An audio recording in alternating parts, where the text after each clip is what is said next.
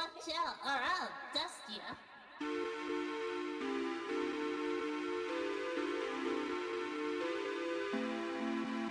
She is Dooney, so shake your booty. Coming up with this, she's gonna be quiet. Gonna slap you and cause havoc. She is Dooney, she's fucking groovy. From the forest to your screen, gonna make you wish she's looking clean.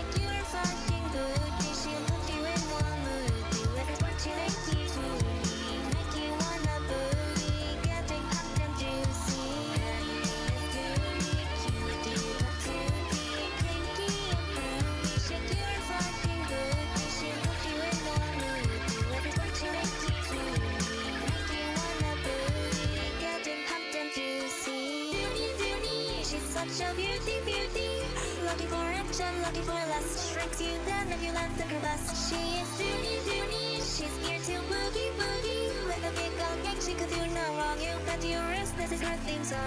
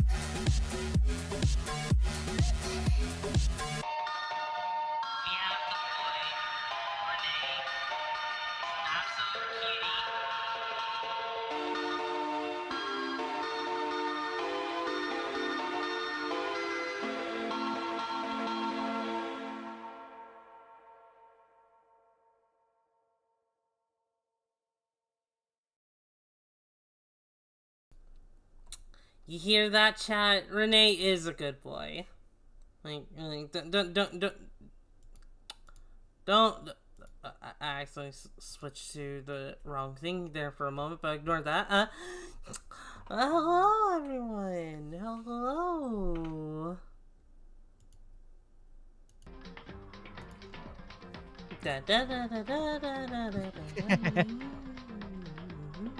Hello, chatters.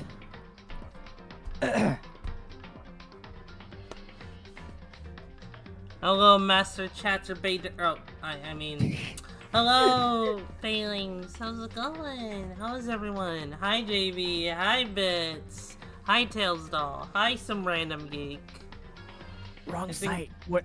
I think I saw. I think I saw John. Right? I did see a John.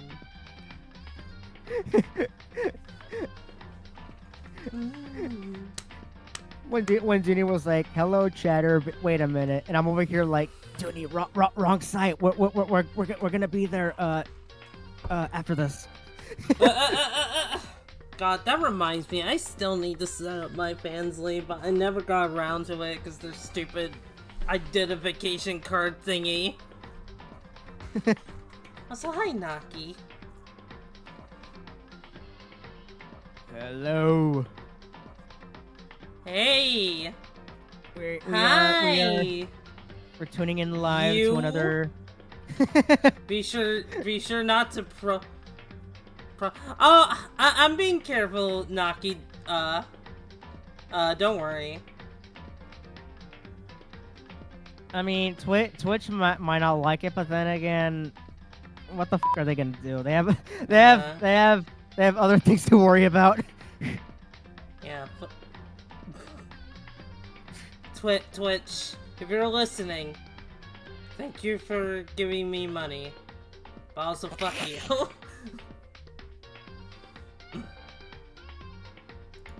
Hey Twitch, if you're hearing this, f you for not giving me money. Yeah. Why does my friend not get money? Were you some kind of racist? But then again, I don't make money from music either way. Yeah. Pat. I rarely get paid. Danganronpa, yeah. Back to Danganronpa. Specifically, with murder.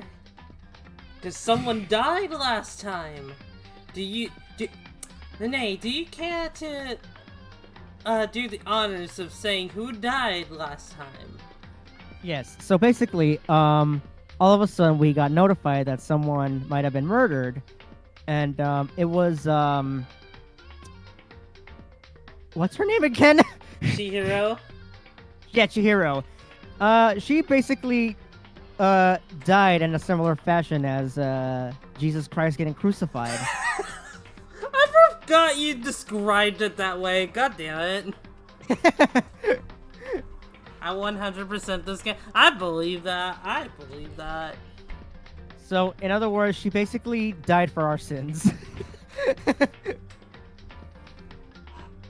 Also, I'll see what you're cooking up, Tails doll. Mm-hmm. Oh yeah, and also, right when we get to the tail end of the stream, make sure you tune in because I have a bit of a surprise. Oh yeah, Renee has a show. surprise for everyone. Yeah, to show not only Dooney but also chat, and it's for those who have participated. Yeah. So stay tuned. Or at least I would say the lucky ones who participated. Hi. And one of the lucky ones is of course Dooney. Oh, yeah, that's right. I need to. Hi. I need to screen share this. There we go.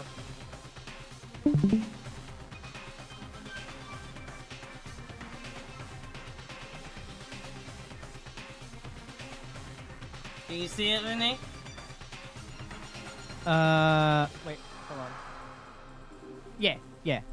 You see E. All right, give me a second while I lubricate my. Never mind. Yeah, Renee? Yeah. I was gonna say my uterus, which is inside, which I'm over here like, Uh-huh. wait a minute, that's not what it's called in the mouth. It's the urethra, right?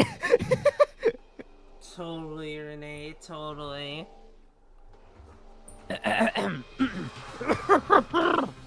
Alright. I tried to suppress my screaming, but it was just it was useless.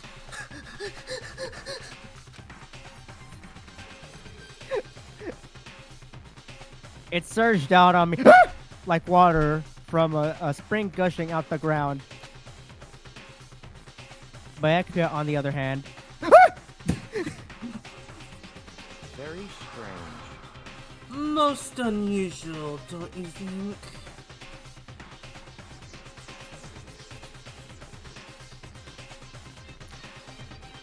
Also, let me know how loud the game is. If it's too loud or if it's too quiet, let me know, chat.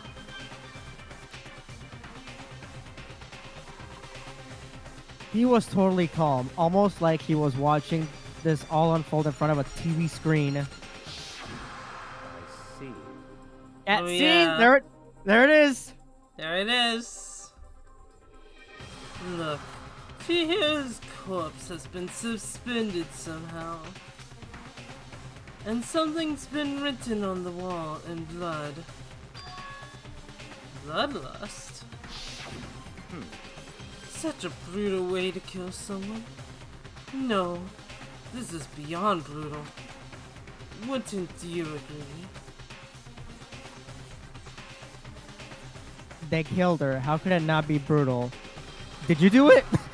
No, that's not my point. This murder is far too bizarre for any everyday amateur to have committed it. Unlike with Sayaka, this murder was not a crime of passion or necessity. Interesting. It's almost as if whoever did this did it for fun. You see what I mean, don't you? What? My head was swimming. I was still reeling, too confused to understand what he was trying to say. And before I could even begin to clear my head, What the heck? I heard screaming. Did something?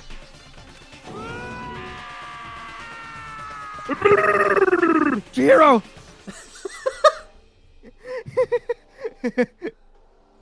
See, when you did that, all I could think of is just the Ed and Eddie opening, where at the end of it, Double D, A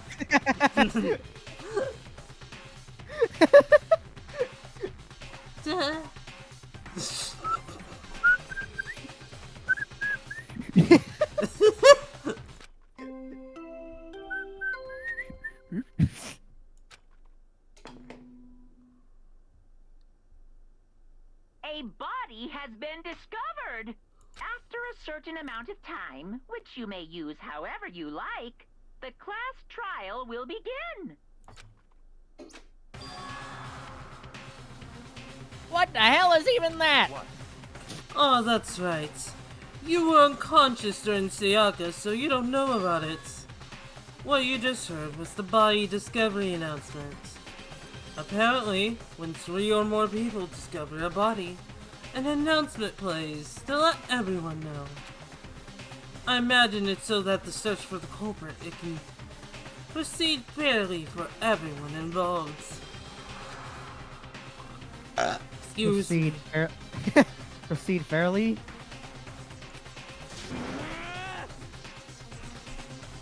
The body discovery announcement that Jiro really is. Naturally. Dead yes, Mr. Krabs.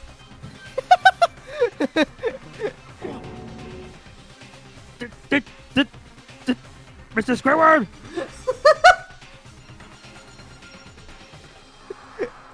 Before you start screaming your head off, go round everyone up. Seems another game has begun. Another life or death game to uncover a killer.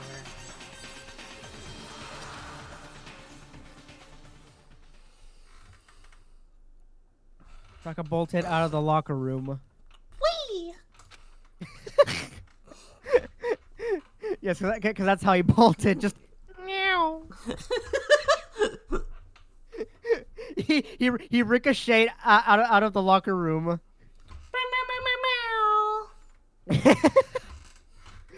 As everyone made their way to the scene, it felt as if no time at all passed. It was like my sense of time had just taken wing and flown away. Meow. And when I finally came back to myself, I saw everyone had the same look of confusion, anger, and fear. We all just stood there, gathered around Chihiro's body.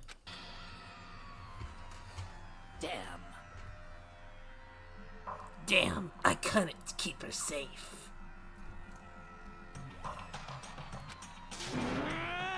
What the barnacles? I mean, so there's another victim? Which means we are now in the same position once again. Man, What the? what in the is this? It's a dream, it's a dream, it's all just a dream. In fact, I haven't even been born. I don't have any memory of ever being alive. Shut up.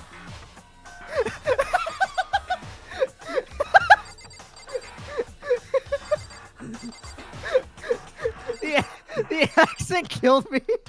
What? Shut up. Shut up. Shut up.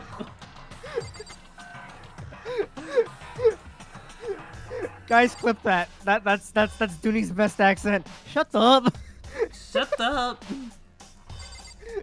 Alright,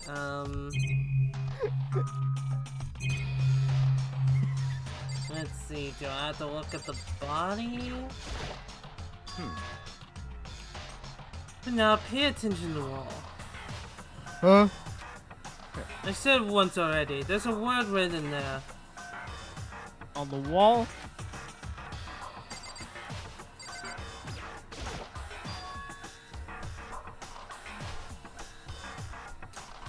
The word bloodlust is written on the wall in blood. Also, I never realized that poster. Oh yeah. It's in the girls' locker room too, which is... I mean, hey, I would definitely appreciate a poster like that in my locker room.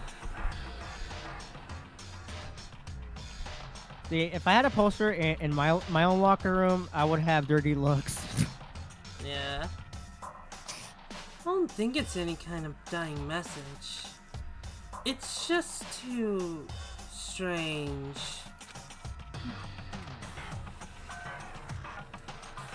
But you know, the thing about writing bloodlust in blood doesn't it kind of sound familiar?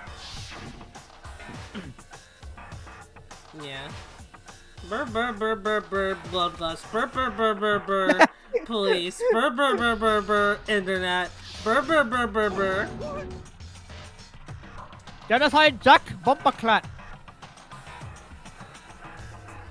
Genocide Jack, the murderous fiend whose grisly attacks were famous all across the country. Oh, by the way, also, you notice how the blood is like in front of the poster? Mm-hmm. If you were to put the blood on like the streak of the character's hair, automatically that's Dooney. You're not wrong. You're not wrong. If they had just aimed the blood better, if they were better with their aim.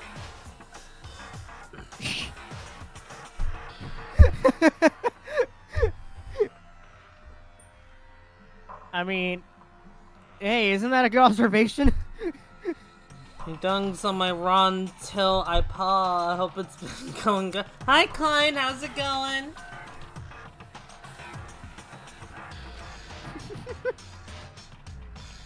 The ultimate murderous fiend, creating a reputation of abnormal, downright cruel killings. My ankle still heckle. I'm sorry to hear that. I hope it heals soon. What is this? Then this is some copycat killer trying to imitate Genocide Jack's style? But why would anyone do that? Perhaps it's the work of the real Genocide Jack.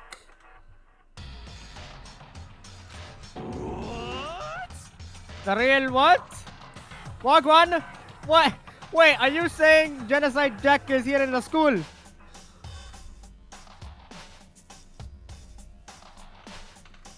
I blame gravel being the worst kind of driveway material, being all like, what if I was loose? Jesus. Damn. No way! There's no way! But going so far as to write bloodlust at the scene. I'm surprised at their stupidity. Well, I can't imagine a worse situation than dealing with a stupid murder. What is it now? Trixie, hello! There's been a murder! Hey, Trixie! How are you doing? Hope you're having a wonderful day. I don't know why I said it like that. Hey, Trixie! Excuse the voice crack.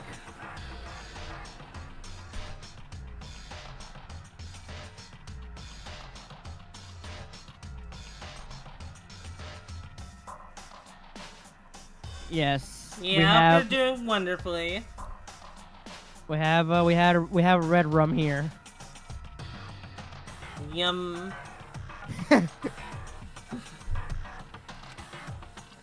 Toko! And I was pointing toward the entrance, the girls' locker room.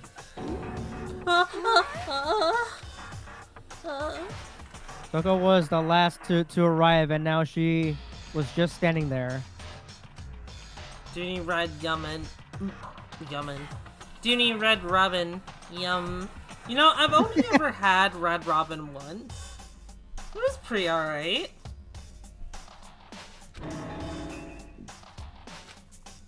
No. Why? Why? Why? Why? Dead.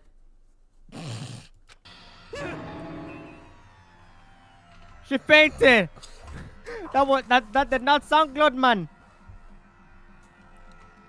I need to eat at Red Robin more, because I've only eaten there once. Endless fries and yummy burgers. Mmm.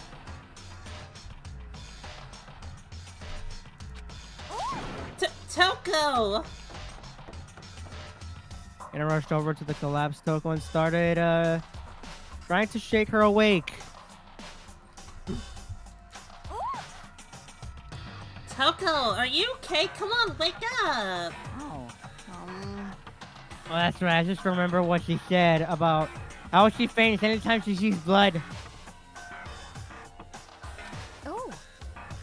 So she is hemophobic? I imagine she does not watch too many horror films then. This isn't a violation of the... Uh-oh, wait. Why does everyone mock me? Wrong voice. Even this guy dropped his accent to make fun of me. What the fuck? He's a fake Jamaican. I'm gonna go on Twitter.com right now to oh wait, I can't. The outside world has been cut off. I can't cancel anyone. This is a fate worse than death. And there's no internet here in the school. You know, I joke about that, but I feel like people would actually be like that. Like, I can't cancel this person. My life is over.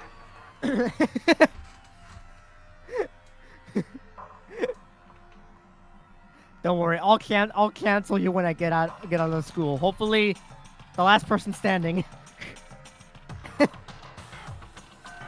This isn't a violation of the rules, right? Wagwan, I mean, technically she passed out somewhere beside her room, man. No, I think it should be okay. The regulations prohibit sleeping, like, on purpose. So since she didn't faint on purpose, it doesn't count. Gotcha. Just a second. Toko, can you hear me? Hey, you gotta wake up. As if she heard that. It's just like, pull yourself together! like she's just violently shaking her like, hey, come on!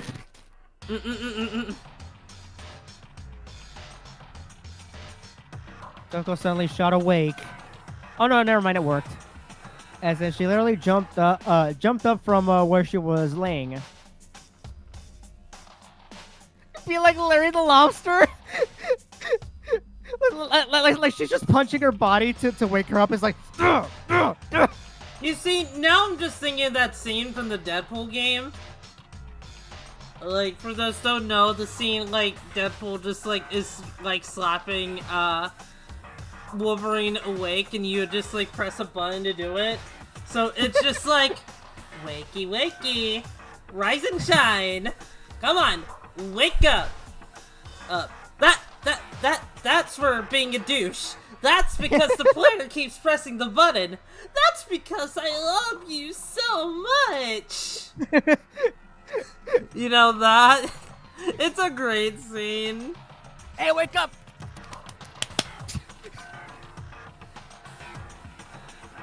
She leapt straight up into the air, changing her stance as she did. You know what? I'm now imagining that, like, as she woke up, automatically she just pounds, like, she just strikes, like, on the roof, and then just like, and then she's like stuck on the roof like a freaking cat.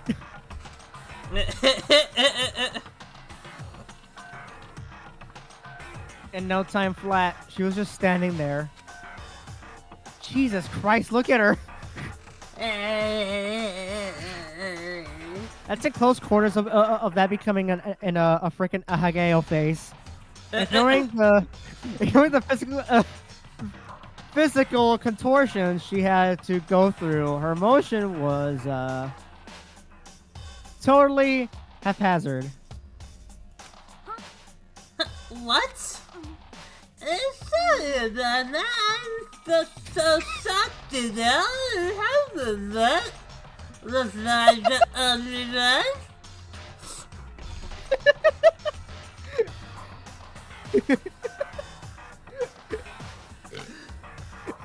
Man, I made you laugh so much you had a little vouch. Yeah, just I just Toko, are you okay? I'm sorry.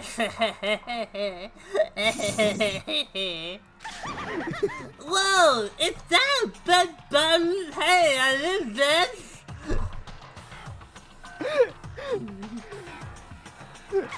Oh no, I think she has a condition called derpitis. What the heck? She must have hit her head real hard and she fainted, man.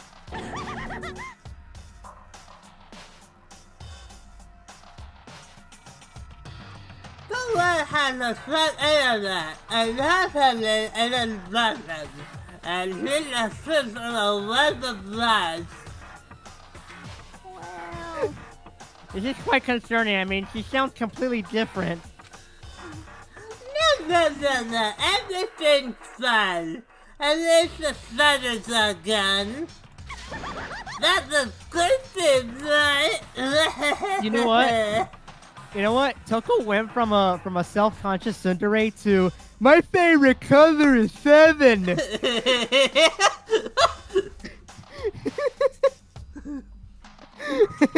I see. My favorite letter is pizza.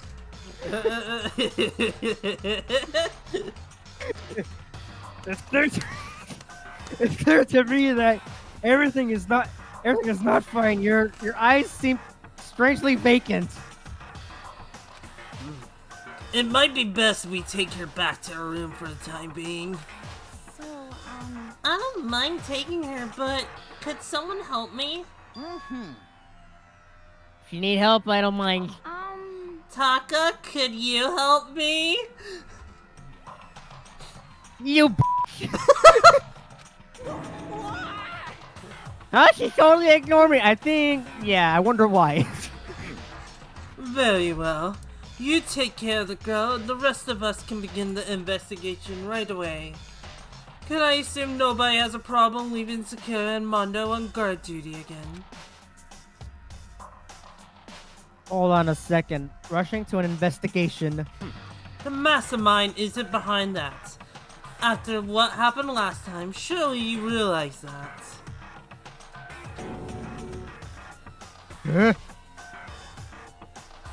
Don't make me repeat myself. There's no question that Chihiro was murdered by someone among us. Sus. Isn't that right, Monokuma? Of course.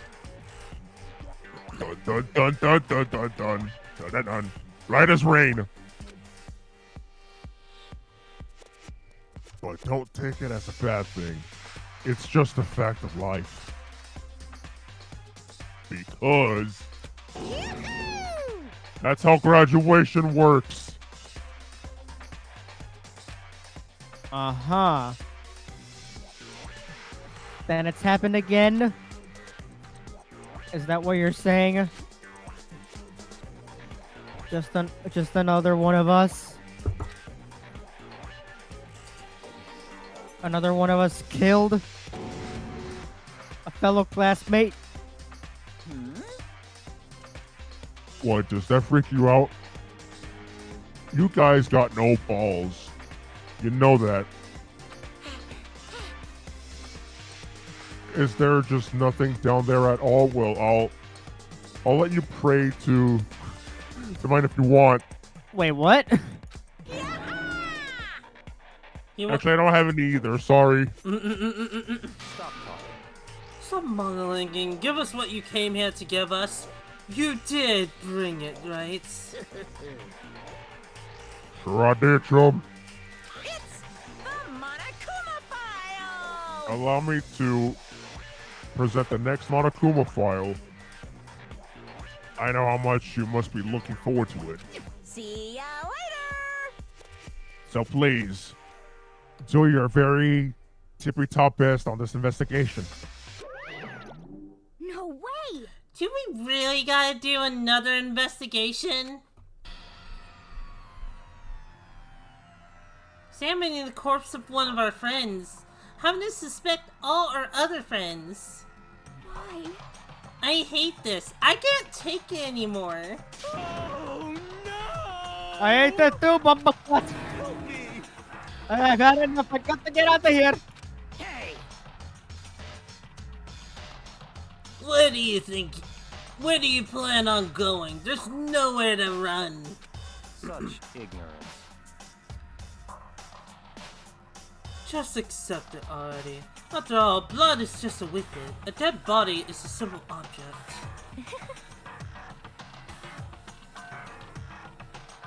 You are very enthusiastic about all this, are you not? Naturally. How can I not be? If you don't unmask the culprit, we all die.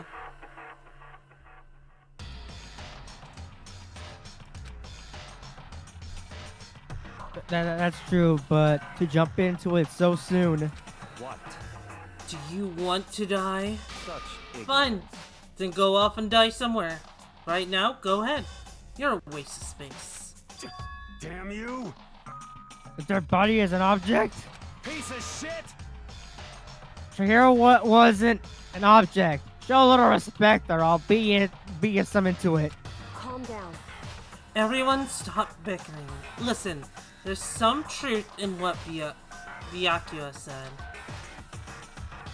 Toyoko? Because...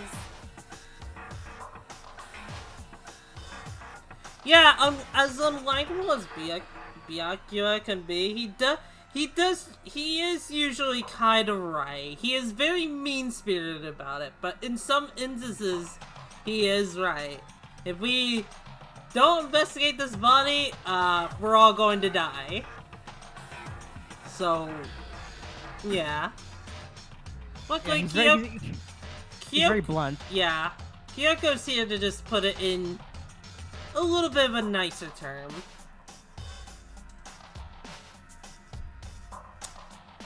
It's so weird. It's so weird actually, because like on my first playthrough, I did not care for Byakuya because like he was a dick. But like now that I'm playing through it again, I'm just like I kind of see where you're coming from. You're still a fucking asshole, but you're an asshole that makes really good points. If we don't solve the mystery and find the killer, our own lives are forfeit. And Byakuya is right that Genocide Jack is somehow the one who killed Chihiro. That's right. Then, unless we do something, more victims could start piling up. What? Three more victims. If we mess this up, we're all dead meat. Hold it, hold it, hold it. Hold on. If that's your worry, you don't gotta worry any longer. If any one killing game, the guilty party may only kill a maximum of 2 people.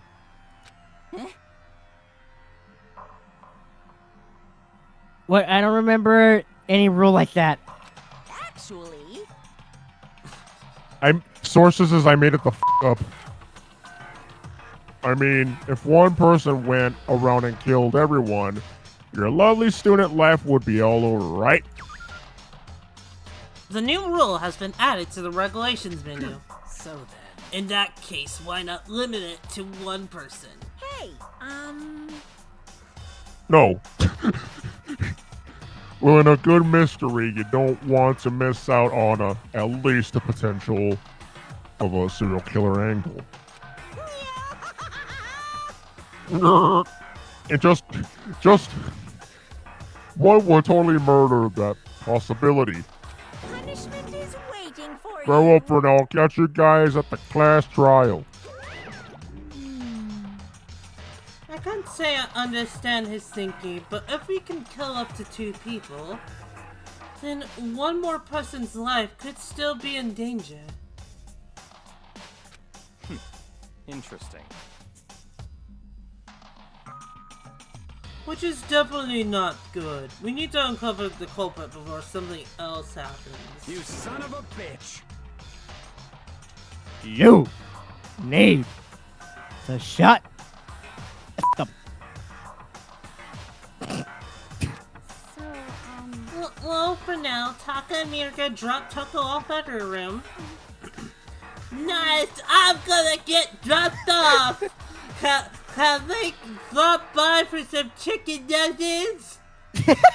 She looked like she'd been dropped off. Half a meal! Half a meal! Half a meal! My favorite My favorite food is 11. Hey, you wanna go fishing? there is nothing to be done. We have no time to stand around here. We must begin our investigation, Toot? Tout? Sweet. I'm not gonna pronounce that fucking word. You have to pay me a lot more to try and pronounce it. Yeah, so this is a bit too posh. If we do not solve the mystery of who killed Chihiro, Is that okay? then we will quickly follow her into the afterlife. Okay, calm down. You're starting to scare me, but that's true. I hate this, but if I want to survive, me and everyone else, we have to do it. We don't have any other choice.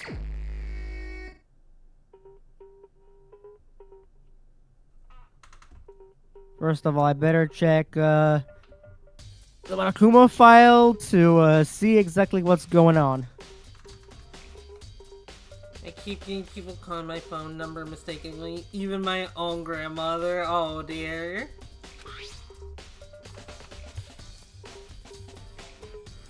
The victim was Chihiro. The time of death is estimated to be around 2 o'clock in the morning.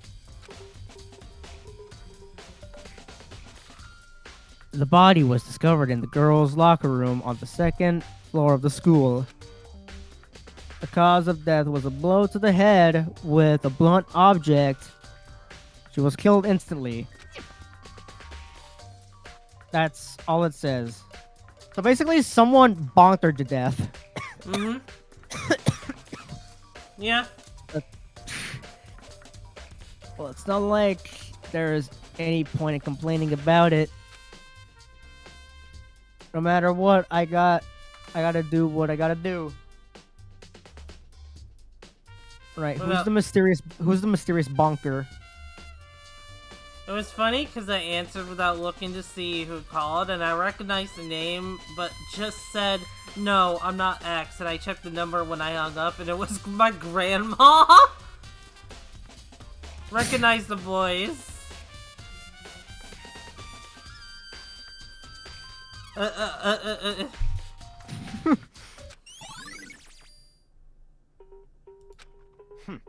Makoto, do you have a second? Huh? Do you need something from me? Naturally. Of course, life without purpose is quite dull, you know?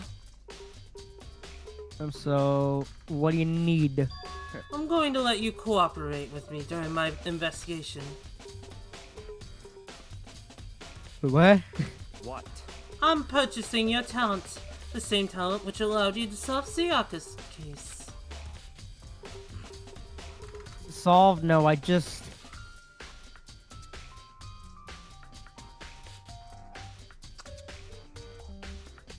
Can they put the body down? It's not right, they won't do. Yeah, it's a little... My guess is the reason they're not putting it down is I think they need to just, like, look at the body first to just, like, see if, what, and see, like, any marks.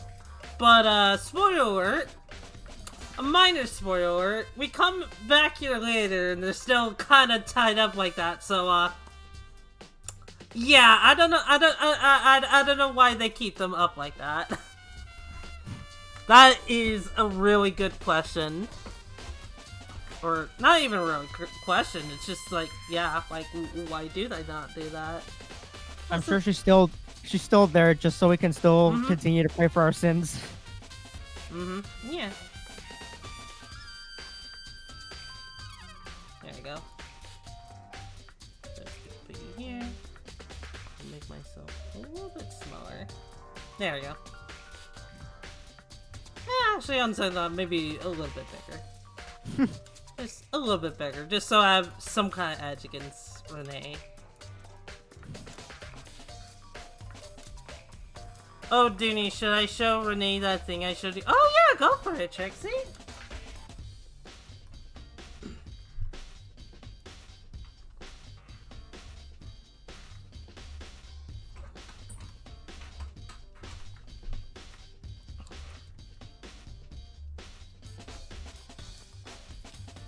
Stop talking.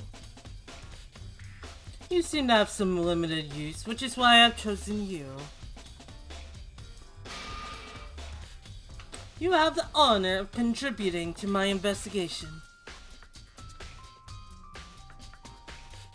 So you're inviting me to come with you. You're doing it in the most arrogant way possible, though. Let's go. Now then, shall we get started? But We need to get moving. There's no time to be standing around.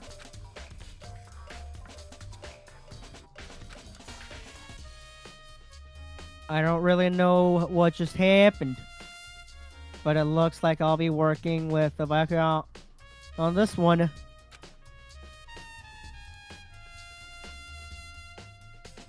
All right, now that we're on the investigation, hold on. I got a message from Trixie because I'm curious to see what was sent. Yeah.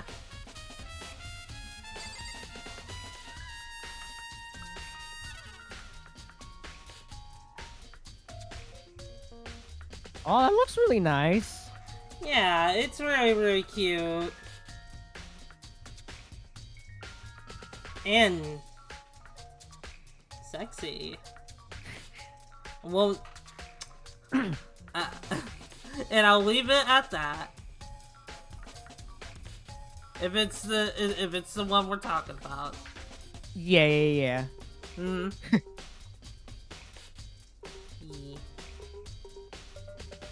But yeah, I love how that looks, Trixie, and I look forward to when that's finished.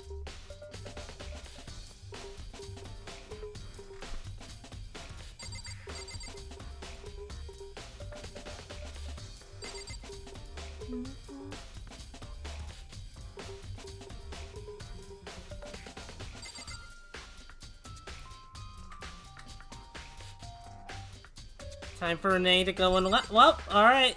Alright, I guess you're gonna be sitting in my lap. Hang on. Hang on. Wait, what? Wait, no, Wait, hold what? on. Hang on. Wrong end. I'm sitting on you. I'm sitting on you. Hold on. Hold on. Hold on. Hold on. Here we go. There you go. And there you go. There you go. Give you a head pat.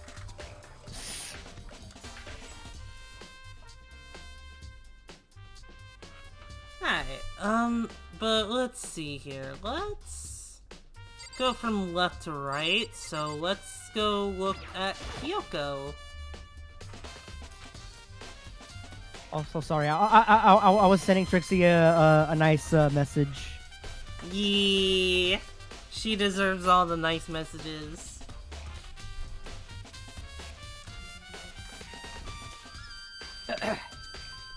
Alright.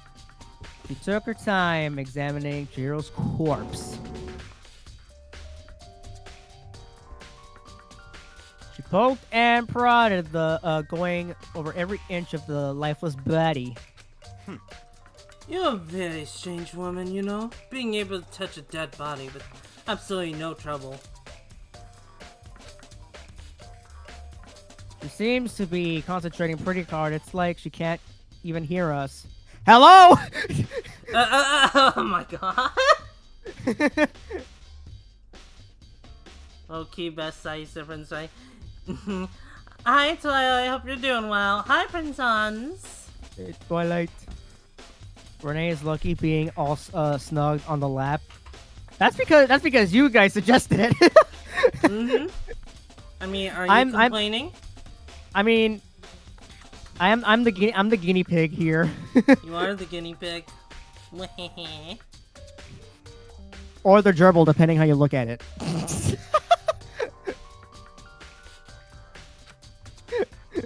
Okay. Let's look at the body.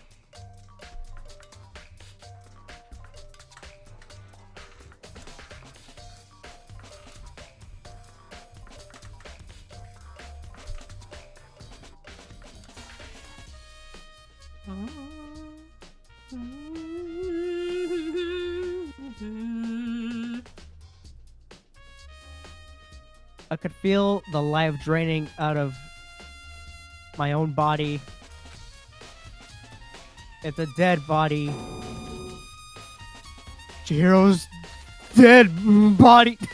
Very strange. But the more I look, the more strange it all seems. This must be Genocide Jack's handiwork. Well, but What? But we're still not sure he did it. Is that what you want to say? I wonder about that. Okay.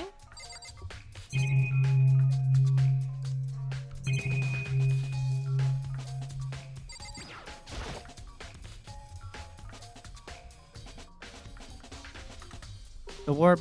Oh wait. Oh wait. I'm pretty sure we've Yeah. This poster, on the other hand.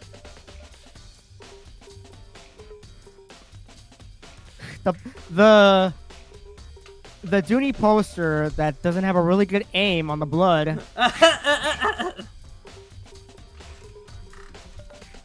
But if it did, it's definitely Dooney. Uh-huh. And that's all we have to say about it. Yeah. Okay. I'm just doing my own observation, you know.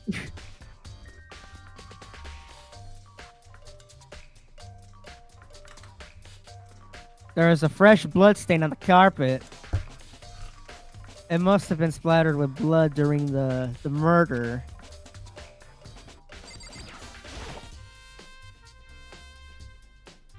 There's a dumbbell on the floor and this is a blood stain. There's a blood stain on the dumbbell.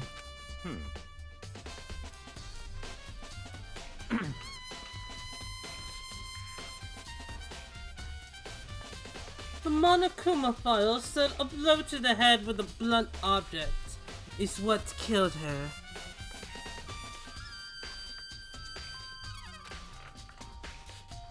Does that mean this dumbbell was actually the murder weapon? That's right. I don't imagine it could have been anything else.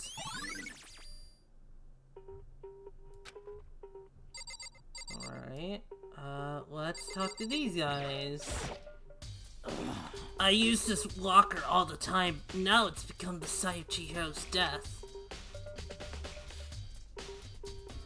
But why was she killed in the locker room? Actually, if you think about it, she could have been killed somewhere else than carried here. She was very light, that is true. It wouldn't be hard for someone to carry her, but still. I still think she came here on her own, by choice. Makes you say that?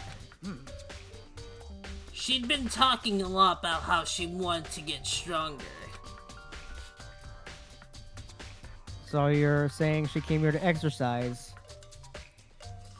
Yep, it is this part of the game. No spoilers, obviously, since Renee hasn't seen this. But yep, it is this part of the game.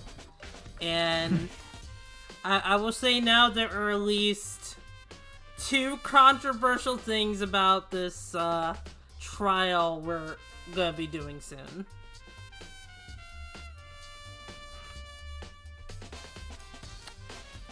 And I will be talking about said controversial things.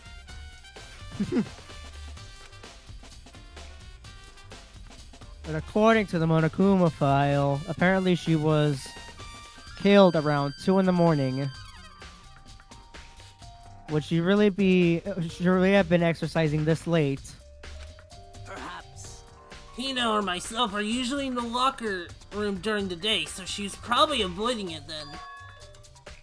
Avoiding it? Although we invited her to join us more than once, she never showed up. So I can only assume she was trying to avoid us.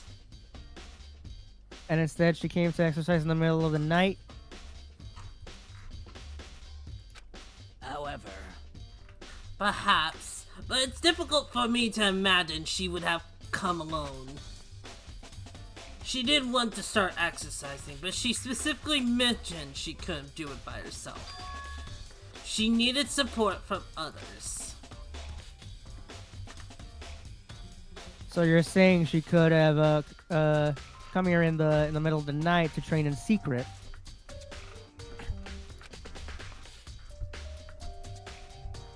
But that she also would have come with someone else. It's a possibility, I think.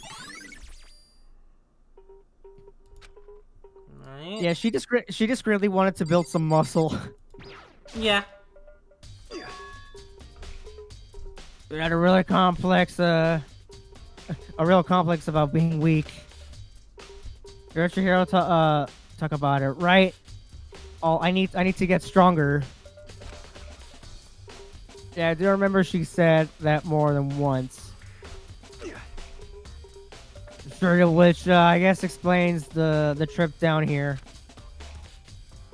But does she really need to get stronger that badly?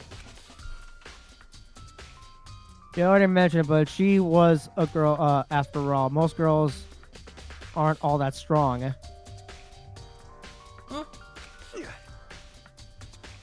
I don't know, man. I haven't really thought about that stuff.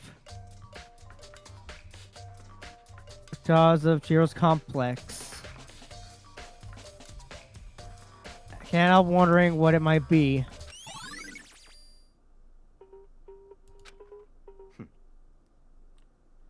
Now I believe it's time for us to move on. Already? What? New clothes won't magically appear by staying around here. We need to check every aspect of this case.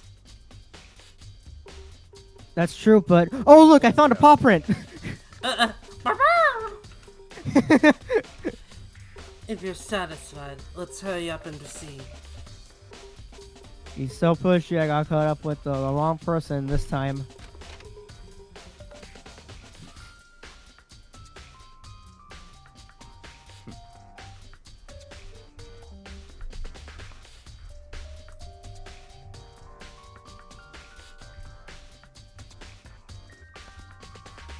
So this is our next location. Well, this place is related to the investigation.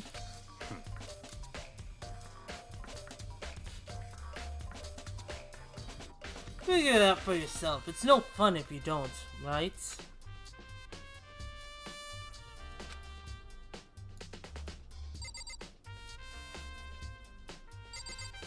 I don't see anything of note, so...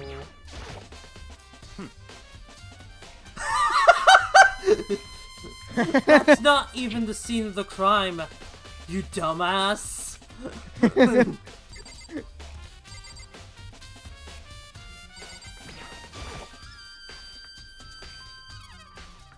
Maybe this gun was used to... No, impossible. If that were true, Chihiro would be riddled with holes. Yeah, she only has... Never mind. If I remember right, this card reader, or this open Nintendo 3DS, is meant to work with our handbooks, right? Also, yeah, I'll let Mary Gold say, you try to sneak in the wrong room, you get blasted. Unless you got the right card reader for it. What?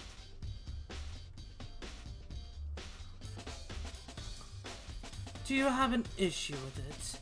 If so, you should take it up with Monokuma. He said that then quickly and sharply clapped his hands together. Wait a minute. So are you in cahoots with Monokuma? You called me? Has he been domesticated? That's right.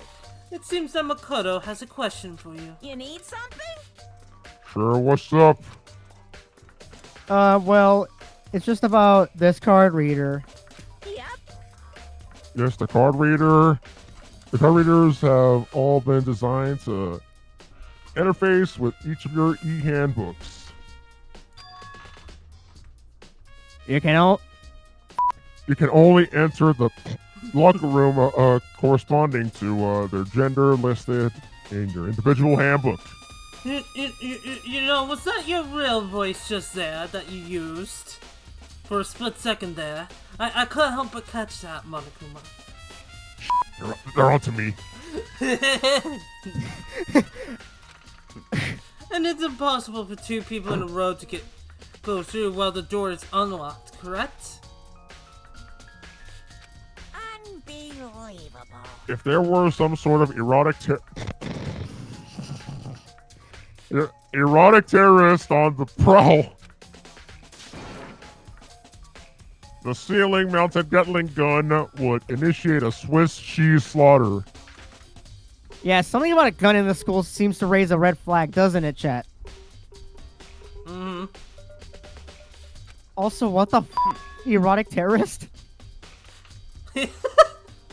And the school regulations prohibit anyone from lending someone else a handbook, correct? Of course.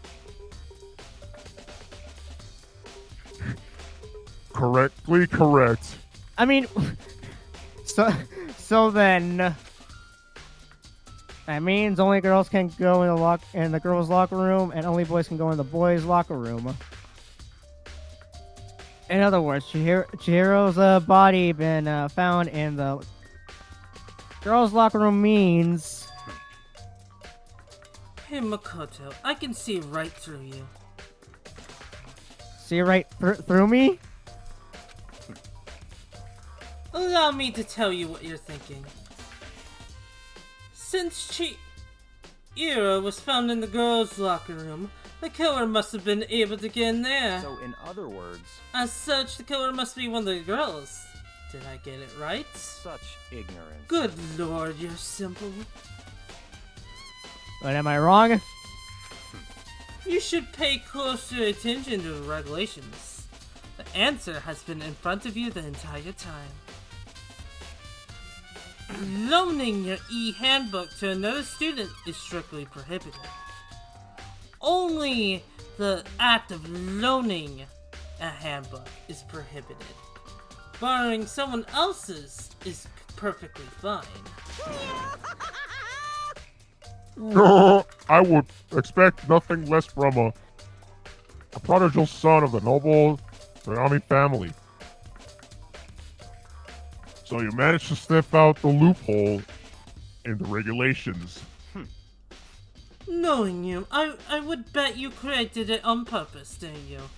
To add a little more excitement to things. You're treating me like a puny little appetizer instead of the main course that I am. Yeah, I know how that feels. Now then, since the dead can't actually talk, they're not people anymore. They're things. Wow. Yep. Get it? Got it? Get it? Good. Wait, hold on. You're saying that's a loophole, but in order to borrow something from someone, then that means someone would have to loan it. So, Why you? So sleepy. Wake the f up. Just listening to you makes me want to pass out. Be more like Vacuum and get your poop together. Unbelievable. Or else I'll charge you with criminal negligence. No more questions. Figure out the rest on your own damn self. That's fine. Well, I know you are unfortunately lacking in mental faculty, so I'll fill you in myself. Let's head to the main hall.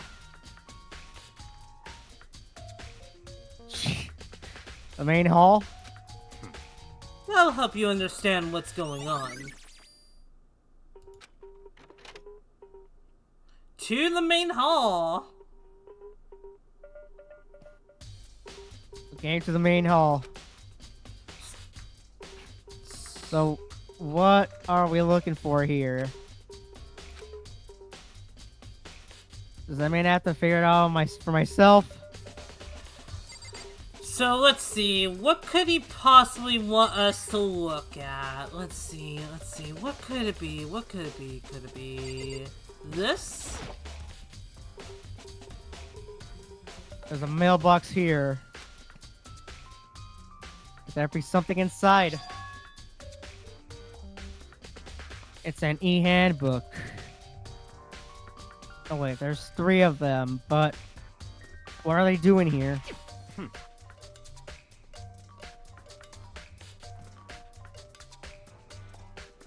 So you finally found them. Only took you, like, a minute. A minute too long.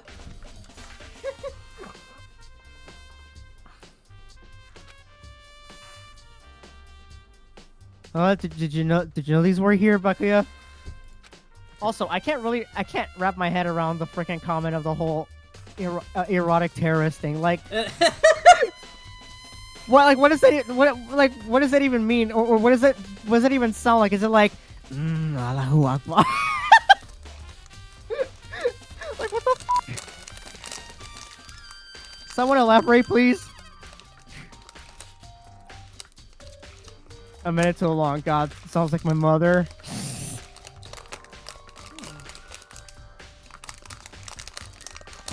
Sexual.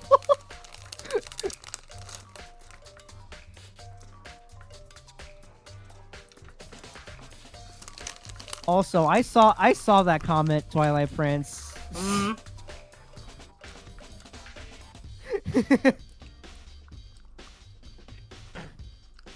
I spit the nah, there's no way you do that. I do that for real.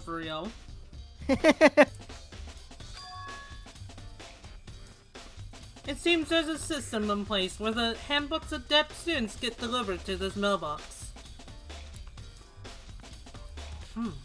So then these 3 handbooks belong to...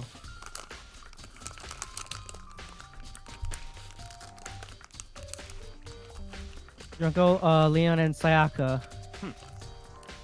You can go ahead and confirm it yourself.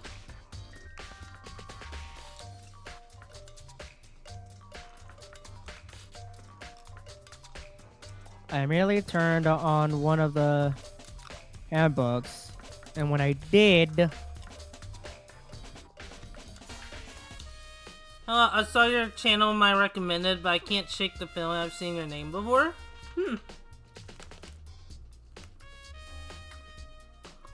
I mean, regardless, it's nice to meet you. Happy to have you around. Hope you enjoy your stay. I can't really think of where else you would have heard my name, though.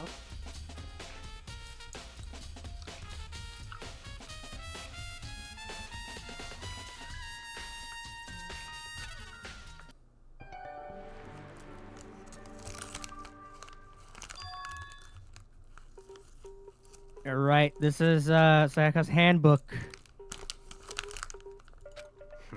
Now, do you understand? This is the key to the loophole that I revealed earlier.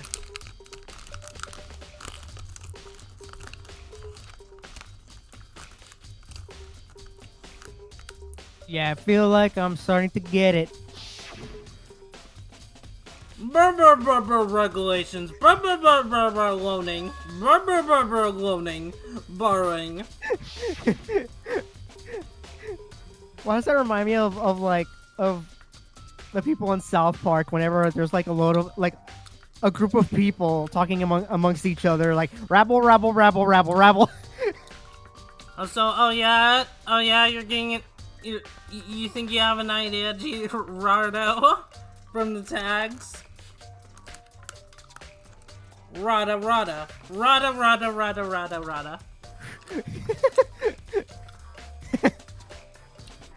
Charlie Brown's parents talking.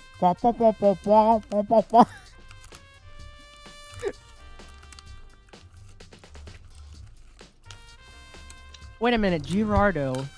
Wait, have I seen you before? I do know Sanis. Yes, I do. She's a good friend of mine.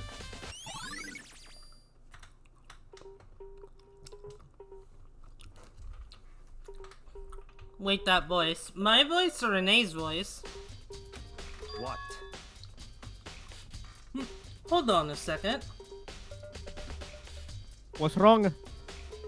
Very strange. That's strange. One of the handbooks won't turn on. Is it broken? Whose is it?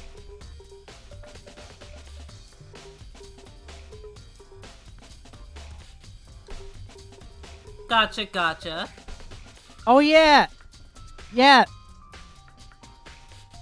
Mm-hmm. Okay. Now I definitely remember you from somewhere, Gerardo.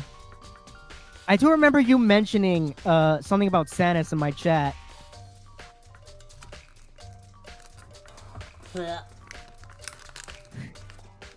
Yeah, I was talking about how like Tailsdoll sent me a meme, and then Tailsdoll trolled me with the voice clip of Sanis saying Sonic. Okay. and like that usually happens sometimes, and especially I coined the term Sanis rolled. It's like Rick rolled, but with Sanis. Sonic. Okay. So yeah, wait. I remember I was thinking about you the other day. I felt super Oh. Oh yeah, I mean it's fine. It's fine. I actually do kind of remember. Like I'm starting to like now remember you, because at first it didn't click, and I just saw your name. I was like, wait a minute, have I seen you from somewhere?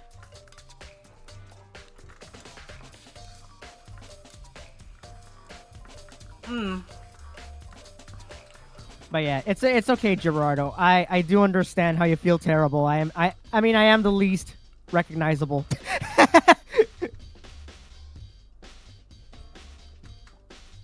I need to play Lethal Come with Ina with that mod on and make her roll in anger. Yes, and then turn on the shrink ray mod because yes, I still need to play around with that.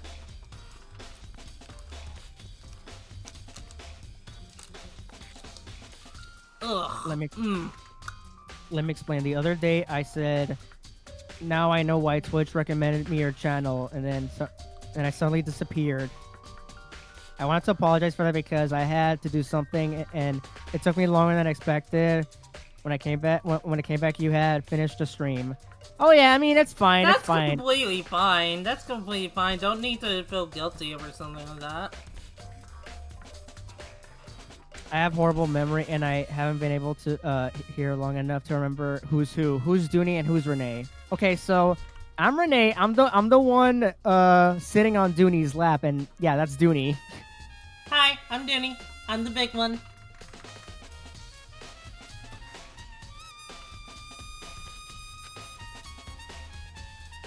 The other handbook showed Junko's name when I started up. God.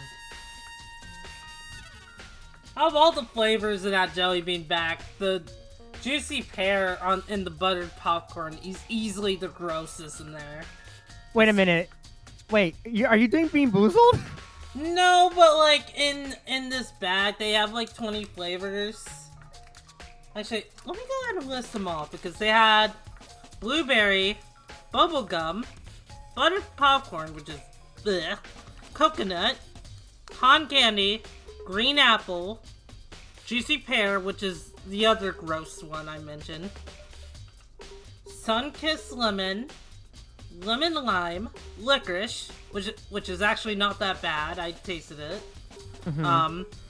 Orange sherbet, peach, pina colada, sizzling cinnamon, which is spicy, strawberry cheesecake, sun-kissed tangerine, toasted marshmallow, which was pretty good, tutti frutti, berry cherry, and watermelon. Nice. Also, yeah, like some of the names of those jelly beans do remind me of Bean Boozled, which I'm pretty sure. Yeah, it's a similar thing, but it's not specifically a Bean Boozled bag. It's just got jelly beans in it in general.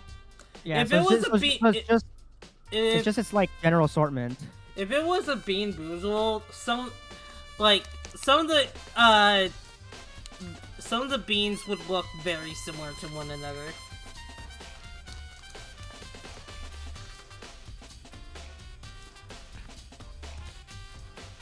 Yeah, that's fair. I look forward to one day seeing you play with that mod on, since I seem to have unleashed a lot. Oh my gosh, Klein. My tired brain heard that as Fairy Cherry, not Very Cherry. I mean, a fairy named Cherry would be very cute. Yeah, 1 in a million chances you'll probably find a fairy named Cherry. Mm-hmm. And the one that won't turn on must be Leon's, right? Well, I mean, you bullying others. The gun could be your fit. Oh yes. Oh yes. Clearly. Clearly. I see. It would make sense, yes. After all, he did get pummeled with dozens and dozens of baseballs.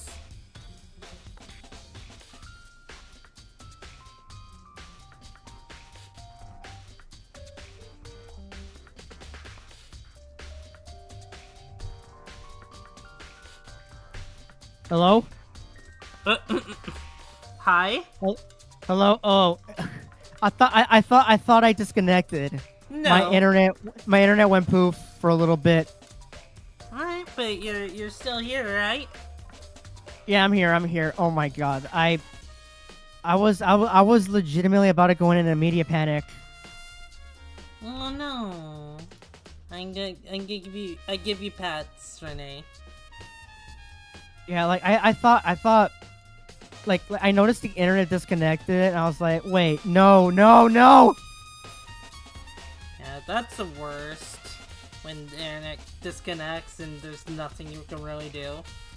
Yeah, and when that almost happened, I was immediately about to like start panicking and then start crying.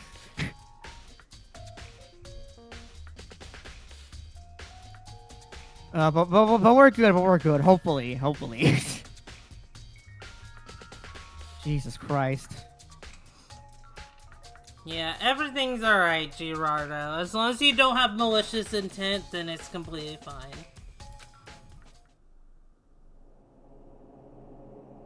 Oh yeah, this moment. The memory of it came flooding back.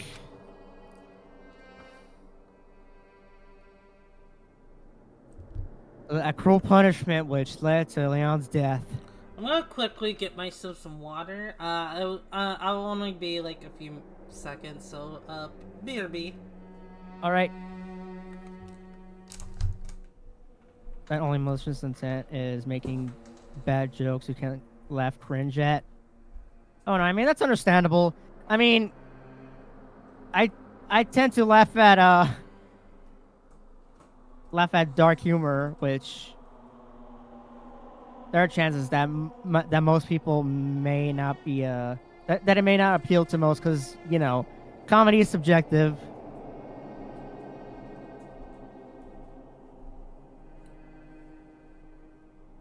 Leon's execution was just brutal.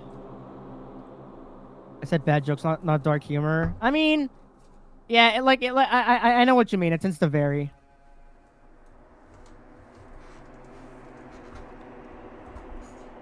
You know what, Gerardo? Since I know that you like dad jokes, I will have to say that dad jokes are honestly really funny, and here's why.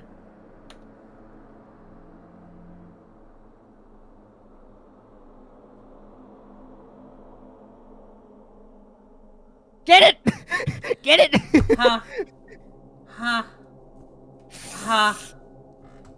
Ha ha. Ha ha ha ha ha. I am so stupid. Ha. Ha. But we love you, Renee. Mwah. Thank you. I'm glad you love someone as stupid as me.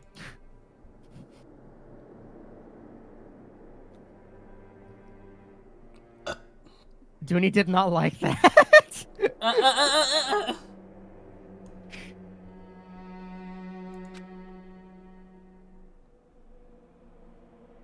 Execution that the mastermind concocted. A cruel, heartless death.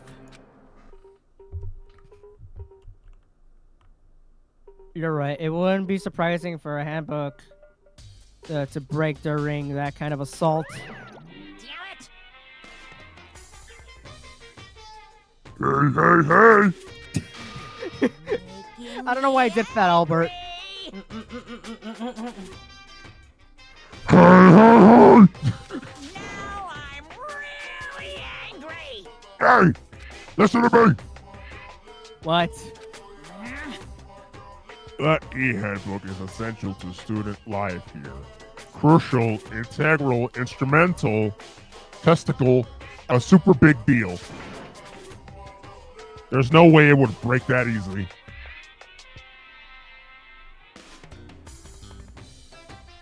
But it did. That's impossible. If I say it wouldn't break, it wouldn't f***ing break.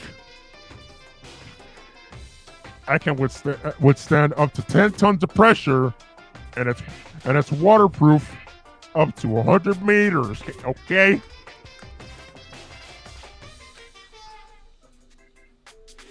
I don't care how many baseballs you hit it with, it wouldn't do shit.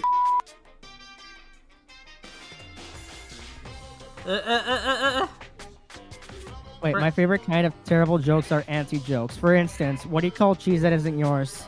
I don't know what. Oh, I get it.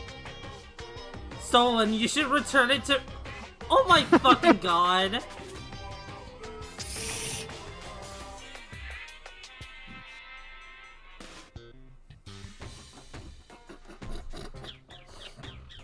Wait, hold on. In this case, I have a bit of a dark knock joke. It's a German knock joke. So Alright. so Dooney, knock. Who's there? We will only ask the questions.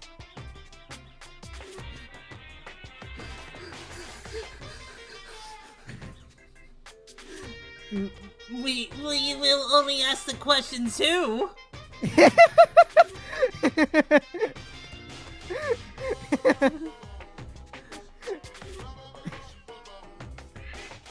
Wait. And that's how Diddy fucking died.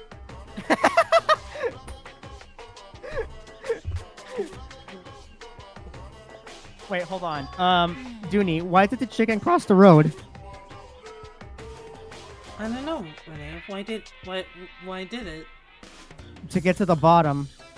Knock knock. Who's there? The chicken. The chicken who?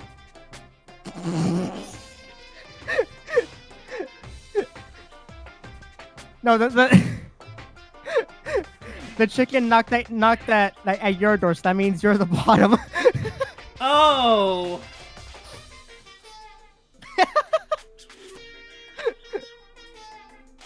You know what? Fuck you, Renee.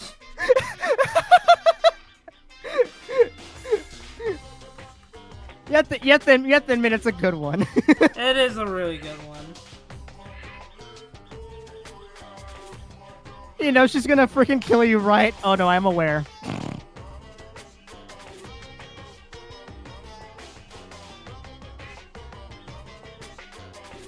Okay, okay, so Tails Doll has a knock knock joke, so who's there?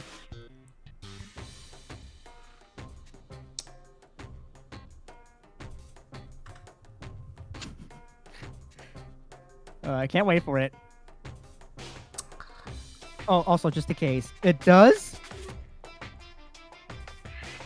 I found them there. Oh my god, Tails Doll! Oh my god. Yeah, that is very dark. How many cockroaches do you need to change a light bulb?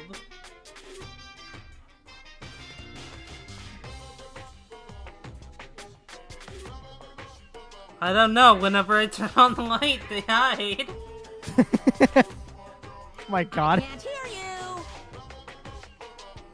you. But it's a secret. I wouldn't want you to go breaking any more handbooks. What? Then Leon must have broken it somehow without realizing what its weakness was, right? Hard to say.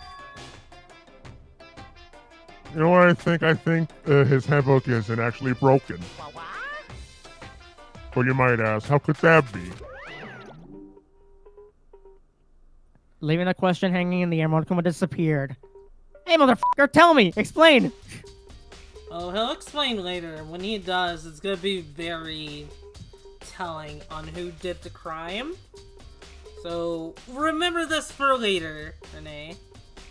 Okay. Pat.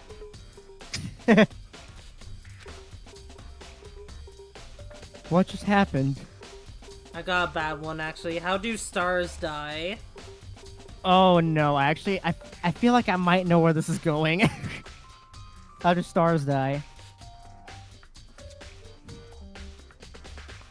I feel like I might know where this is going. I know where those usually. Oh, yeah, I knew it! No! I knew it! I knew it! I fucking knew it!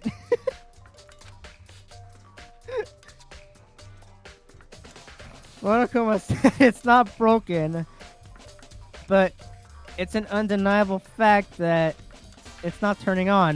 That's fine. Well, I don't see any connection to the case, so it doesn't matter for now. You think so? Either way, something about it still bothers me. Okay, again, this should be enough to get things rolling. Let's begin our investigation in earnest and track down the true culprits. Yeah, we need to find out who killed Chihiro. To be exact, not quite. Not quite. Yeah? What do you mean by that, Backup? To be exact, not quite. Oh, I got a bad one. Wife. I'm pregnant. Oh my Dad, hello, pregnant. I'm dad. No, you're not.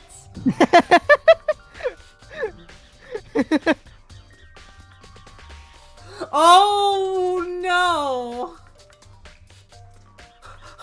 Jesus I just got Christ. that. I just now got that.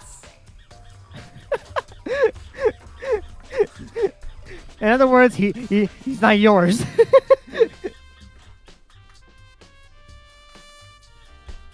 Also, hold on. The freaking bird's chirping. The bird's just yapping. Wife, I'm pregnant.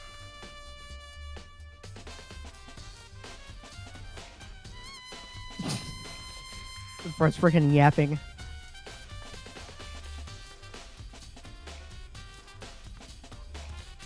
Dad, no sounds. He's not here. Oh my god. No!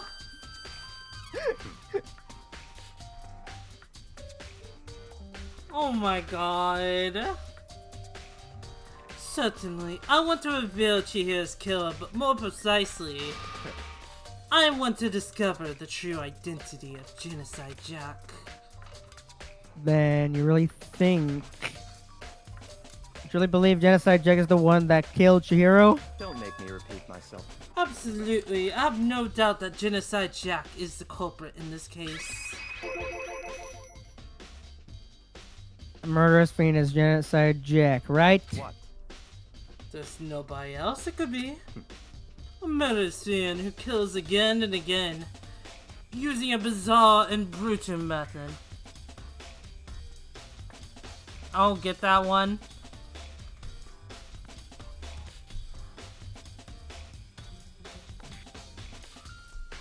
Yeah, basically what Klein said. Like, I was thinking about, like, how do I explain it? And it's just like, yeah. The dad left once he found out she was pregnant. Listen, I paid child support on Dooney Jr. and I'm still here. So, unrelated, I wanted to ask, because apparently, lately, I'm really meeting a lot who are into this, like you two. Sanis, Lily, Sieva. What's so attractive about Sai's, out of curiosity? I mean, I feel like I'm biased because, like, I grew up all my life being into this kink. Like, I was always kind of wired to like it, but I would say, for me, it's the idea of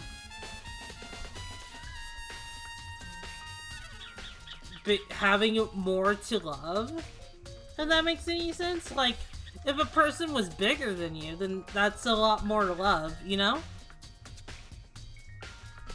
It's also like roleplay oriented as well, right? It can be.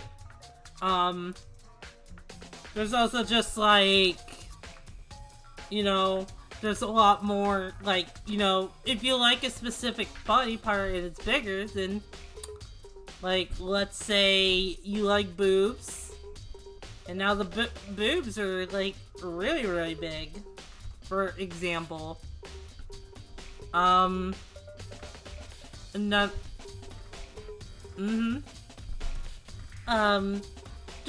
that's just, like, one of many. There's, like, a bunch of, like, factors when it comes to size. It could be just, like, you like the shrinking process, like I do. You could, like growing. You could, like, there are a bunch of different aspects you can like about size. Yeah, and I think there's like Honestly, different it's fields. kind of a spectrum at this point. Just like a size spectrum of different things you could be into when it comes to it. Also, it doesn't necessarily have to be just like you liking to be the small one or you liking bigger people. It could be vice versa. You could be like being the big one. You could like being around smaller people and cuddle them or put them in specific places. Wink, wink, nudge, nudge.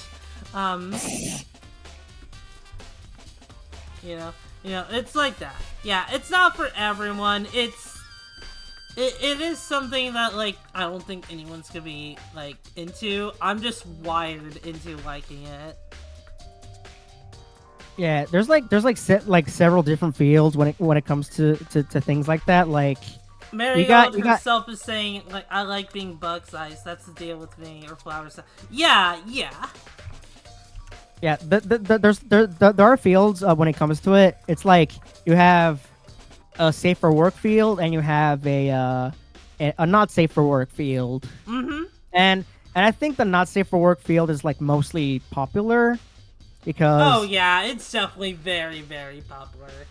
yeah, it's mainly popular because it's liberating for most people and there's various ideas that go around it. Like, if you're the big, then you can have a power fantasy with it. Let's see here. For me, like, I'm a size shifter myself, so I like being big and I like being small. I like being big because, you know, it's fun to tease my friends with, and plus, just, like, it's nice to have control. But, I like being small to, like, take away any responsibility I have and just, like, be taken care of. Like, that is basically my comfort thoughts whenever, like, I'm depressed or I'm really sad about something. I'll think about being, like, held in a hand, for example. And just kind of resting there. Yeah, it's also something for people to like cope with. Mm-hmm. Yeah. And then, I also like being small for the exploration aspect.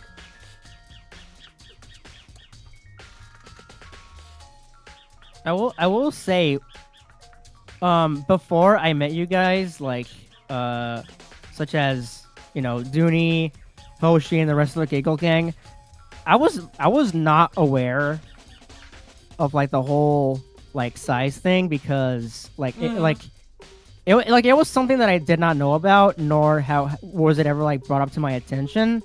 But when I did join in, I was like very I would say intrigued. I was intrigued. Yeah, I was intrigued, but also kind of confused because to me, I really wasn't sure what was going on. That is until one of our friends who was an artist included me into an RP that is related, and I was like, I have no idea how I got myself into this, but you know what? I am going with this in an open mind, and over the months go by, I've suddenly have gotten extremely used to it.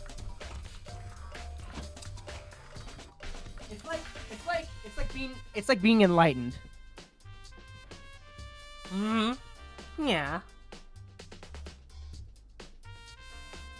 And it was also like, where in that community, a lot of people were extremely open-minded and like less judgmental. And I was starting to get really comfortable with the community. And that's good. Like, at least with my community, I try and like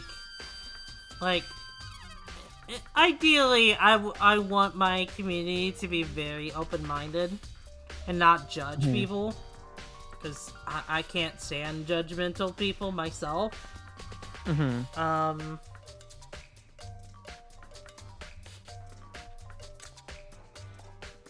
Yeah, there's just like a lot of aspects when it comes to size and stuff like that.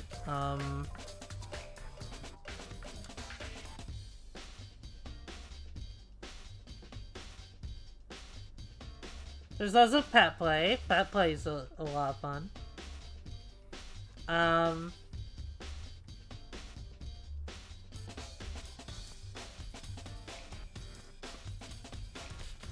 Let's see. I'm not into size myself, but one day I met Lily in a game, and then she told me about it. Then she asked me to ask Inertia to raid Sanis, and I showed she was into size too. And the other day I appeared in Renee's channel, and now me and I'm like, whoops, size must be really something for people. Yeah, yeah. It's a pretty popular kink, I would say. Yeah. Think of the size kink as like a very popular song, because like it does really top the charts. Mm-hmm.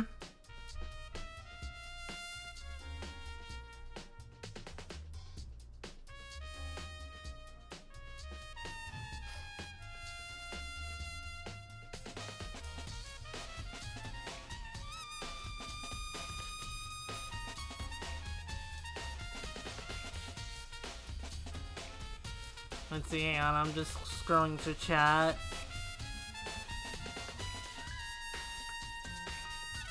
Hey, yeah, that's my thoughts on size and why I'm just kind of themed around it. But thank you for asking.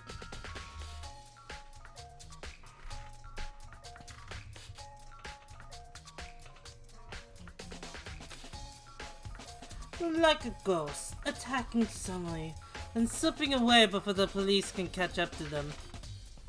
And what nickname did the internet give to this mysterious serial killer?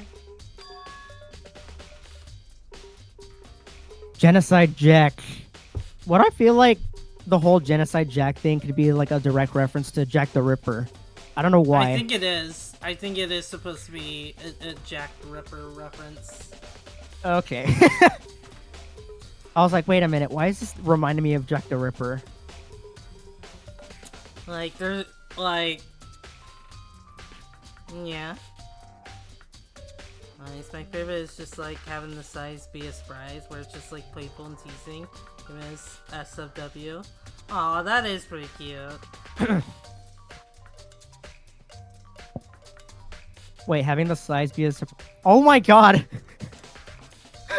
Wait, what? Oh, I'm sorry. It's just that like when Klein said having the size to be a surprise, I was like, wait a minute. Okay, I know you guys are not like getting this, but like, wait and see until at the end of the stream. I'll show the the thing that I made, because when I noticed that, I was like, okay, that sounds like something. So yeah. Wait until the end of the stream. Yeah, yeah. Also, the original name in Japan was Genocide Show, and yeah, that is true. In Japan, it's Genocide Show, but they changed it to Genocide Jack in the American release, or the English release. There's a reason why they did that, but I won't be explaining that until we know who Genocide Jack is. Alrighty, we gotta make sure with the investigation. They say he's killed thousands of people, but that's gotta be an urban legend. Still, could one of us really be a demented psychotic killer like that? You're not wrong to wonder. But words mean little right now. And I'm words.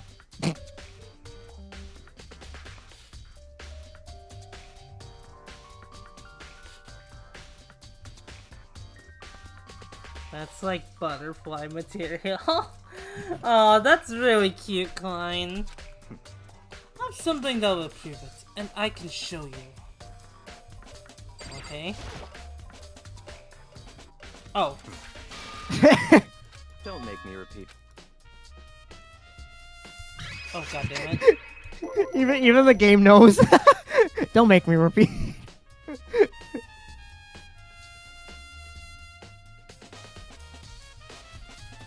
Is there really proof? There's somewhere I'd like to take you. This will provide all the evidence you need. It's all clear now. The evidence, record scratch. Evidence that Genocide Jack is the one that killed your hero. evidence. Does something like that really? Ah, hey you two. Big trouble. Need your help. I don't have time to play with you. We're busy. Leave us alone. You got cooties. What is this, kindergarten? But it's an emergency. Emergency. Come on, please. You gotta help me. Goodies.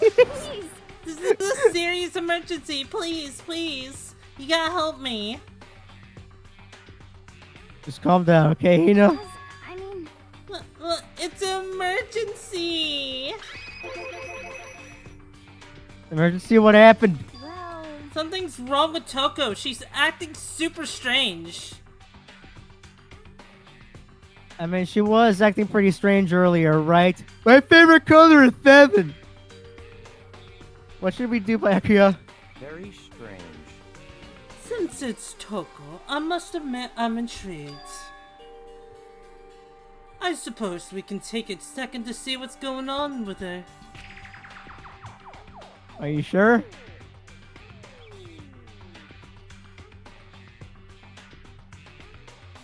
The dangerous cooties doing it. You'll get cooties if you keep Renee on your... Hey! What is that supposed to mean? Hang on, let me just, There you go. Wait, what? Don't worry about it. Don't make me repeat myself. I didn't expect that. I thought for sure he'd just say no, and that'd be the end of it. Okay, come on, let's hurry. Wait for us, Hina. Let's go. Looks like she headed to dorms, to Toko's room most likely. You're right.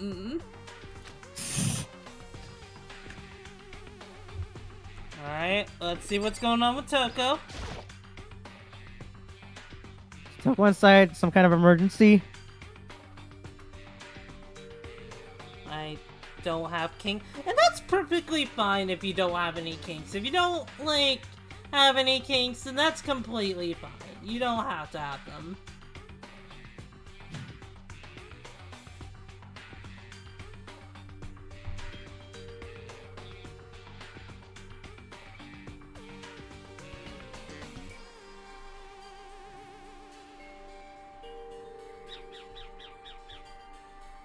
This is the kind of teasing that's perfect.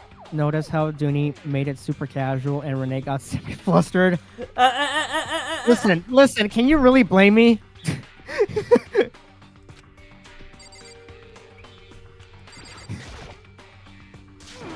You guys are too slow. I think you're just too fast. Gotta go fast? So, what's this emergency? so,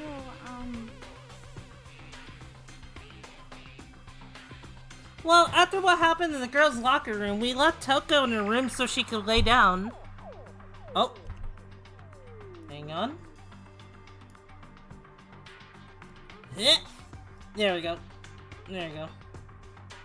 How's the view down there, Renee? Good one, chat. Let me move a little bit so you guys can see the game a bit. Okay, there we go.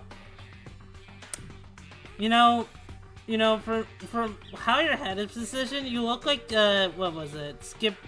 Skibbity toilet. Skibbity toilet? Oh my god. Skibbity dum dum dum, yes, skibbity dum dum beep. God f***ing damn it. After a while, we came back to check on her, see how she was doing, but when we did, it was weird. She refused to come out and she kept saying all this weird stuff. Weird stuff? That's fine. We should try talking to ourselves. Yeah, very good idea. And then you hear inside the room, my favorite number is Apple.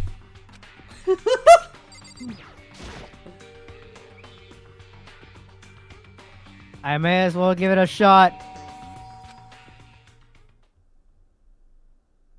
The door swung open slowly and silently. My favorite game is pasta. Holy crap. An aura of negativity flowed from behind the door, forcing a gasp out of me. What? Oh, nothing. It's just that Hina was really worried about you, holding yourself up in your room. Leave me alone. Yeah, sure thing. But could you open up just for a second? Won't allow it. Huh? Won't let Genocide Jack have control. And just like that, she slammed the door in my face.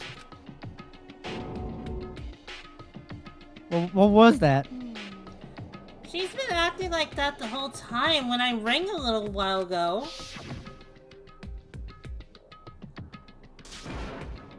I'll drive out the killer. Drive out the murderous fiend. Doesn't make any sense, right?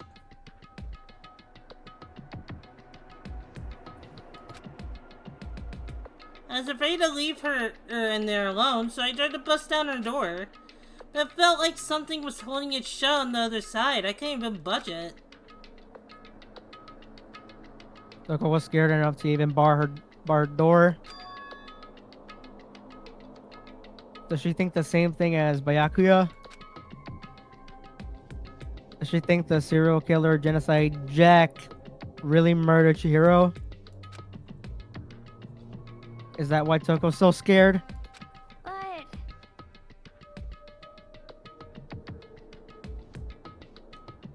But Whatever it is, I'm really worried about her. Is there anyone who might be able to persuade her? Hold on. Let me knock on her door real quick.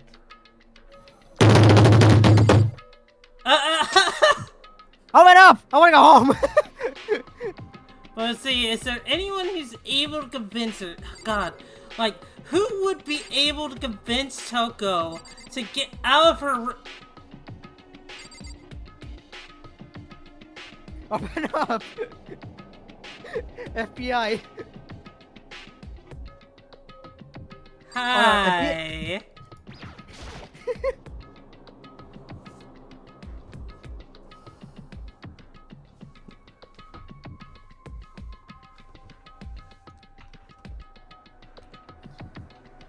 Hey, Byakuya, you think you could ask her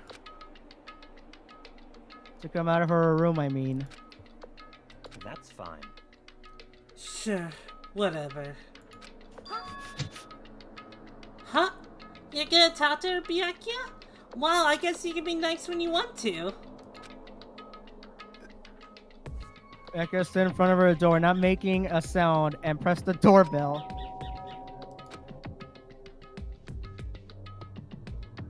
After a few moments,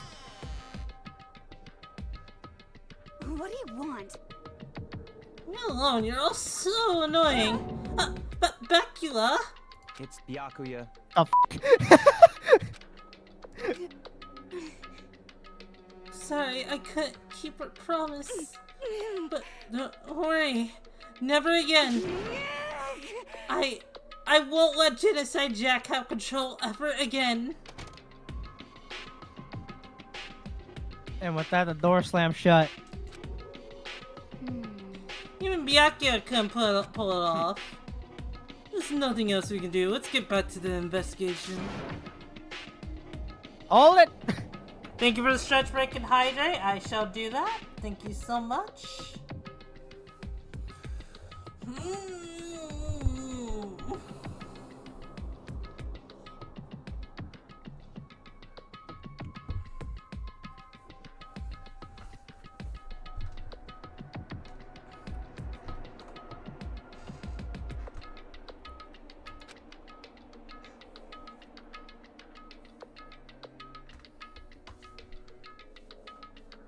That stretch sound is highly suspicious. I was stretching. I make noises when I stretch.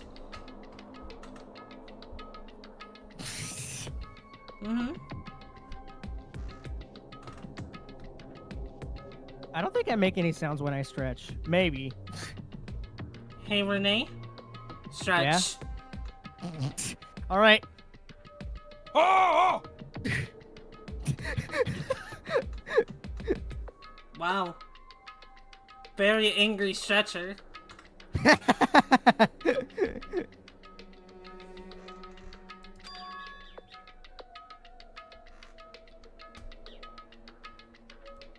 Something about a premise. What? Oh, I have no idea. Another one of her delusions, I'm sure.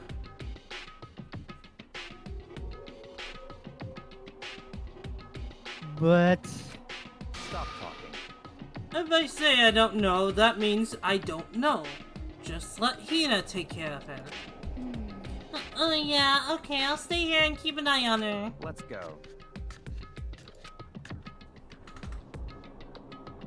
Thanks for the hydrate. without waiting for a reply, Becker sped away.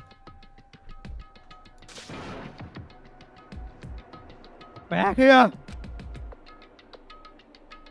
And I hurried to catch up. Meanwhile, Hina.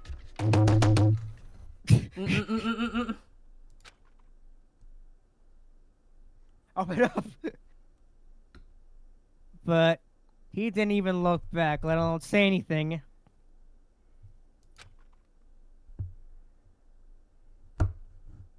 He just kept on walking towards his destination. Finally, his feet brought him to the stuff in front of a certain room.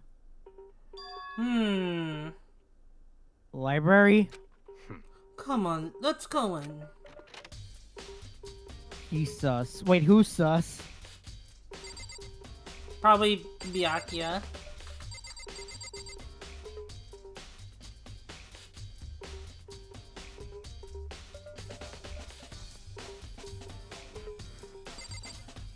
Later, Klein. Thank you for dropping by. Thank you for Later, the Klein. loops.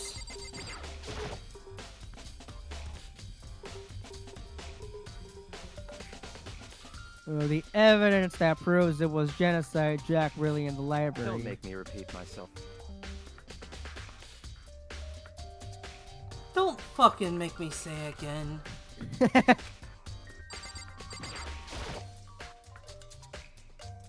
I remember, on the other side of this door, it's the archive, right? Hurry up and go inside. Oh, here? Let's go. Oh, makes sense once you're inside.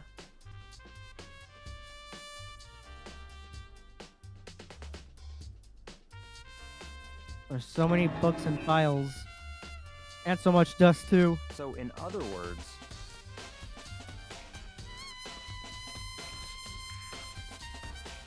I would say there's enough value in this place to endure the dust. Oh, Genocide Jack is really ripping them a new one. Oh my god. There's a wooden box. It's empty.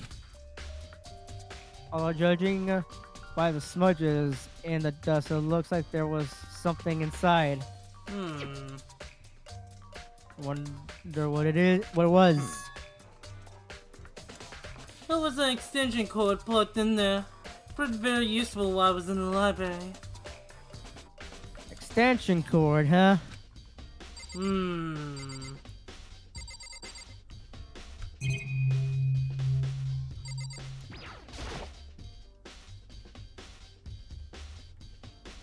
This shelf is stuffed tight with files. Without really thinking about it, I picked one at random. Well, you have a sharp eye indeed to select that file. Huh? that's right. That's a report on a presidential assassination. The original is kept at the National Library. Won't be declassified for another 30 years. Are you sure you want to look at it now? There's no telling whose crosshairs you might wind up in for peeking at it. Making a I return the file to the shelf.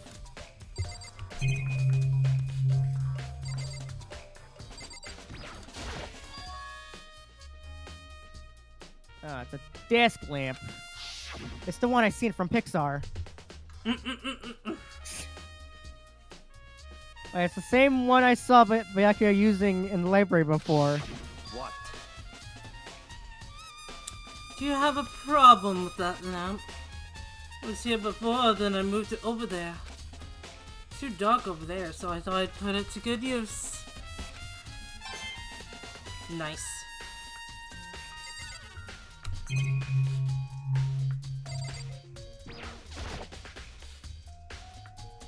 That's enough. Those documents are dangerous. Dangerous? They detail all the people who control the world from behind the scenes. Dangerous truth for a commoner. You mean like members of a diet or something? What the what? No, I meant the ones with real power. The secret council controlling everything from the shadows. If you're ready to be disappeared for it, take a look. There are some very interesting people in there. You're just kidding, right? Am I? I'll just let it go for now. Yeah, maybe those files contain how to hack into the government or whistleblowing information.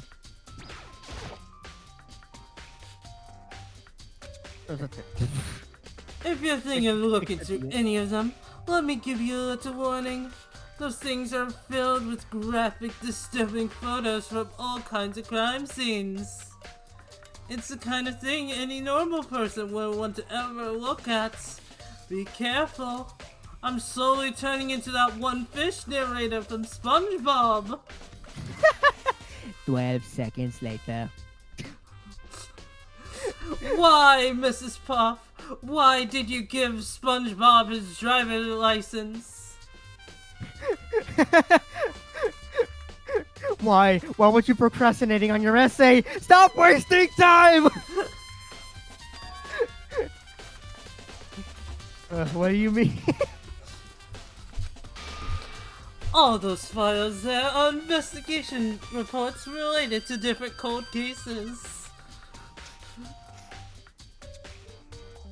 But those are internal documents for police eyes only. They're not the kind of thing you'd expect to leak. What am I the doing bikini with this bottom. guy's voice? So, The bikini are bottom. you ready? Finally beginning to understand the true splendor of this library? The entire reason I was interested in the library is because of this room right here. It's home to classified government documents, police records, things no ordinary person would ever see. Isn't it magnificent? This can't be real, right? Such Does one of the big files have the Obama sandwich in them? The fuck? That's your guys' problem. Anything that defends your preconceived reality, you label it a lie. Well, it's not that. It's not like I totally refuse to believe it, but I mean, there's just so much. How could anyone have put all this together? I suppose it goes to show just how much power Troy wields, or perhaps the mastermind may have wanted to provide us with enough entertainment to keep us from getting bored.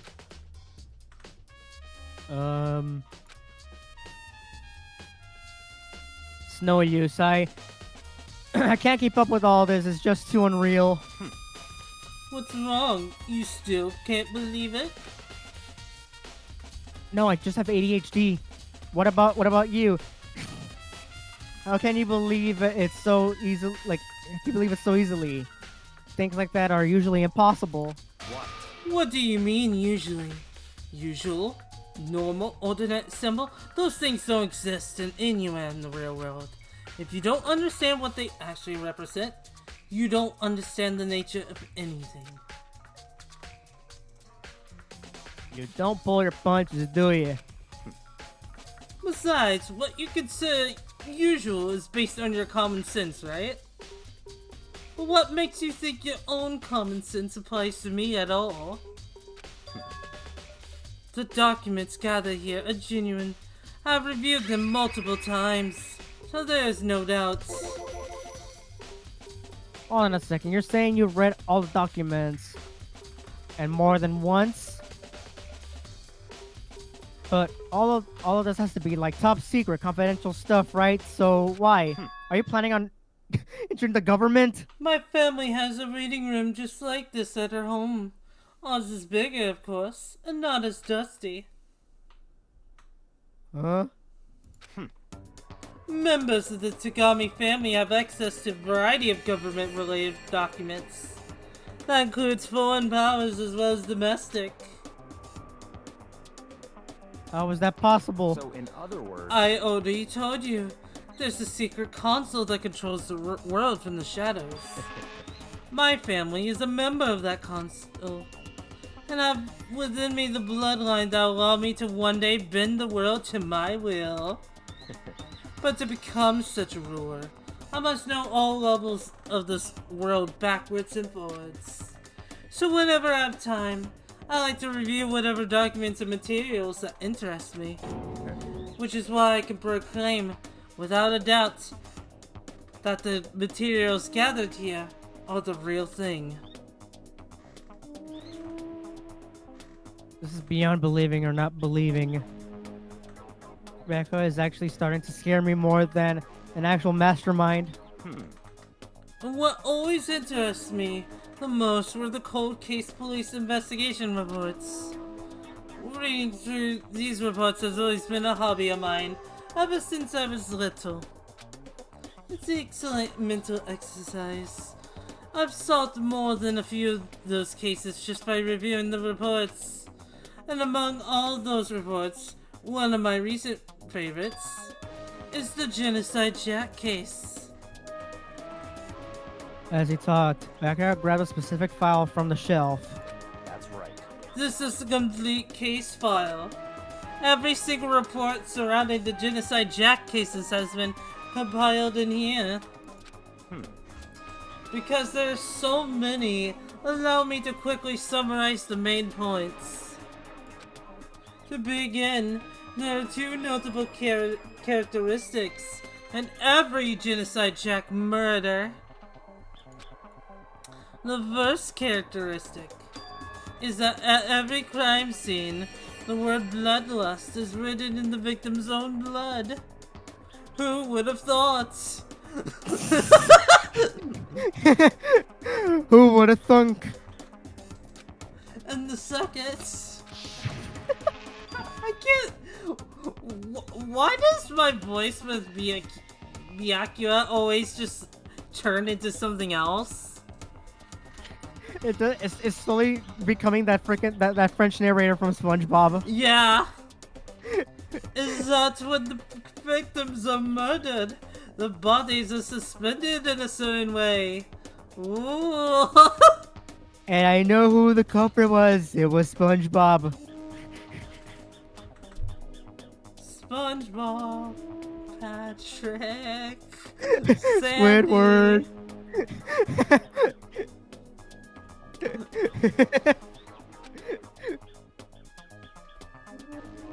Bloodlust is written in blood, and the victim's body is suspended.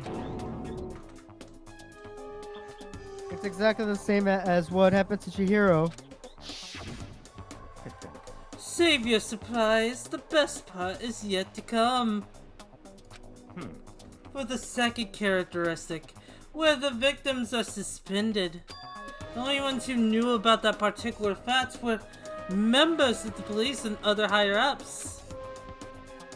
By all accounts, nobody in the media ever found out. Huh?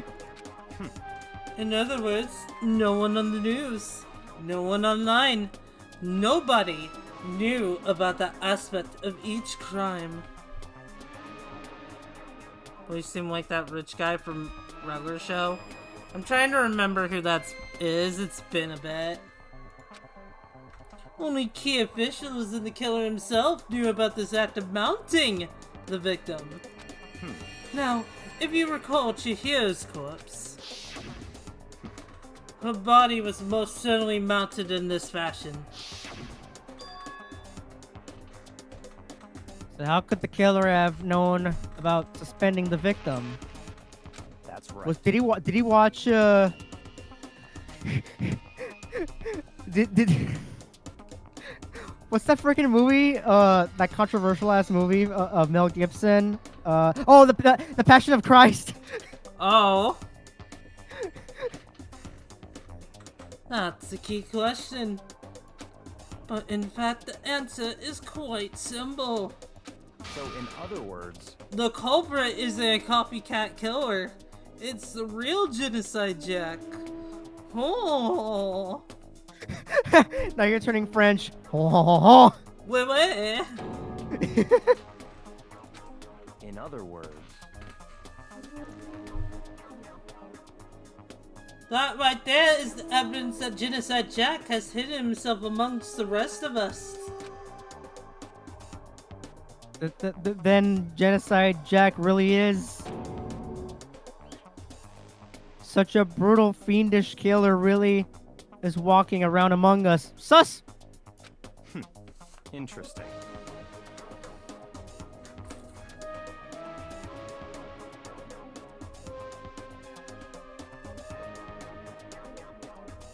Things are really starting to get interesting, aren't they?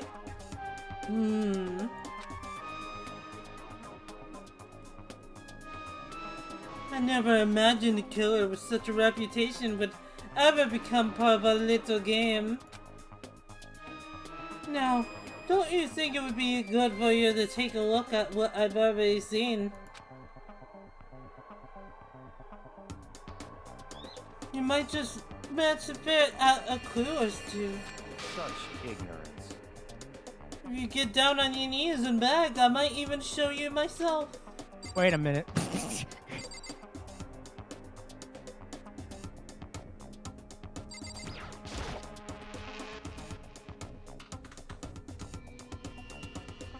Back here, about the Genocide Jack case file. Could you let me say it? That's fine.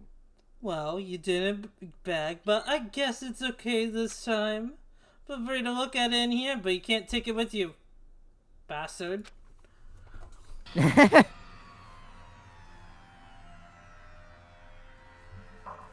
here handed me the file and I flipped through it with tense, nervous fingers. Suddenly my hand stopped. And reached the page where photos from the scene of each crime had all been collected. Also, yeah, Girando, it's Girardo. It's pretty cold over here as well.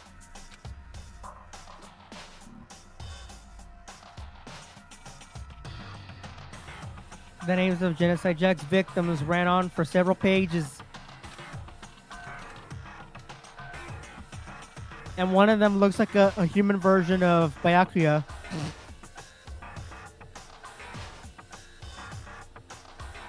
I'm not gonna have you try and pronounce all those names.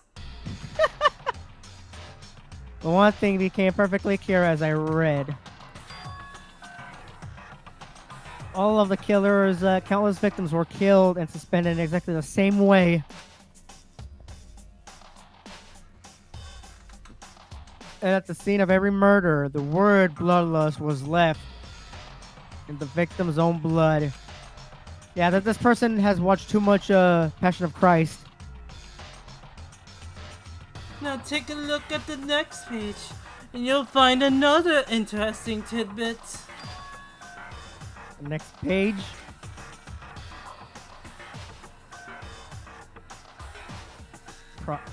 Profiling results. All of the crimes took place near on the weekdays at night or during holidays, either day or night. It's a death note. The most common time for the killings to all take place was on holidays in the afternoon.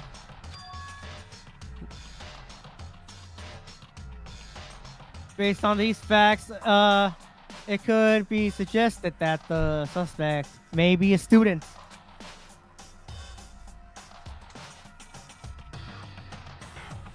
Evidence suggests that the suspect lingered at the scene, but when they did leave, they were in a panic. Because an eyewitness has never come forward. It's unlikely there was any external reason for this. This confused behavior suggests that the suspect may potentially suffer from DID. Oh boy! I'm gonna have thoughts about this later. Oh yeah, also, I was gonna make a Death Note reference, but then I realized I've never seen Death Note. No, I haven't seen Death Note either. Fun that. I'm so part with this part of the plot. Okay, so what's going on is we're investigating a murder, and we suspect that Genocide Jack, who is a famous serial killer in this world, is one of the students in here with us in this group. So in other words, The key point here is that the culprit may well have a split personality. Split personality, like the kind that you see on TV. No, not really. No, Makoto, no. Are they bipolar like Monokuma? So I'm part of another totally unbelievable story. But this one is way more unbelievable than anything else up till now. Or maybe it really isn't. I don't know. I feel like my mind is going numb. I've become so numb. let's go. Alright, we should get going soon. Where are we going? Go wreck some bitches. What else? Anyway, but here, we finished our business here, haven't we? Ah, wait, Byakuya! As usual, Byakuya turned and left without another word. Hurry out of the library to catch up. Comes from the undertow. It comes from Well, the this is where we part ways. I have some things I need to take care of before the class trial. Huh? Just all of a sudden like that? I don't have time to play with you. Come on, enough of your annoying misrepresentations. Did you really think we'd be together the whole time? You dumbass. Take responsibility for yourself and do something useful. Move the investigation forward on your own. Goodbye. Well, goodbye. Why am I now imagining the French narrator from SpongeBob saying it like that? Ah, you dumbass. You dumbass. Wait.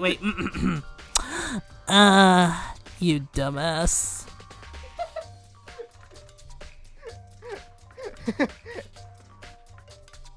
Just as quickly as he asked me to join him, he cut me off.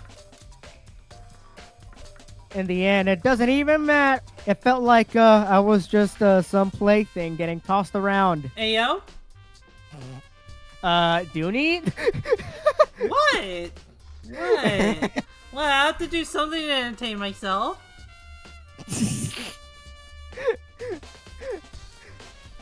You see what we were talking about earlier, chat?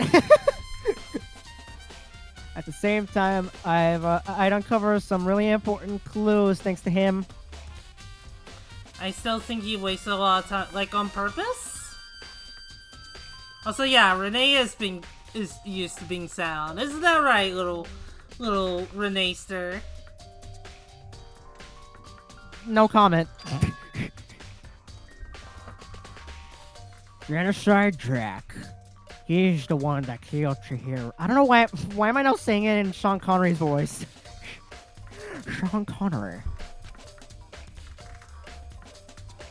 And that murderous fiend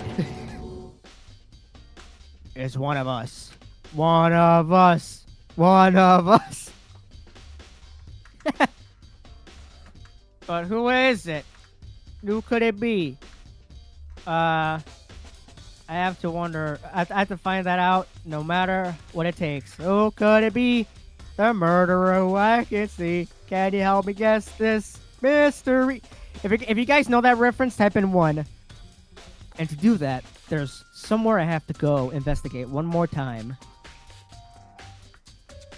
I have to go back to this crime scene, the girls' locker room. I should check the boys' locker room too. And the others might have come up with some info I might find useful while I'm at it. I need to find out everything I can.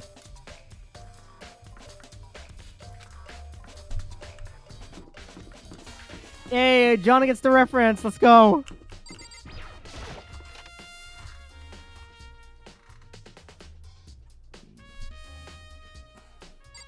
Hey, look, it's your favorite character to voice. It's Mr. I've written a lot of hentais. Hold on. Hi, JT.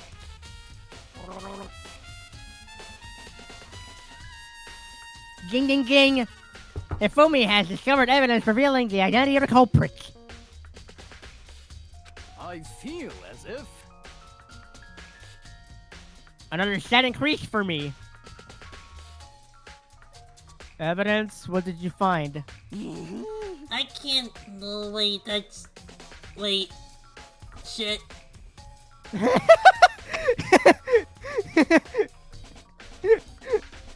I can't reveal that just yet, That's it. I'm sure of it. but I guarantee that what I found will seal the killer's breath from his lungs. What? Does the killer have asthma? Oh yeah, Miss Lunenburg said she'd witnessed something worthwhile too. Really? What did she see? Well, it would seem. She refused to tell me. It's like when a girl bullies the boy she likes, right? Right? Okay, now that hits. No, okay, now that hits way too close to home. What are you talking about, Renee? You don't get bullied. You don't get bullied. I don't bully you. Right? Right? Everyone looking at Dooney. Oh, I'm sure chat says otherwise. God damn it. Okay, so where is Celeste now? Oh, she's streaming. The warehouse by the dorm. She was there, but at the same time, not there. What's it gonna be? Alright, let's check out the boys' room.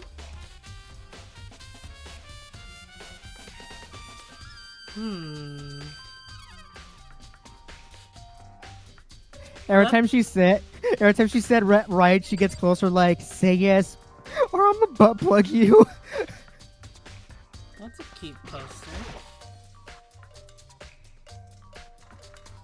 Oh, this poster. It's a popular boy band called Tornado.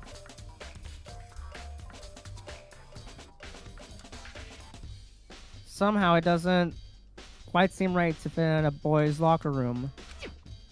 Have they toured with the Backdoor Boys?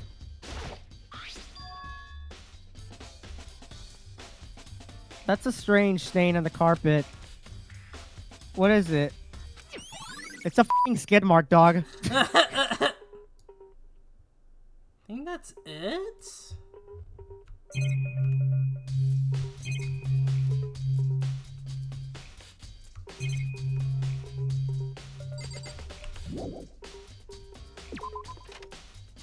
Yeah, just came in here for that clue. Now for the girls' locker room.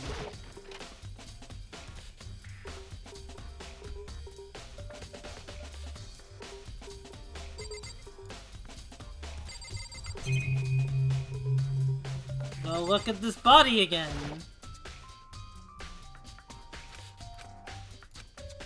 Or not. We're gonna talk to Kyoko again. Kyoko, have you made any progress on your investigation? Indeed. Generally speaking, However, I have to get going. I have something unrelated to take care of. Something besides the investigation? What is it? well, Nothing you need to worry about. Just concentrate on the murder. But so then, Before I go, let me give you one piece of advice. You should examine Chiro's body one more time thoroughly. Also, her handbook is missing. You might want to determine its whereabouts. goodbye. That's it. I'll be praying for your success. that Kyoko turned and left the girls' locker room. I guess I'll take another look at the body then.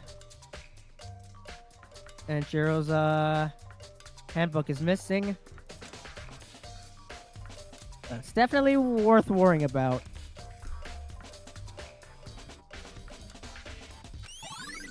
Alright, well in that case, let me perform the autopsy.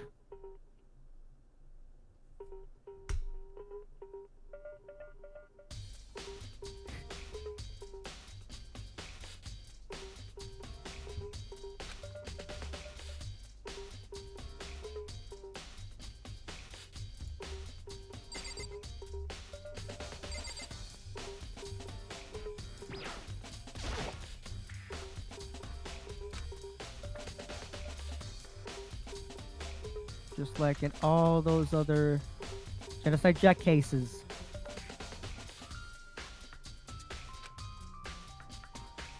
At every crime scene, the word bloodlust is written in the victim's own blood. Let's see. I took a look at the body, right? I kind of zoned out for a moment, but I think I did. Pretty sure I did.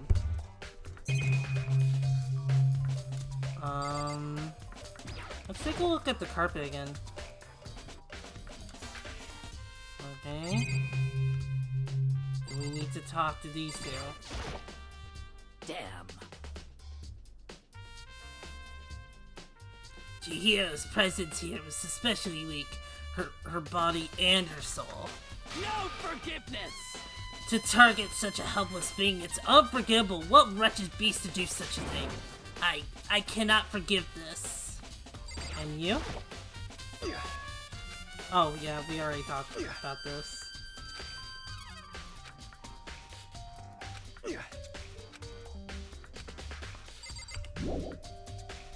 There's still more I need to check. Okay. Oh right, this. Hang on.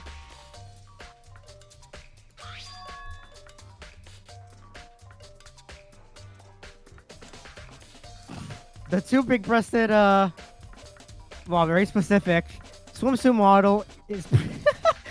I love how specific that is. Mm-hmm. Those locker rooms doesn't seem to have like all kind of a place you'd find something like this. Oh wait, that reminds me, the poster in the other locker room is. That's right. There's definitely something strange about this. The boys' locker room. There's a poster of a popular boy band. Sylvia, thank you so much for the rate of 1. How was your stream? I hope it was wonderful.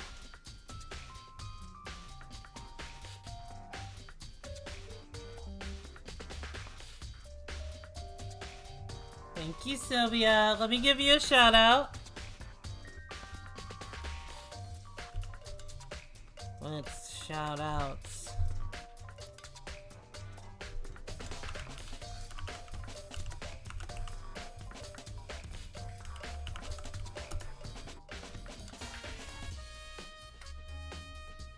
Binding of Isaac? Nice. I don't think I've ever played Binding of Isaac, but I wanted to.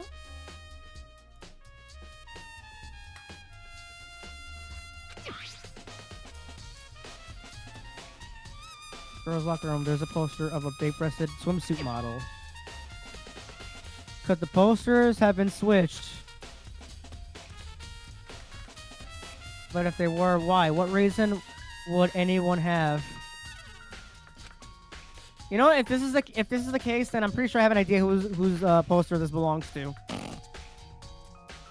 And I'm not gonna say who it is. You guys can figure that out. Maybe I should talk to someone who knows a little bit more about locker rooms. Alright. Talk to her, see what she'll say. Spend a lot of time exercising in the girls' locker rooms, right, Sakura? Of course. I've used it every day since it opened up. Sometimes Tina and I use it together. Okay, then let me ask you something. Do you think the posters in the boys and girls locker rooms could have been switched? I'm sorry. Sorry, I can't really say. I never really paid any attention to the posters. I see. However, But there is something that's been bothering me about the locker room. You see, I like to drink a little protein caffeine every time I finish exercising. You have protein coffee? In the warehouse, it's not the highest quality, but I don't have a lot of other options. I mix protein powder with coffee and down a glass of it after exercising. Anyway, the other day I spilled some on the carpet in the girls' locker room, and it left a stain. Oh. Ah, that explains the skid mark. A stain? I don't see any stain on the carpet now. of course. Exactly. I noticed it earlier. The stain has disappeared. I could only assume someone came along and cleaned it up.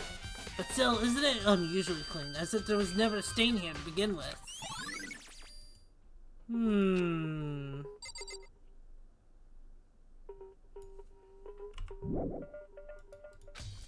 Alright, you. Okay, no, not you.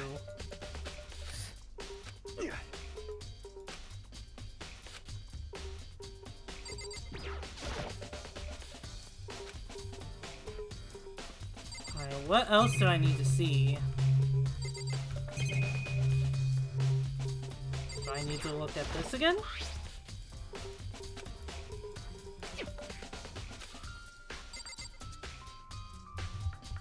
Do I need to look? Maybe I didn't look at the body before? Oh yeah, I did not look at the body. I thought I did. I guess not. Yoko said I should examine the body one more time. I know she said thoroughly, but I do have my limits. So I better give it a shot anyways. Yes, we're gonna perform an autopsy. The hero's hands are bounded with what seems to which looks like some sort of kind of rope. Wait, so who hasn't played this game entirely? I think it's Renee, and I want to say a good majority of the people in my chat. The only exceptions I would say is you, lady, and John. Other than that, I can't think of anyone else who has played this before. Well, maybe Reed. Maybe Reed. That's about it.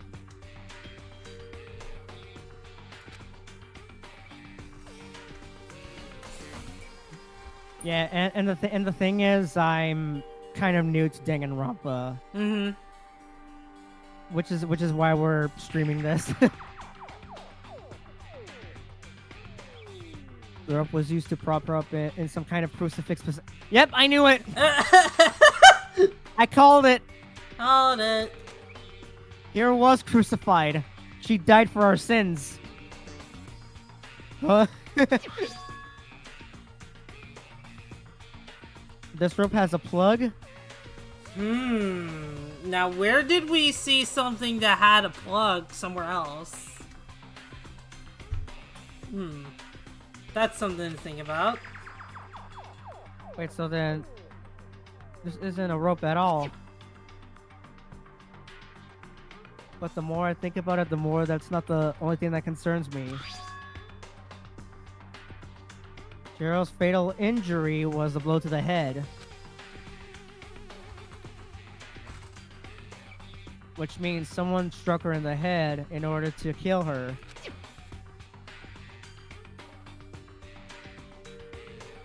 That's right. There's the issue of her being suspended and a fatal blow. At first, I don't see any reason to think too much about either of them. But seeing them again, after looking through the Genocide Jack file, something's not quite right. I planned to play a few years ago under an ex-friend recommendation, but then we fought, and now I kind of have a big rejection to the game. You know what's funny about that? I also got into the series because of an ex-friend.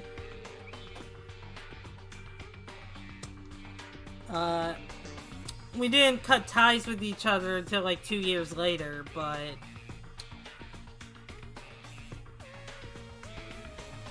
But yeah, like... Yeah, so... And unfortunately, it's kind of hard to, like... play through... I wouldn't say just, like, really hard, obviously, because I made it this far, but, like... It can be kind of difficult because of, like, my connections to that person and whatnot, and like, when I'm playing through this game and later games, I'm just like, god damn it, you know?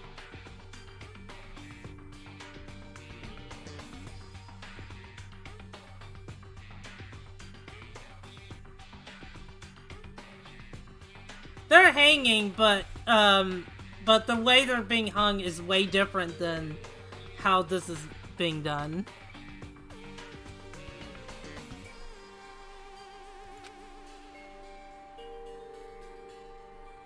What does the soul mean? Status of the dead body. Well, the one thing most likely to tie all these mysteries together is the nature of the rope that was used to suspend Chihiro. And to figure that out, there's a certain place I need to revisit and look over again. Plus, it might help to look at the Genocide Jack case file one more time. Right. Also, we're gonna be looking through her corpse thoroughly later.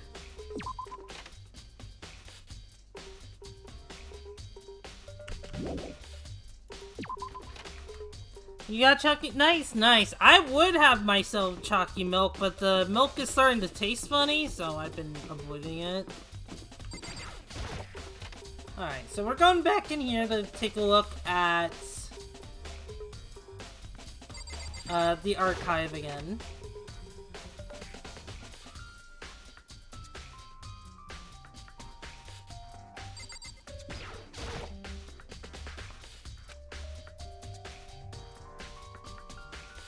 The extension cord that was there before.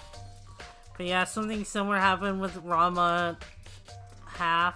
I was going to watch it because of an ex-friend, but then series that happened and we stopped talking to the point we blocked it, and I don't have any intention.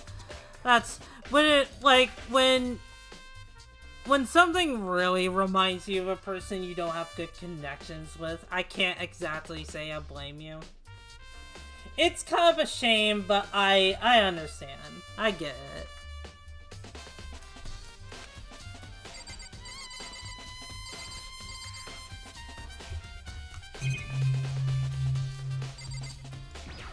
See here?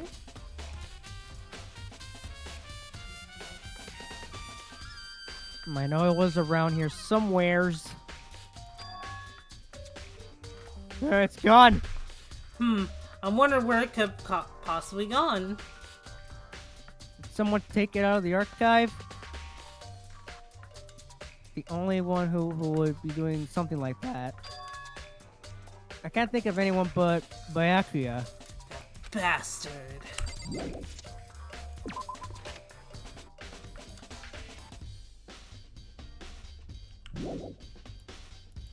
Oh.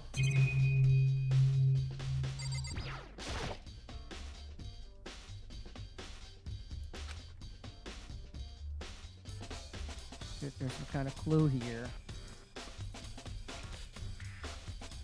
So upset one person ruined a really good smile for. Aw, I'm sorry to hear that, Tells All.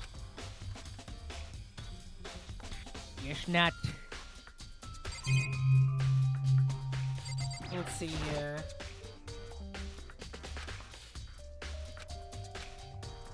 Alright, I'm just gonna keep on skimming through these until we get something.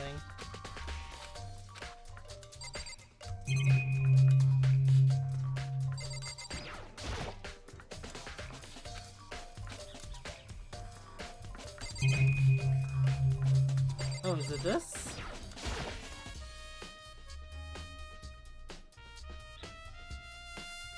Well, the lamp will turn on.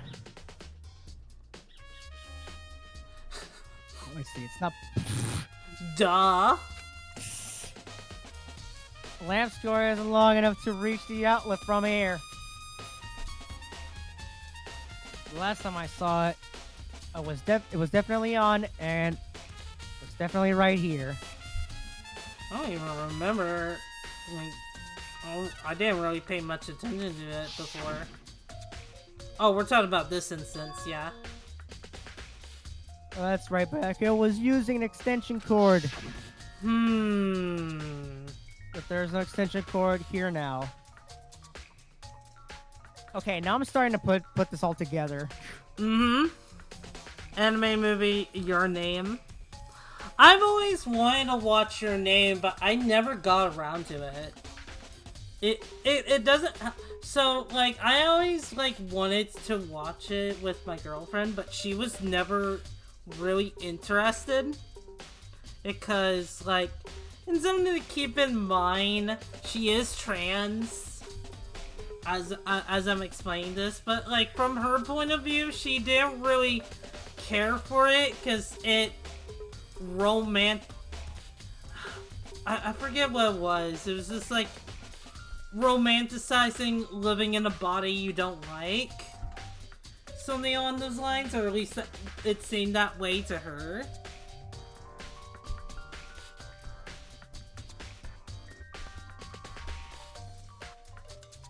It's a really good movie, but now it only reminds me of pain. I'm sorry to hear that, Tells It All. Yeah.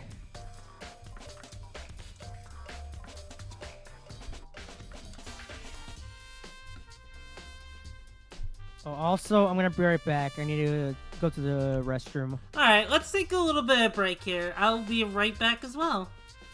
Alright. We'll be right back, chat.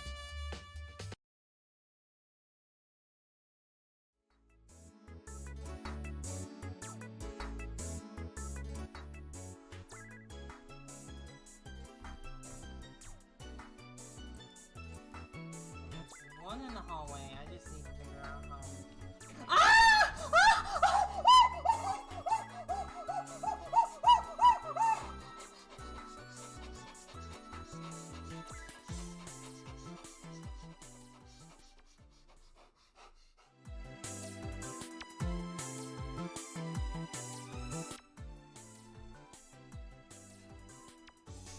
Becomes small. What are you talking about? You were always that size. You were always that small. Oh. It's just, you know, you were spoiled by the fact that I was smaller than you, that you forgot just how big you were. You know, that's fair. That does sound right. Yeah, it sounds completely right. And I'd never lied to my friend. Yeah, that checks out.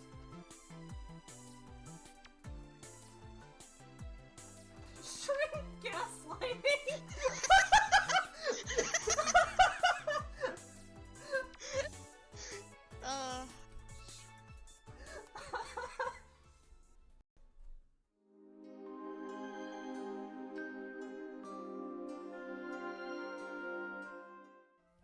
Like, let's see. I do think she has a really fun personality. I like her vibe.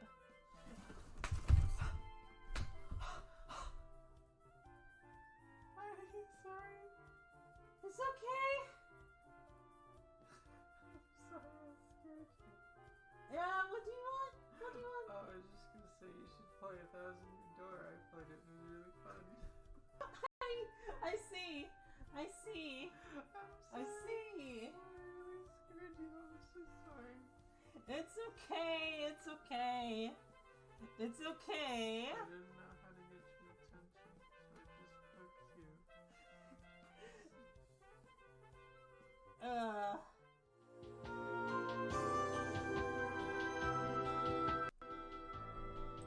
So sneaking didn't work, so our only option is to kill. Have fun with it.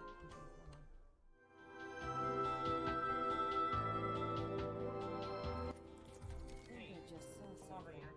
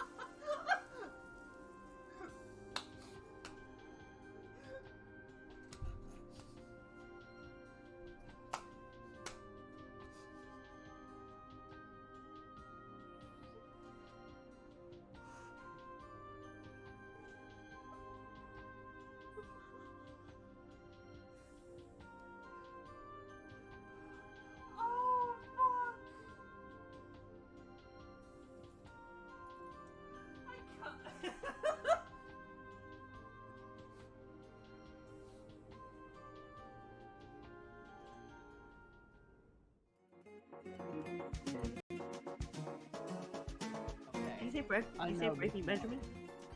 I do. Oh. Tell them. I've got this, guys. I've got this. You can do it.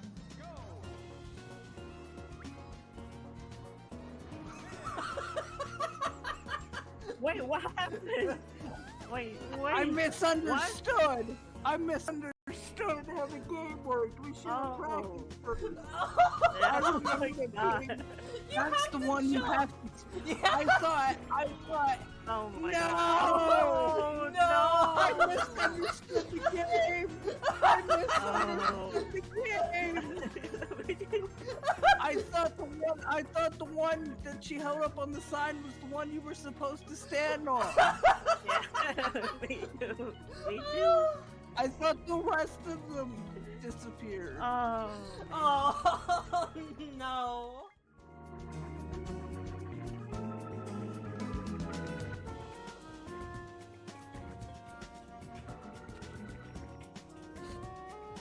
Hello?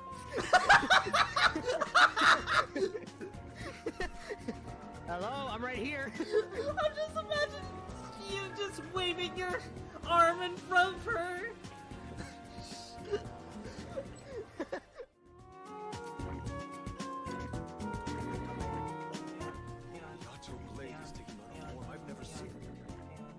Oh my god, no, we're not going.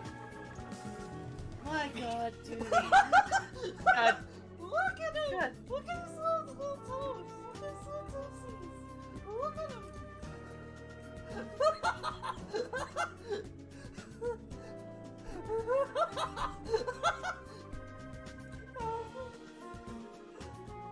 You love me. Just be glad and cute.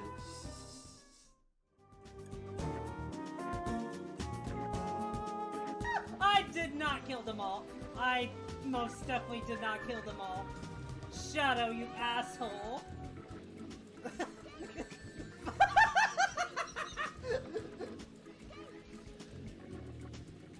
I'm just gonna hang around here for a while. That was so stupid.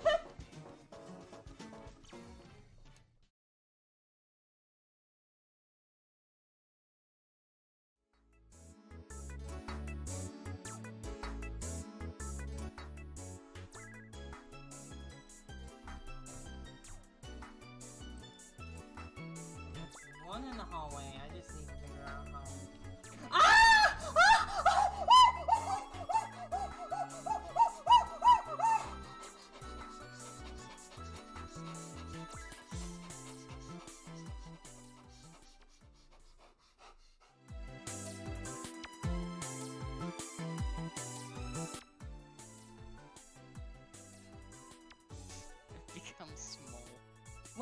you talking about? You were always that size. You were always that small. Oh. It's just, you know, you were spoiled by the fact that I was smaller than you, that you forgot just how big you were. You know, that's fair. That does sound right. Yeah, it sounds completely right. And I'd never lied to my friend. Yeah, that checks out.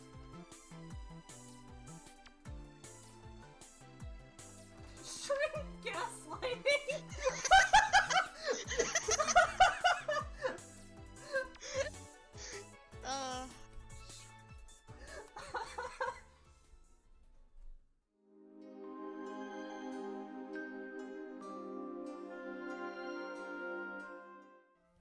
Like, let's see. I do think she has a really fun personality. I like her vibe.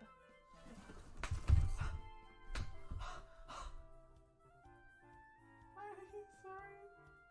It's okay. I'm sorry, I scared you. Yeah, what do you want? What do you want? Oh, I was just gonna say you should play 1,000 Year Door. I played it and it was really fun. I see. I see. I see. I'm scared you. I'm so sorry. It's okay. It's okay. It's okay. I didn't know how to get your attention, so I just poked you.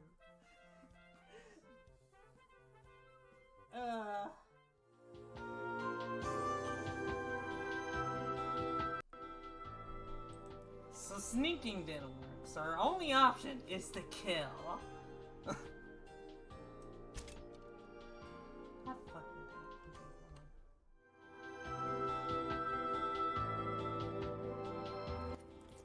Hey, come over here.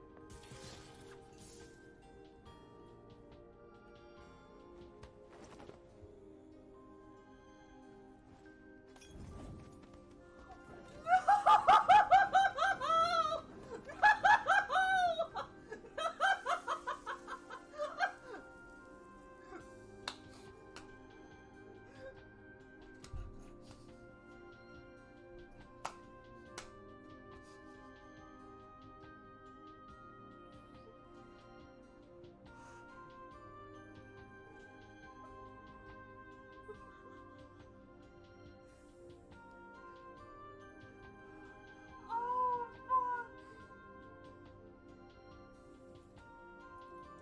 I can't.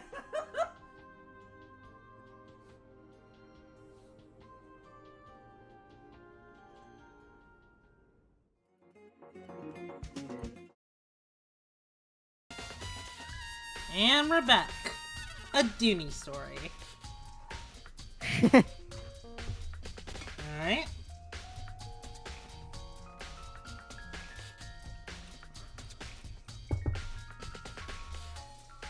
We are back, ladies and genitals. Alright, so we're about at the 3-hour mark, so I think we just need to go down to the warehouse, and that'll be it for the investigation side of things. Mm-hmm.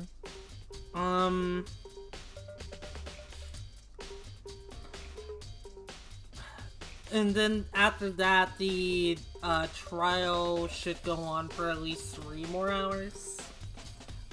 So how are you feeling, Renee? Doing good. You doing good? Yeah. Think you can be around for 3 more hours? Yeah. Okay.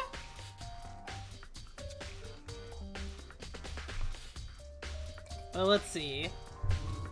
Let's progress first, and then I'll ask you that here in a bit. There we go. I think that's everything. Yep. Now we gotta make our way down to the warehouse. Get to the warehouse. Okay, I'm gonna save real quick because I'm paranoid. Hang on. Yeah, that little bit of stuttering that just happened is causing a little... Alright. Oh, hey. How unfortunate. Maybe we should have confessed our embarrassing secrets after all. Damn it, sorry, Chiro. It's all because I wasn't strong enough.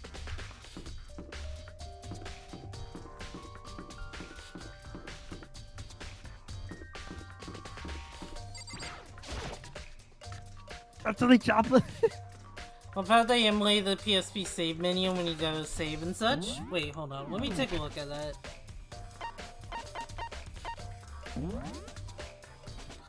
Oh, I guess so, huh? I didn't think about that, yeah. I'm curious, can we investigate inside here? I don't know if there's really much we can investigate, but...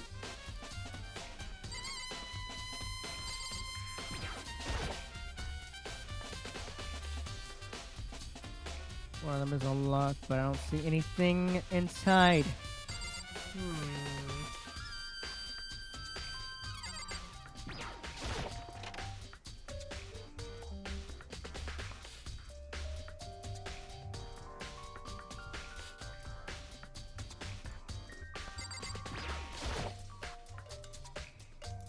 This bathtub is huge, but there's no time for taking baths.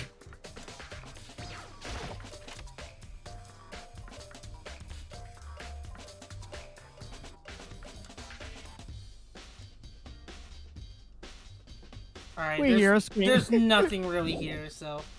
Alright. We hear a scream. You perv, I'm showering during the investigation. Why are you going in the sauna during the investigation?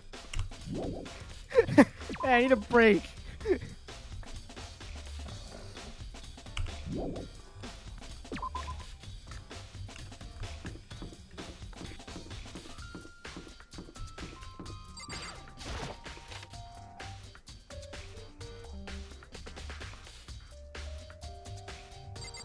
Hi there.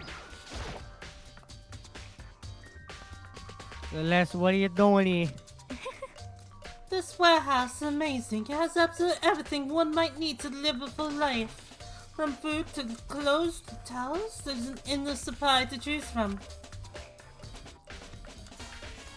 I say that, but have you found anything related to the case? Most unfortunate. I knew you were going to ask me that. I thought talking about the warehouse itself might misdirect you, but I see it was pointless. Did you find anything? Very well, I will tell you, and only you. Actually, Last night I saw you. Chihiro was in the warehouse. What, really? indeed. This is right before nighttime. What are you doing out this late? Oh, I was just... Are you planning to go exercise, perhaps? What? How did you know? Because I can see a blue track jacket sticking out of that duffel bag you're carrying. Oh, you're right. Thanks. This is going to be very, very important later. Well, I'd better get going. I'm kind of in a hurry.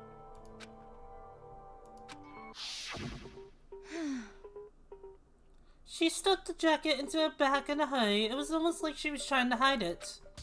And just like that, she was gone. Yes, indeed.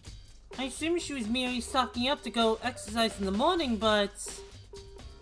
It would appear she ignored the nighttime rule and headed directly to the girls' locker room. If she hadn't broken our rule, none of this ever would have happened. You get what you deserve, I suppose. So apparently... She went to the girls' locker room late at night in order to exercise without anyone knowing. But the strange thing is, there was no trace of the track jacket or duffel bag Celeste said she saw Chihiro carrying. Which would be the killer would have got rid of it somehow.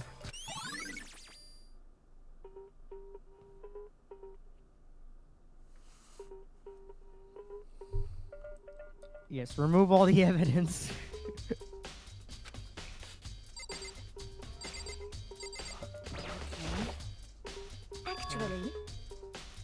Indeed. Oh, okay, hang on. Oh, are you what? Because Alright, ignore this. I just thought that she would have more to say, okay. Yes, indeed.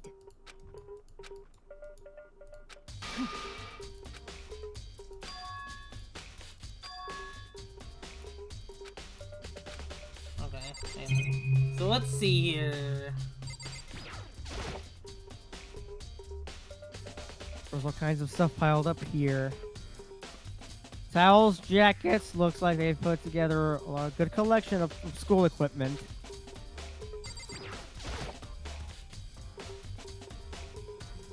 There's all different kinds of food stacked up. I see some baked beans there. I don't see Wait, that video yesterday washed away the evidence. Oh my god, Tails, don't remind me.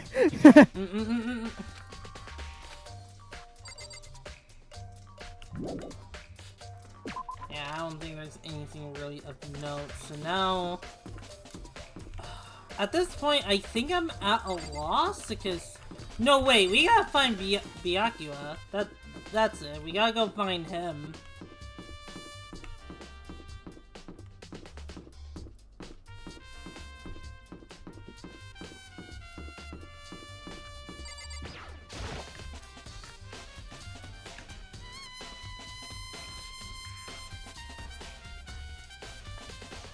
Oh, hey, you. Hey, now how's Toke doing?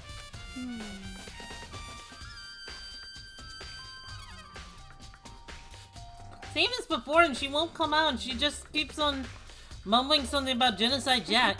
So I just left her there. You left her there? What are you doing?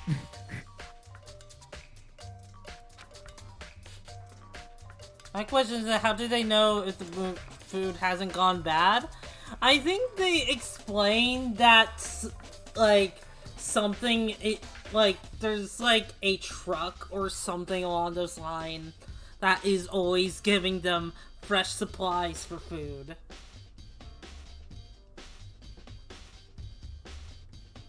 Like, they're always stocked up on food no matter what, so they can't starve. Like, every time. Oh my gosh. My head was all swimming. I was getting pretty hungry. Yeah. Oh, but don't worry. I'm gonna head back as soon as I'm done eating. Toko's not exactly pleasant, but I'm still worried about her. Speaking of which, what are you eating? A donut, of course. Of course? There's two things I'm sure God created. Outer space and donuts. The f***? I bet Chihiro would have liked to eat more donuts. Maybe that was her one big regret. Oh, I should have tried to spend more time with her. Come to think of it, who did she spend time with? Well... Yeah, she was a little bit strange. She didn't really hang out with the other girls much. It was like she was trying to keep her distance from us. Actually, Sakura said something similar. It's like she knew COVID was gonna be a thing. That's why she kept a long distance. She said that even though you and her invited Chihiro to exercise with you, she always refused. Yeah, totally. Yeah, it's true, and it wasn't just us either. It was like she stayed away from all the girls. Was she just shy? I don't know. She talked to the boys all the time. Isn't it kind of weird to be shy around your own sex, but totally fine with the... No, not really. Not really. I know there are times where people, they're like opposite sex, like get along with them better. Yeah, unless you have tsundere tendencies, then Guys, remember to always get very scared. What? Donations. Oh my god. Oh my fucking god. For f***'s sake. Don't animate a child. Who knows what unspeakable things they would do to me.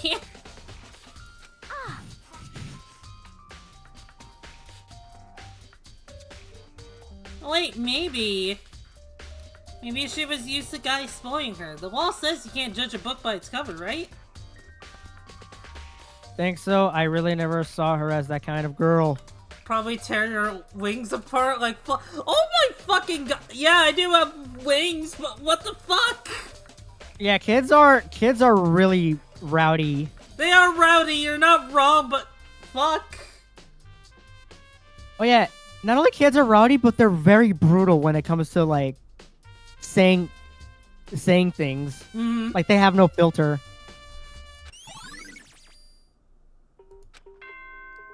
Okay, there we go. I just had to go to her to finish this up. I just remembered something. Renee may be surprised. I'm getting tired of waiting. Shall we just plunge right in? It's the moment you've all been waiting for! The class trial! Or maybe burn you with a magnify. So that would treat you like freaking Woody from Toy Story. I'm just thinking that like one moment in Billy Mandy. Like where I think it was Mandy that like melted Billy's toys with a magnifying glass. Oh my god. You remember where to meet, right? Please go through the red door on the first floor of the school. See you soon. I just ended watching that, so I have some murderous in my... That's fair. I've not seen that movie in a very long time. In the class trial, or it's about to begin. Jamaican Grim Reaper? Yeah, because Grimm's voice actor was Jamaican. Okay. I mean, to be fair, I haven't watched a lot of Billy and Mandy. That's The fair. red door. Also, I will take a look at the things that you sent me on the server, Tails Doll. Oh shoot. So, is everyone ready to... What? Am I blind or are we missing someone? Yo. Yeah, Toko's not here. So, Renee, I have a question. Who do you think, did it? What's your guess on who's the culprit here? Actually, I think I have... I feel like I have two guesses. Alright. I feel like one... Dooney did it? Oh my god. Oh yes, clearly I did it. Okay, so one, I feel like it could be Byakuya because of how harshly he has been acting, but also there's something a little bit suspicious around his aura, if that makes sense. Yeah. Not to mention, another thing to like bring up that Tellsaw mentioned before was that he seemed to be wasting time. Uh-huh. So that could be that could be something. Also, yeah, and oh, go on. And also, he has shown the Genocide Jack files, which he is the only one who found it, which leads to my own suspicion that maybe he could have recreated it, but isn't trying to out himself. That is possible. Before I ask you what your other guess is, Lady Marigold, I do have a Discord server. Let me... Here you go. Yeah, dude. Dooney has her own Discord server, and I also have my own. Let's see, what was it? What's your other guess, Renee? My other guess would be Toko. Oh yeah? Yeah, I guess she is also acting kind of suspicious as well. Yeah, and the reason why is because yeah, that's the thing. She's been acting very suspicious, and she was also like afraid of who Genocide Jack might be, but I feel like it could be a what's the word I'm looking for? What? I feel like it could be a like she's hinting, but at the same time she's also been acting kind of delusional. Yeah. Reverse psychology. Yeah, it could be reverse psychology in a sense. Gotcha. Those are really interesting guesses, Renee. Yeah, and even though she does have a bit of a tsundere tendency, but hey, you never know. It could be. It could lead to a bit of a yandere tendency. The more it keeps going. We shall see. I don't know. Those are my theories.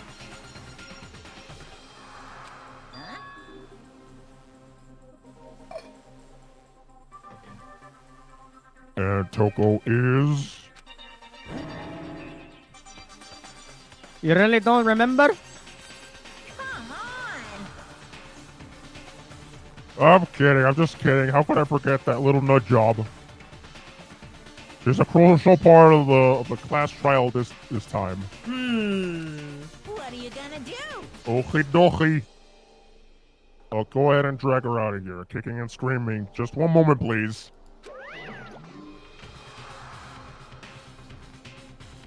And then once he does, you'll just hear.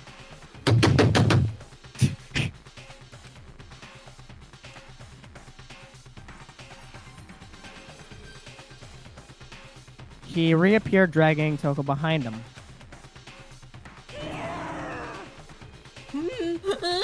I told him I didn't want to, but he forced me. I can't believe you would drag a girl around. Terrible. You're terrible.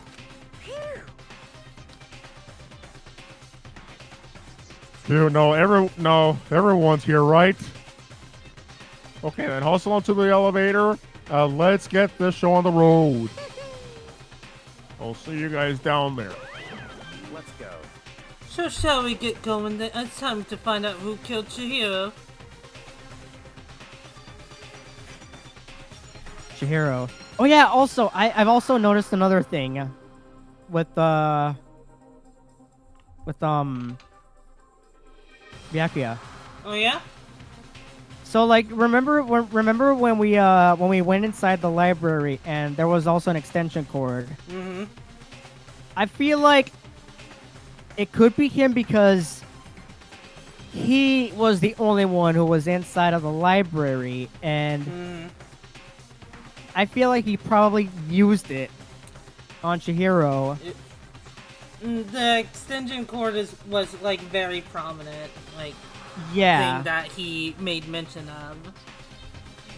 Yeah, but at the same time, he was also kind of like trying to hide it and make it seem like he's also part of the investigation. Mm-hmm. Which could be the case. Not sure yet, but those are still my theories. Yeah, they're good theories. He was so gentle, so calm and meek. Nobody had any problems with her. Someone made the choice to kill a girl like that.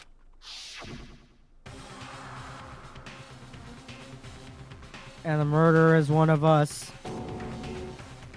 Someone standing right here. Alright. It's one of you motherfuckers. So, I will ask again, we are 3 hours, 20 minutes in. Are you sure you're good with going 3 more hours? Yeah, let's get right through this and see how this goes. Alright. Let's do it. Renee's game theory. Yeah, I'm the new map hat.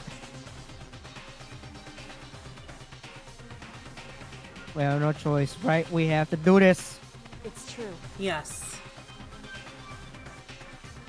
Okay, have a small nod reply. Yeah, I do agree. I do like this is despite the controversial parts, this is probably like one of my favorite chapters in this game. With one last deep breath, I walk toward the elevator with shaky legs. What controversy? I will explain. I will explain when we get to the trial. I won't say exactly what it is. Yeah, you'll know when you see them. You'll know them as soon as they get brought up. Also, I'm gonna be right back in a little bit. I'm gonna grab some food real quick. All right.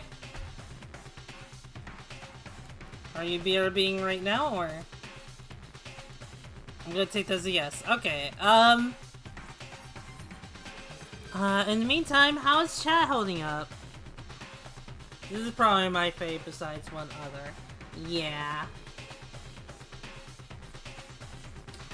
Like, I think it's this one and Chapter 4 might be my favorites.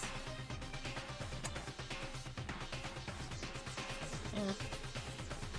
Also, it seems like Renee's getting a little more into it. Like, I'm happy he's making theories about all this.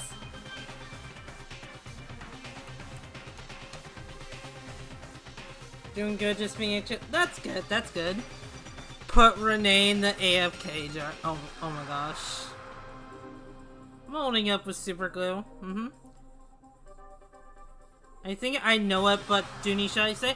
Feel free to send me a DM if you want, Tellsdoll. I'm curious what you have to say. This one has a lot of tension, so it's probably great to hook someone in. It's that, and it's not obvious who the killer is this time. The problem with the last case is that, like, once you see what's written in the blood, then, yeah, it's kind of obvious. I don't think Renee picked up on it, but at the same time, like, you know, it wasn't, like, that interesting, if that makes any sense. I mean, I do like the first trial, but still, it's like, I do think this one has a lot higher stakes than the other one now. Also, let's see what you have to say, Bozo.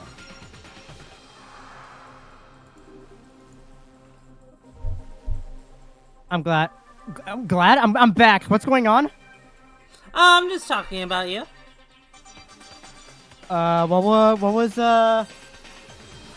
What's all the talk about? If I must know. I was just talking about just like how you seem more invested this time around than before. Yeah, I am trying to like fully commit to this. Yeah, also, and I appreciate the effort. Yeah. Also, what did you just send on my server, Tails doll? What am I looking at? I need to see it. I see a picture of Chihiro and something else. Who is this person? Tails will post it on memes. In your server? Yeah. Oh. I swear to God, if this is supposed to be another Renee, yeah, I knew it. It's girl Renee, Irene. God damn it. Alright, but are you ready to continue? Yeah. I got myself some food and I'm ready to go. What do you have to eat if you don't mind me asking? I got myself a chimichanga. A long chimichanga. Chimichanga, that sounds so good. I'm so mad I couldn't get Taco Bell today. Even though they don't serve chimichangas. It's a fucking long chimichanga, mind you. But another funny thing about the first case, the 11037 memes, yes. It's Tomboy Renee, Irene. Oh my God. I'll take a look at the video above it in a minute, Tailstall.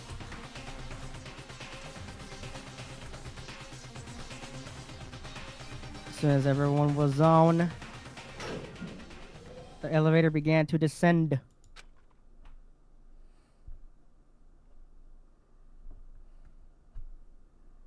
I couldn't get a handle of my emotions, couldn't stop speculating.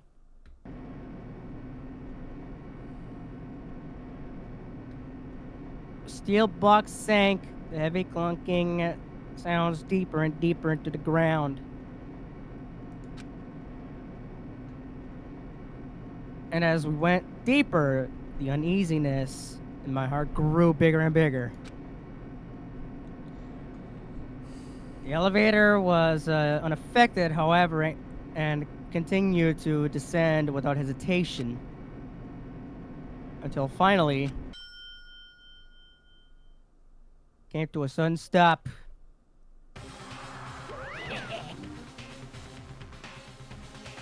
Oh shoot. What do you think? I redecorated it. Isn't it so fresh? Isn't it so exciting? Don't waste your time with stupid questions. Let's get this over with. Good. You're rip raring to go. Gotta say, I don't hate it, not at all. Well, Yeah, let's get the show on the road. grills, chills. Everyone, please find your assigned seats.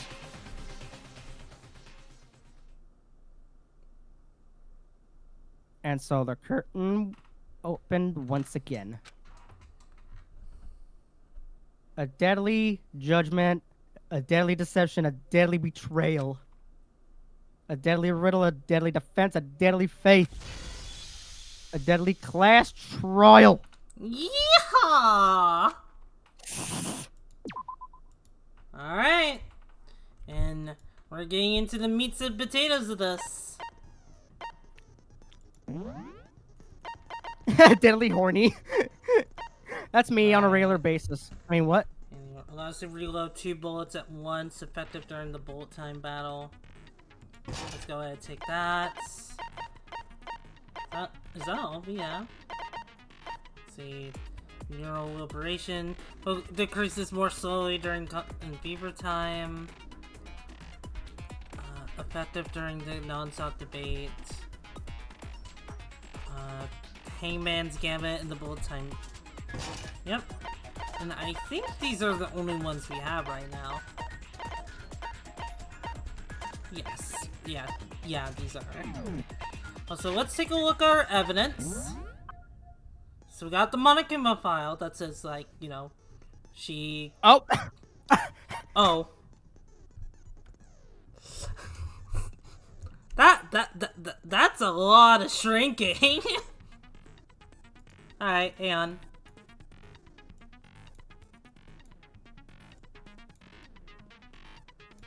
Oh my god. Make myself a little smaller. What? Hey, Koi, okay. Alright. Alright. I get the message. Denny's like, alright, I get it. Alright. I'm sitting in your lap, Renee. Very small. There we go, we're back to square one again. Yep.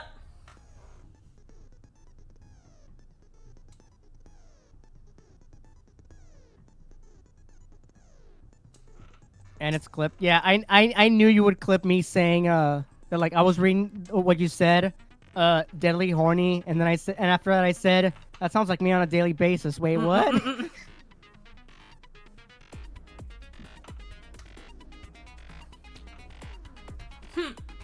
Anyway, let's take a look at the evidence, shall we? We got the Monokuma file that's like, oh, they died by the, by head trauma. We got Sakura's account, which, she goes into just, like, saying, like, oh, she rejected our invitation to hang out with us, like, multiple times. This is the murder weapon. Mondo saying that Chihiro wanted to get stronger. The card reader, you need to, like, use, the reader with the correct gender to get the, inside said locker room. We got the X-Ray E-handbooks, aka, Sayaka's, Junko's, and Leon's, handbooks, with Leon's being supposedly destroyed, question mark? We got the Genocide Jack file, which goes into, like, how, like, Genocide Jack, kills the victims, and there's something off about the way the pictures are presented versus what the crime scene presented. Hina says that, like, Chihiro kept her distance and hung around the boys more often. We got a stain in the boys' locker room. And we got in the locker room posters got switched around.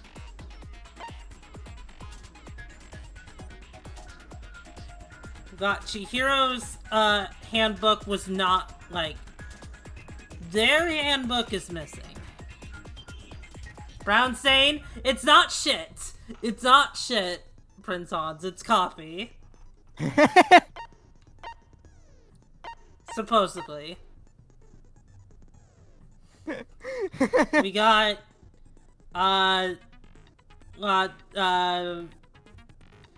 we got this, with the rope being actually the extension cord, or at least we assume it's the extension cord. More than likely. The disappearing stain on that carpet. The library desk lamp that is off because the extension cord is missing. And Celeste's account is that she saw Chihiro with a duffel bag and a blue jacket the night before they were murdered. I got food now? What food did you get, Lady Marigold? Alright, and then I think with that we can go ahead and get started.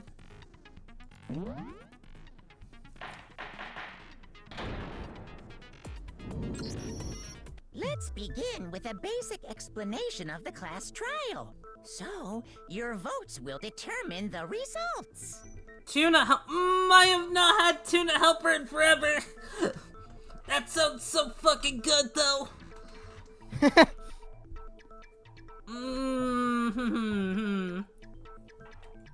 If you can figure out who done it, then only they will receive punishment.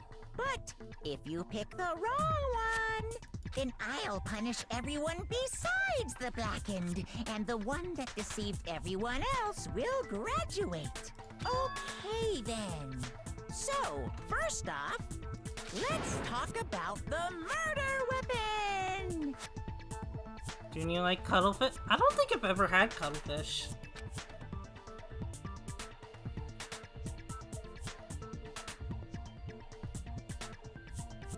So good. First, we have.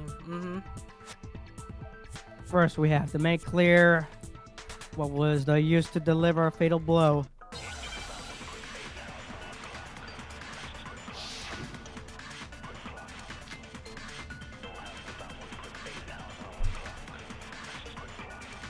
Chihiro's fatal injury.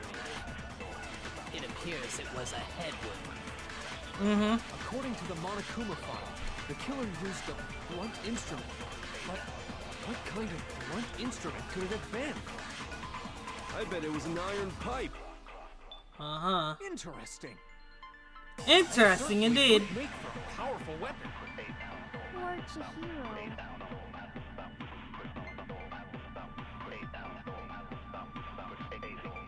Weapon has to be at the scene of the crime. There was something in the blood stain on it. Alright. Chihiro's fatal injury. I forget what button was it to fast forward. I do not remember. According to the Oh wait, hold on. I can just look at this. Hold on.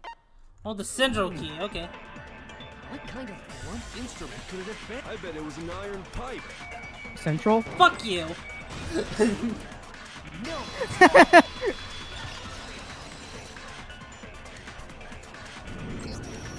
Can we agree that the object that dealt the fatal blow was the dumbbell found at the scene of the crime? It was covered in blood, and there was nothing else at the scene that could have caused that kind of injury. And the wound on the victim's head is consistent with the shape of the dumbbell. Mm-hmm. As far as I'm concerned, there's no mistake and no room for doubt on this one. You looked at her head wound? Yeah, why would we not? Yes! That's so creepy! Shut the fuck up, Hifumi. If you don't mind, I will proceed from here. Let's move on to discussion of the culprit. Although, I believe the criminal behind this heinous act is already quite clear. Uh-huh. What? For real? Chihiro's killer is the fiendish serial killer, Genocide Jack.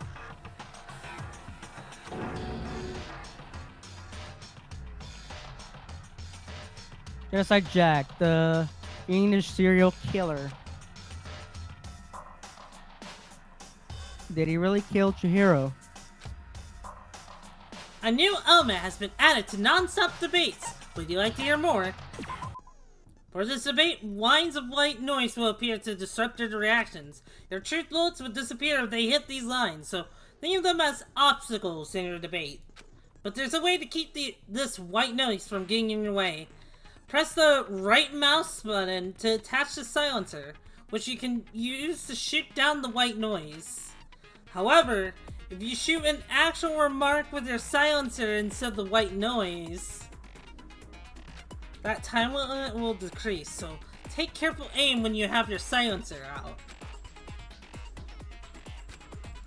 Oh, but if your action difficulty is set to gentle, white noise won't appear at all. In this case, nah, we don't have it set to gentle. In which case, you can forget about the silencer and just focus on the situation in front of you. Well then, good luck, and have fun.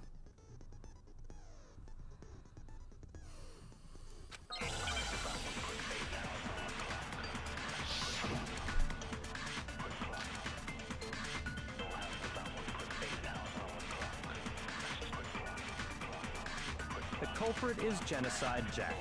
I'm sure of it. Case closed, as far as I'm concerned. But that's impossible! Why? What makes it impossible? Well, I mean, come on! There's just no proof for it. No, it's wrong.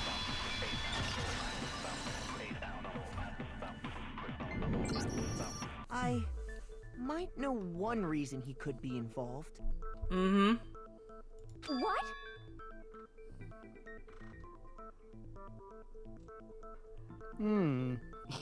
I found this file while I was looking around the archive in the library. Mm-hmm. I guess it's some kind of confidential file the police put together about the Genocide Jack case. What? That's kind of weird as shit, isn't it? What was something like that doing in the library? Good question. The why of it is probably more trouble than it's worth. So let's forget about that for now. More importantly, it outlines all the specifics of every Genocide Jack case in exceeding detail. According to the file, there appear to be two defining characteristics in every Genocide Jack case. The first is that a bloody message is found written at the scene of every murder. Oh, that's right. Ooblust. Bruh! What the fuck? What? Hold on, give me a second. I'm gonna go knock some sense into Hifumi. Alright. Put yourself together! That's me slapping Hifumi in the face. Come on, man, get out of it! No. It's actually bloodlust. But more important Thank you. is the other characteristic. And it's something that has never been made public. Never made public? What the hell is it? Nah, Renee didn't hit me. He wouldn't do that. Only if she tells me to. Mmm. Why don't you tell them, Makoto? The other characteristics. Go The on. other characteristics Genocide Jack's case, which the world at large doesn't know. Not mistaken, has to do with the positioning of the body. Mm-hmm. I got it! Apparently, in every Genocide Jack case, the killer suspends the body in a certain way. Other than the killer, the only people who know about this are the higher-ups in the police department. I like to imagine the trial just stops as Renee walks over, slaps Hifumi in the face, and walks back, and it continues like nothing happened. I basically just slap him like freaking Will Smith, but slap Chris Rock. Suspended in the same way. So Keep Chihiro's name know out about your this, f***ing but mouth! only high-level police officials were aware of it. There's only one logical answer I can think of. Mm-hmm. It's because the culprit in this case is the real Genocide Jack. No fucking way! Mm-hmm. You're saying Genocide Jack is one of us?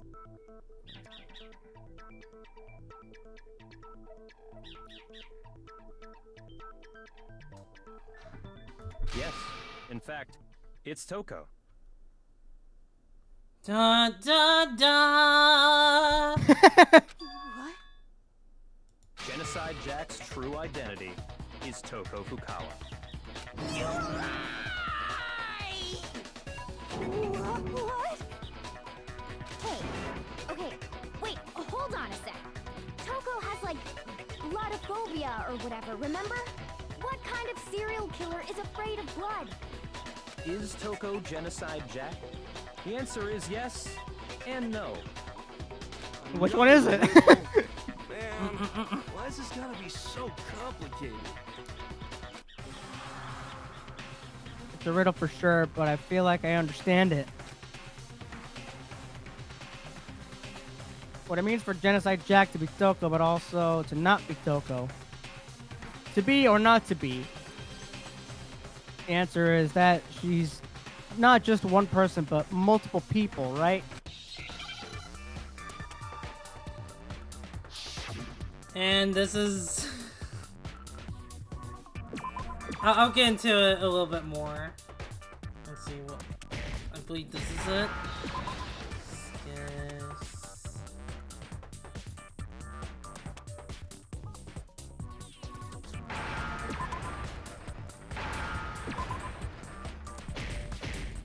Schizo.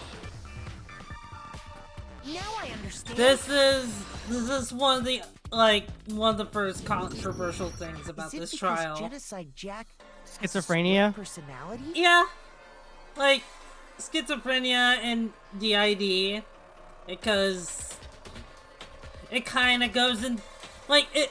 I believe it's like just kind of a stereotype, just like, oh well, like one personality's innocent, the other one is a serial killer. Yeah, I can kind of see it being controversial. It's also like a slur to call people with DID schizos. I believe. Like one of my friends has DID, or really it could be more than one of them, but you know what I mean. Mm-hmm. So, and funny enough, I remember playing this with her, like, when I played through this for the first time, and she was a bit uncomfortable about it. So that's why I'm made aware of this. Also, this game was made originally in 2010. Original was called, because I'm not seizing it, but oh yeah, of course. I'm aware that, this game is like 14 years old now. It's just worth bringing up, because even for its time, it's still a bit much. Yeah. That's what Yeah, I even though- think anyway. Even though it was back then, like 2010, you could pretty much get away with you could pretty much just get away with saying anything you want and nobody would bat an eye. But nowadays, people now bat eyes. Yep. And yeah, and that's basically a case in point that sometimes comedy is just like at this point dead when that happens. Yeah. The localizations of the series are. Oh yeah, that I'm aware. I'm aware that the localization isn't always one-to-one with the Japanese version. So, in fact, I don't know how this was handled in the original Japanese version. Huh? I think I read that somewhere in the file too. They thought that the suspect might have, what did they call it? Dissociative identity disorder. Oh, okay. But still, to go and say that about Miss Fukawa is... Perfectly acceptable. Damn. Toko's strange Wait, Aka behavior does not give a after seeing the body is proof enough that she has a split personality. Very much a stereotype, but... I got it! You're talking about how she started acting totally different than usual, right? That's right. Think back. She fainted when she saw Chihiro's corpse, and then, when she woke up...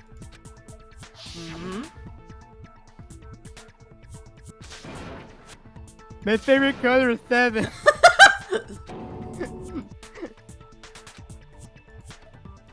Oh wait, no, this is meant to be a flashback. Funny, that's for sure. On. That melancholy Remember tone what has happened to completely Remember what happened to her? My favorite color is 7. God damn it, my dads. You wanna go fishing? My tongue without permission. Not to mention, once she regained consciousness and saw Chihiro's body again, she was utterly calm. In other words, within her is one personality that can handle blood, and one that obviously can. I wouldn't say utterly calm. So when Toko trapped herself in her room, it's because she was scared of Genocide Jack?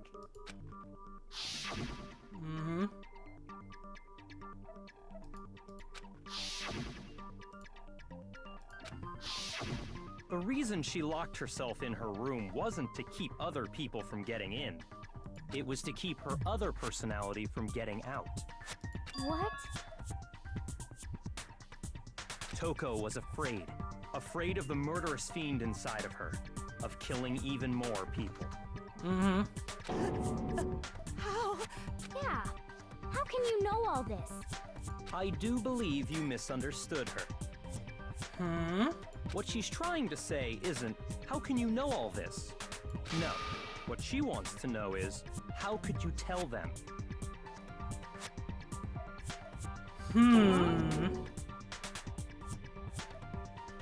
Last night, just before Monokuma gave his motive speech, Toko and I had a strange conversation. She told me a most interesting story.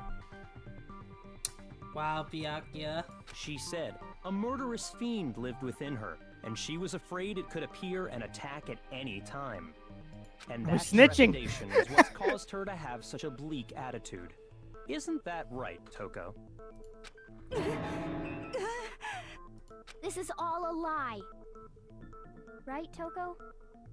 You said you wouldn't tell anyone. What? Oh boy. He is very much a snitch. You promised. You know what? You might as well call Byakuya 6'9" at this point, since he is snitching. You have only yourself to blame. You came to me with your tragic little story. I didn't ask you to. This is the real world, not some romantic fantasy fairy tale.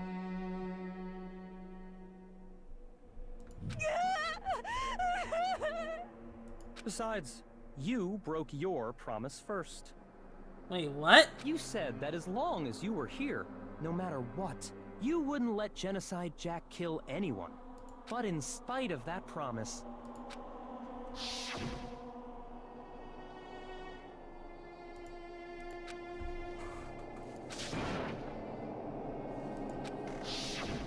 You said if I Agreed, kept my promise, 100%. you would go out with me. That's the only reason I promised. How many times do I have to tell you? I never said that. But you weren't able to do it. You just couldn't resist that rush you got from killing, could you? I tried. I swear I tried to control it, but... But your efforts were useless. What a disappointment. Damn. I hate you. Well, the opening act is nearly finished. All that's left is to hear from the person in question directly. The person you don't mean. He is very cruel.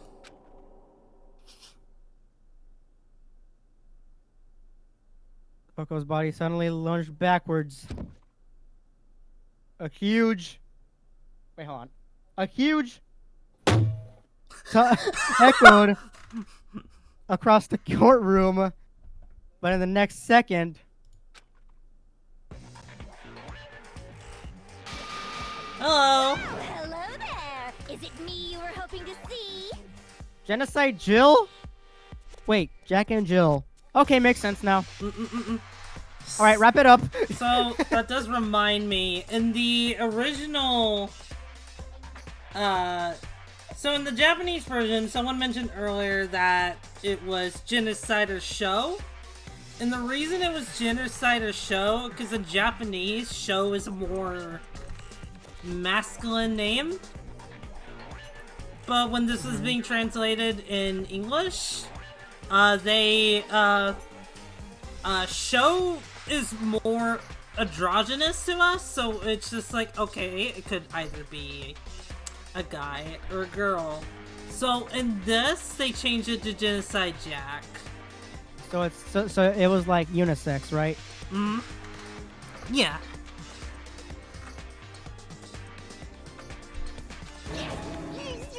What the heck?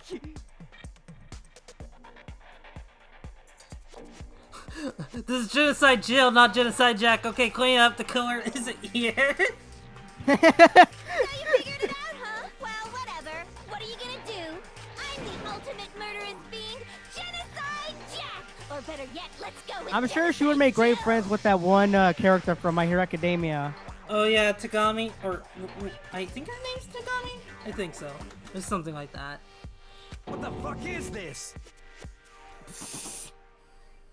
Toko, what happened to you? Not Toko, that's a loser name, and what happened is a textbook split personality. Yes, textbook in major fucking air quotes. Toga. It's Toga. Okay. So what if one of them happens to be a serial killer? You should turn a blind eye to one's faults.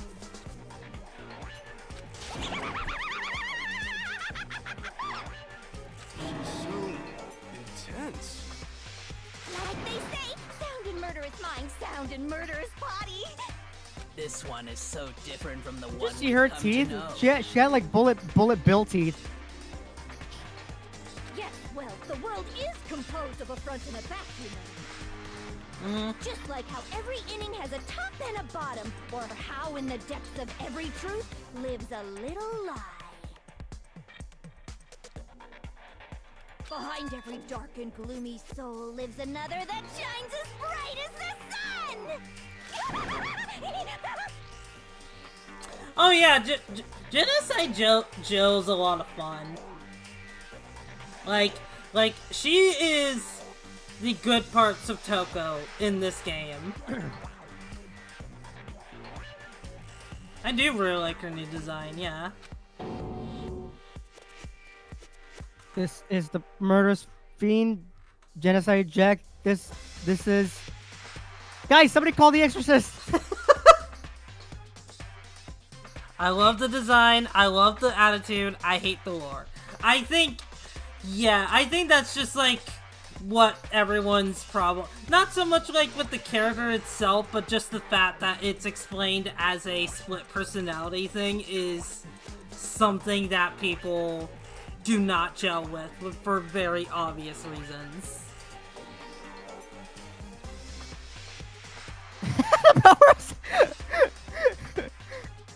The power of Christ compels you! This is beyond insane. Miss Jack, Jill, can I ask you a question? What's up? Okay, that's adorable. Some of us think you might be the mastermind behind our entire situation. What are your thoughts on that?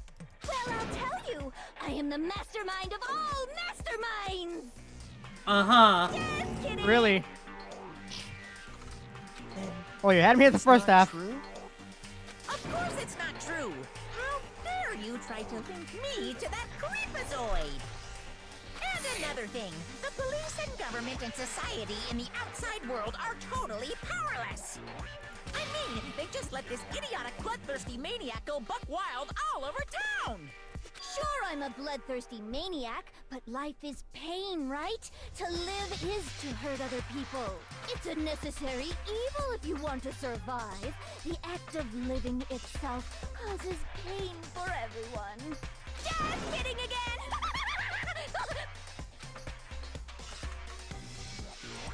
This should be enough to convince you.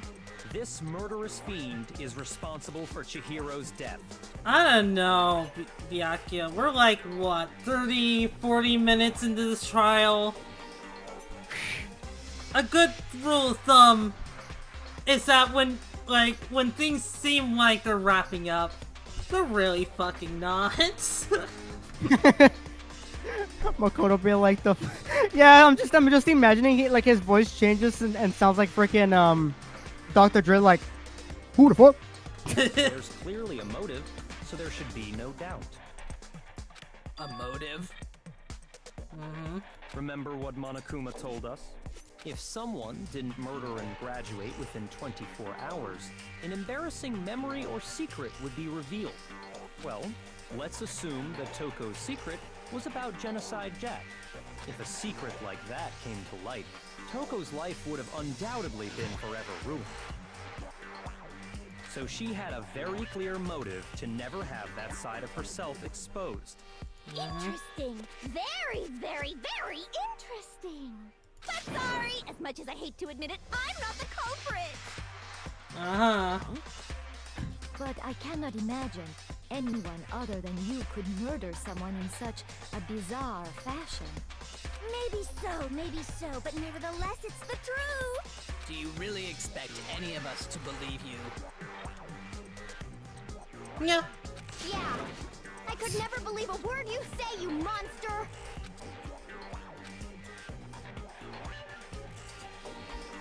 Maybe. Because maybe she's totally right about that, but something's still bothering me. What she said, I need to get some more details about all of this.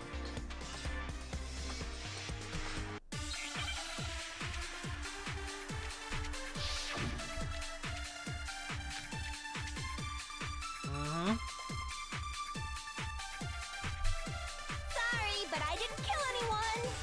Do you really expect any of us to believe it? Perhaps if you had an alibi, that would change things. Oh, an alibi, huh? Now we're talking. When you compare your past murders to this incident, the modus operandi matches completely. What more proof do we need? Give it up. You killed her.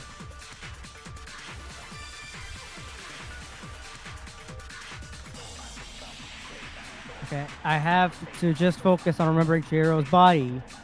That must have the answer. Mm-hmm. That should prove that what he said isn't quite right. Sorry, but I didn't. You say that, but perhaps if you had an When you compare your past, the modus operandi matches completely. No, it's wrong.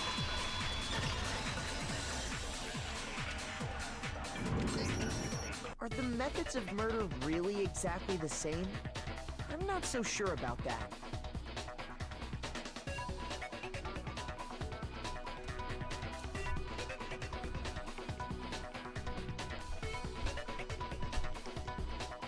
I think there's a slight difference between the Genocide Jack cases and this one.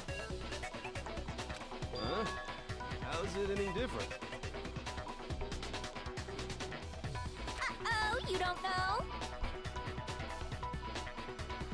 Well then, human garbage, let me tell you!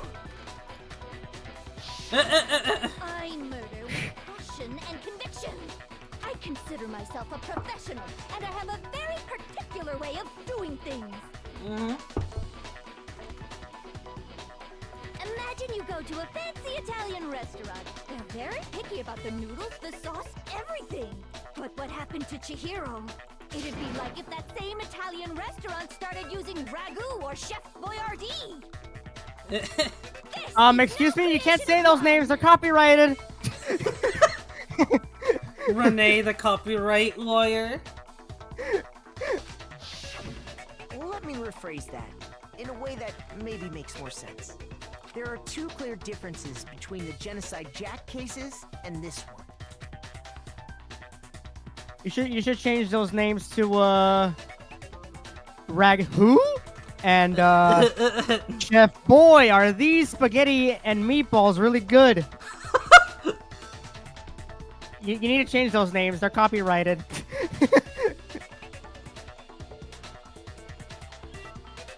Or Chef Boyardee's nuts. And the photos from the other Genocide Jack cases. Look at the neck and stomach.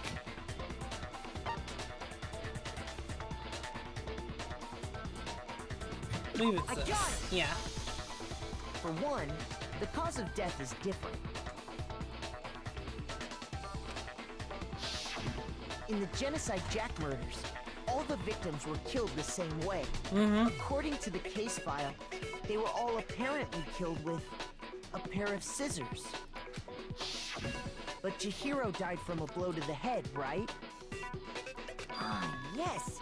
That is remarkably different from the other murders. Boy, are these nuts. Wouldn't it be strange for someone who kills the same way without fail to suddenly change their method? And there's more. One more conflicting detail. That's right. In my recipe of murder, if the bloody message is the tortellini, then the arrangement of the body would be the pesto sauce.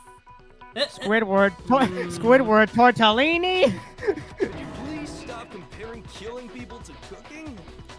No. Are you saying the other difference has to do with how the body was arranged? Also, I did not realize I was wearing a Squidward shirt right now. I'm wearing a Danganronpa shirt, funny enough. Well, in that case, and here you'll see a clear difference. I got it! Do you remember what the killer used to suspend her? They used some kind of rope to hang her up by her wrists. What is your point? Look at the wrist. Well, in all the previous Genocide Jack cases, something else was used to suspend them. Specifically, pairs of razor-sharp scissors. Yes, razor sharp scissors that are so freaking strong they penetrate through the body and onto the wall. And guess what? I used my own specially designed scissors for the murders and the arrangement. Like I said, I'm a professional, so naturally I'm very picky about the tools I use. And you know what else? Big Mac said there's two differences, but he's wrong. Big Mac? Are you referring to me? Big Mac? Listen up, Big Mac. There's actually one more difference. God.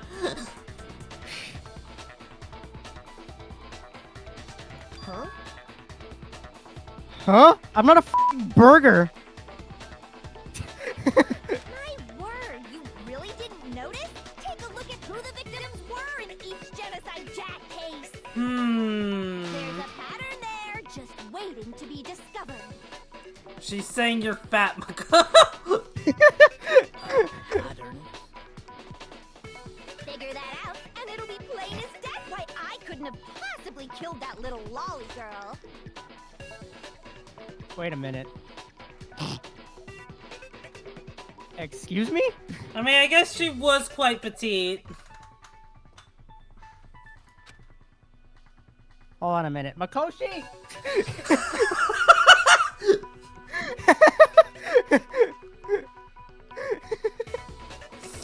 Let's see. Little what? Lolly girl. You know. There was a pattern surrounding the Genocide Jack victims and your hero didn't fit it. If you look at the names of every victim, what you'll notice is... I think I figured it out. I know why she couldn't have killed Chihiro. Because Chihiro was her lover, obviously. Pretty much. Is it because Chihiro was a girl? Bingo! Bullseye! Right on the money! What are you talking about? In all the Genocide Jack cases, all the victims had something in common.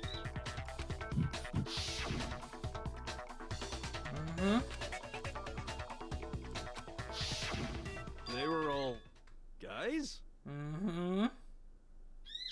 That's right! The people I kill with such passion and conviction are all adorable little men! I can't believe I said it! I'm so embarrassed! The hell is wrong with you? I'm just a full-throttle boy-on-boy fangirl, and the mopey side of me just hates it. But now I'm on the fast track to becoming a full-fledged fan madam! So since Chihiro was a girl and not an adorable little man, you wouldn't kill her? Would an Italian chef suddenly start making ramen just because they're both noodles? Don't be stupid. I have too much passion and conviction to cross that line. That's the absolute reality of the one and only.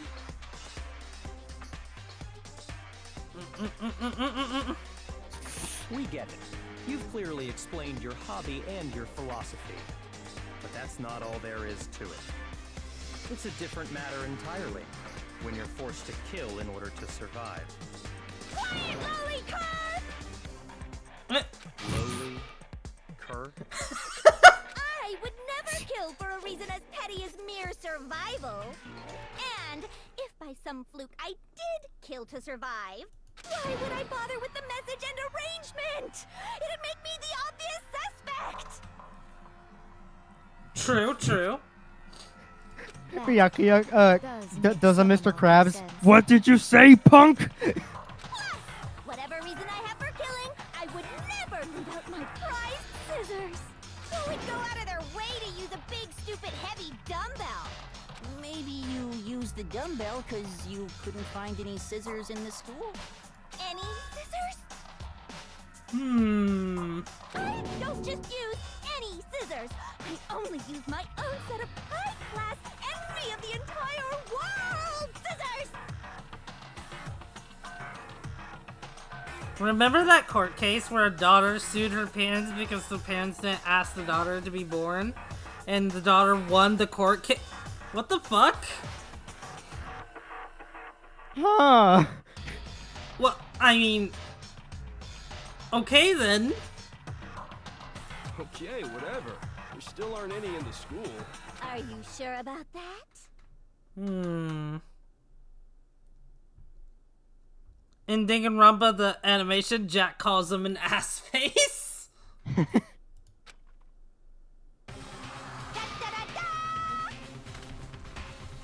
Oh my god, it's Edward Scissorhands! She's fully equipped! That's right! So I can kill anywhere, anytime! Why would I resort to dumbbells or rope when I have my trusty scissors by my side? What the hell is going on? Genocide Jill! Yeah, Genocide Jill, nothing much. Go ahead, tell me I'm wrong. I guess. Then you gutter dogs, all of you. She is free! Not to mention, I have no clue how to tie a good knot. The rope's probably out of the question anyway. He's so fucking pissed. I have no idea what's going on anymore. Could such a heinous villain really be innocent? But the body really was suspended, right? And nobody but the police knew about that.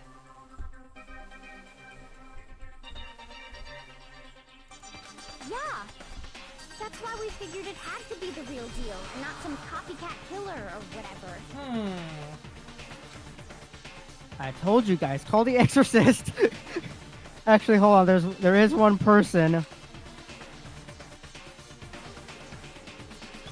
One person who have copied Genocide Jack's cases.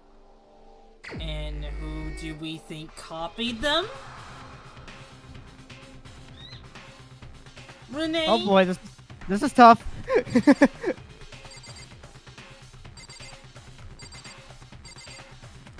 It was Leon. What do you have to say for yourself, Leon? How fucking dare you? And all you hear are the cemetery bells. Bow.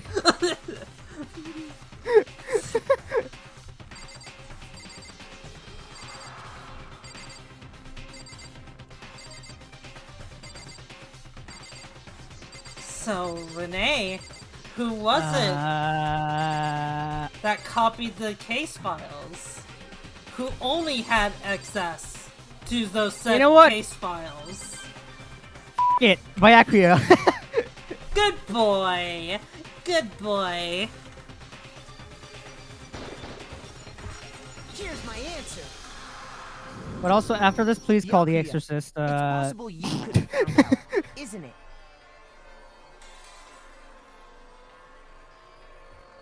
But listen, if Toko says your mom sucks in hell, then call the Exorcist. You'd have no problem gaining access to classified government documents or internal police records. Plus, you'd already looked through the Genocide Jack file before this all happened, hadn't you? Do you need calling Renee the good boy, despite Renee being well, that's because Renee's submissive no matter what size he is. He's just a giant sub at this point. I'm just a tiny dom. You know what? Now that now explains the thing that Han sent on my server. I'm starting to see the connection. I mean, Renee looks like the pet no matter what. Thank you. Thank you. Thank you for proving Dooney's point.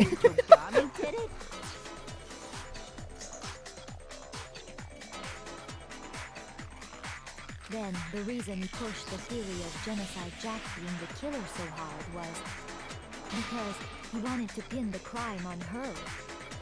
Oh, he rearranged the scene to disguise it and make it look like I put my stamp on it. The adorable glasses man was behind it all. Oh, I'm on fire! Well, Byakuya, what's your response? I see. So now the suspicion falls on me. Mm-hmm. Then I must ask, when would you say I began acting suspicious? Surely you must have an answer. Looking back and thinking about it now, the way you were acting right before we discovered the body was a little strange. Locker rooms. Indeed. No, girls. You wanted to go to the girls' locker room right away, right? But since you're a guy... I should have naturally thought of the boys' locker room first. Is that what you want to say? The victim was Chihiro, a girl. Hence why I said we should check the girls' locker room. But how do you know it was Chihiro? Nothing strange about that, I'd say. No, there was something completely wrong with what he just said. On the contrary, there's something very strange. Okay then, what's so strange about it? Go ahead, share with the rest of the class. There was a clear contradiction in what you guys just said. And I wonder. Let me be clear. I need to make it clear to everyone. Absolutely. Let me be clear. Next, we're going to add something called a truth flashback. Oh boy, this mechanic. If you aim at a weak spot and hold down the left mouse button, then you'll memorize that weak spot. This memorized phrase can only be shot once as a single truth bullet. If you shoot or change the truth bullet, it will disappear from your truth cylinder. However, you can use this flashback feature as many times as you want. If you don't seem to have the answer to a lie or contradiction in your loaded truth bullets, it might be wise to memorize a different weak spot and use that to make your case. When's the best time to flashback? Well, you'll just have to use your keen wits, won't you? In this case, though, I will say that if you don't use a flashback, you won't be refuting anything. Well then, good luck, and have fun. So we need to flashback a sentence.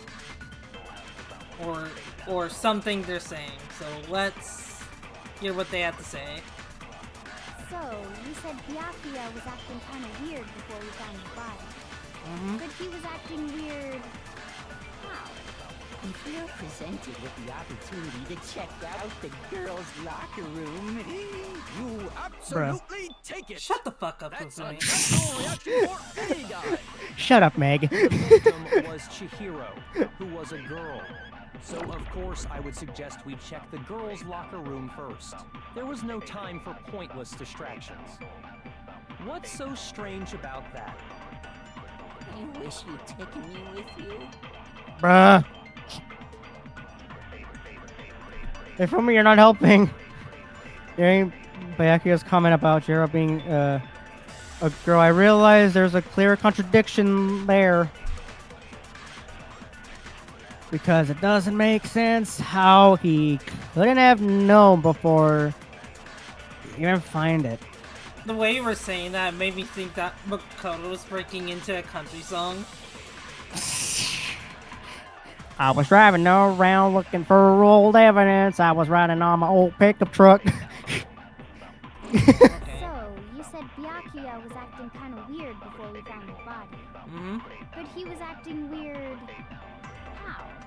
If you're presented with the opportunity to check out the... That's unnatural! The victim was Chihiro, who... So of course I would suggest we check the girls' locker room first. There was no time for pointless distractions. What's so strange? Okay, I think I have it mixed up. Hold on. I'm going to go ahead and shoot that and then... Okay. So, you said Byakuya was acting kind of weird before we found the body. But he was acting... If you're presented with the opportunity to... That's unnatural! The victim was Chihiro, who... There we go. No, it's wrong.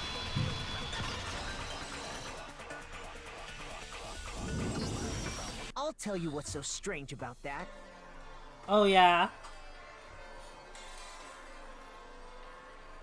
I was riding on my track. Fumi fucking sucks.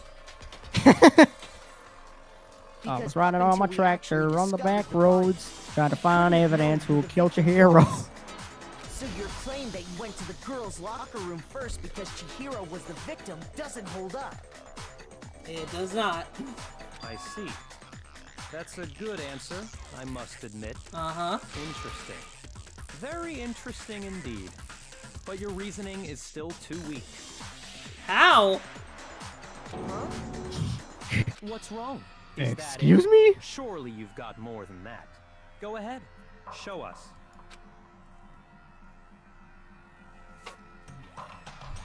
What's with Byakuya's attitude? It's like he doesn't even care. I got him cornered, but he's acting like it has nothing to do with him. What's the matter? You're not finished already, are you? There must be more to it. There is. I think. There is more to it. Think about it. Thank you, Kyoko. We just talked about the differences between Being the this voice of reason. and past Genocide Jack incidents. The proof you're looking for is hidden in there. Oh? Proof that I'm the culprit, you mean? Mm-hmm.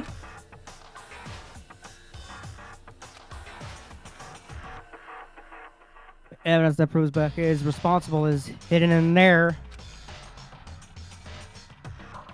What could it be? Kyoko finally says something.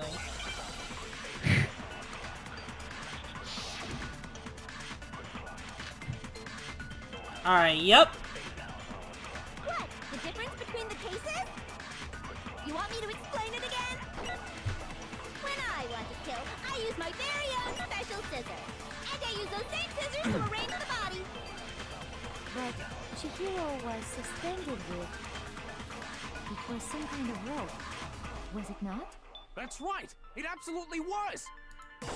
Then there must be something very fishy indeed about that rope. Hey, Byakuya, where'd you get it from, huh? I'd never seen that rope before in my life. Aha! No! Fuck you! You have seen that rope before. We fucking know it. You used it. So what's going on? Actually, I'm pretty sure you have seen it. So before. we're currently accusing Byakuya of being the murderer because he is being extremely suspicious, and he's being very difficult. Because, you see, that rope, or should I say, that extension cord? Mm-hmm. An extension cord? Man, if only we had taken a closer look and looked at the very obvious fucking plug that's on the end of it. If only open your third fucking eye, for the love of God.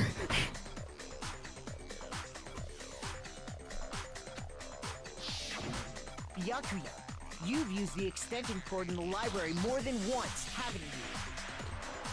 And the same extension cord that was in the library all this time? Yeah, it was him. Wrap it up. We got him, boys. After the murder. And there's no way someone who uses that extension cord as much as you do wouldn't discover that fact. And Byakuya must be the one who took the extension cord. I can't imagine any other possibility. Mm-hmm. That's really what you think? Then your conclusion is something like this? I killed Chihiro in the girls' locker room, then hung her up and wrote that bloody message. They said it! I intentionally made it look like Genocide Jack was behind it. Is that about right? Yes. He's doing it again. He's totally calm, totally unconcerned. And if he's not even involved... Wait, not even involved. What's wrong? I asked you if you think that's what happened. I mean, from the library scene, it looked a bit yeah. Hell yes, that's what happened. So that's it, right? Byakuya's the killer. I don't disagree with not disagreeing. He kept calling this a game, right? So he'd be totally willing to do something like this to win. Maybe too obvious. We're about an hour into this trial, I believe. And I say just like, oh, when you think it's over, it's really not. Sorry, but could we hold on just a second? Byakuya has a punchable face. Can I punch it? Talk about this a little more. Do we really need to? We've already decided who did it. I know, but still, there's something that's still bothering me. Is that right? And what, pray tell, is still bothering you? I killed her in the girls' locker room, then disguised my crime. Specifically, I dressed it up to make it look like it was the work of a homicidal psychopath. What about all that bothers you? The fact that you're like so calm about it. And the thing is, he also found those Genocide Jack files before he decided to discuss about it. Mm-hmm. So this was, I feel like it was all premeditated. Hmm.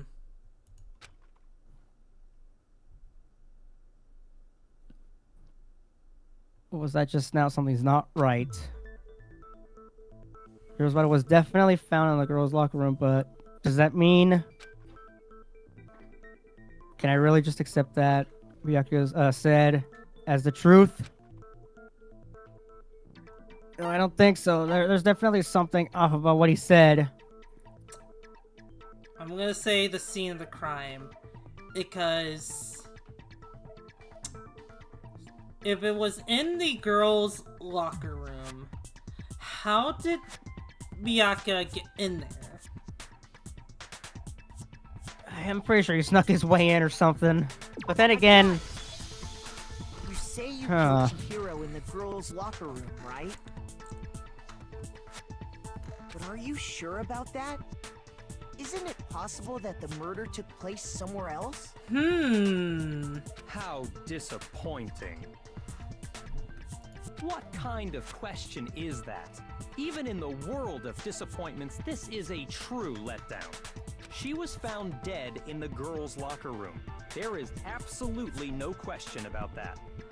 How could the scene of the crime have been anywhere else? Well, I think it's entirely possible that she was killed somewhere else, then carried there later. Along with the rest of the murder scene. Yep. The rest of the murder scene? That was awfully specific. Please tell me you have a reason for saying all of that. And now he's pissed. I believe I do. I believe I do. And that was you! Did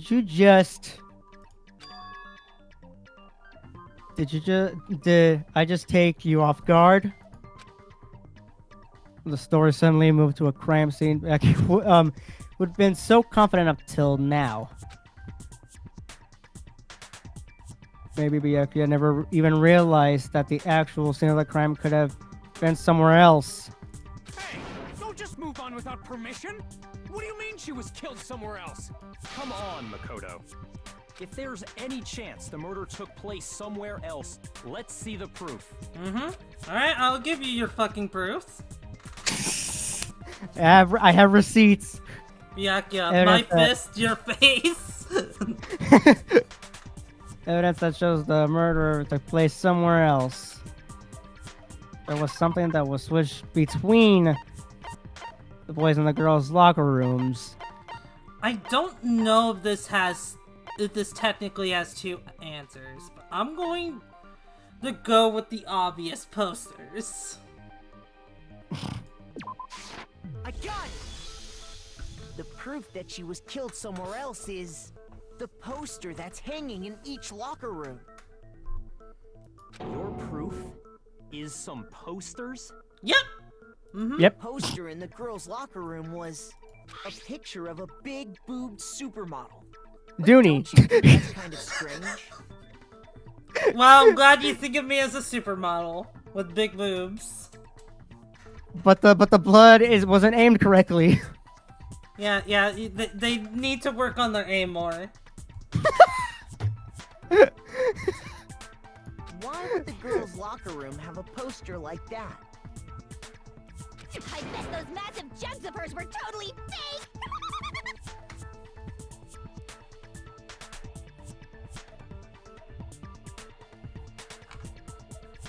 He is really well written. Like what makes him work is that on a second playthrough, like, okay, you get where he's coming from. You understand like what he's doing. and whatnot. He's still an absolute jerk, but you can't help but get entertained by it. You love to hate him, exactly. That's the kind of character Byakuya is.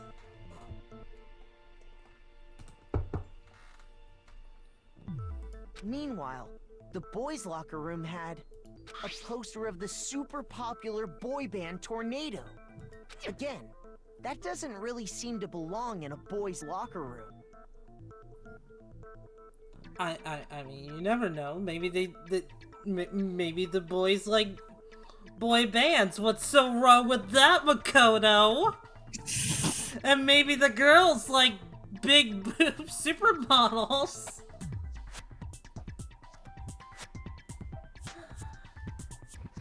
Just imagine. Oh yeah, I have seen Tornado before. They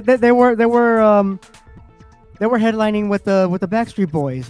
I think in hindsight, the entire scene where he's revealing who Toko is, oh yeah, it is definitely super, super cruel. Maybe in this world, everyone's gay. I mean, you never know. Again, Japan is behind all the time, to be fair. Yeah, I'm just poking fun at it is all. So you're saying that maybe the posters were switched? And there's one other thing I noticed about the locker rooms. Mm-hmm. You know what I'm talking about, right, Sakura? You're referring to my protein coffee, aren't you? Protein coffee? While I was in the girls' locker room earlier, I spilled some protein coffee on the carpet. But I noticed that after the murder, the stain had been totally scrubbed away.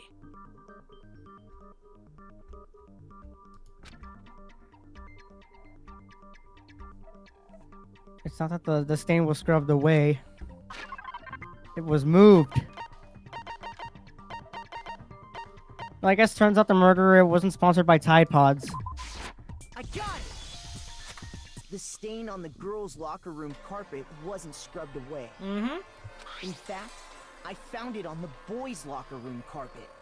That's definitely the stain from my protein coffee. Mm-hmm. Then... Whew! Glad it wasn't a skid mark.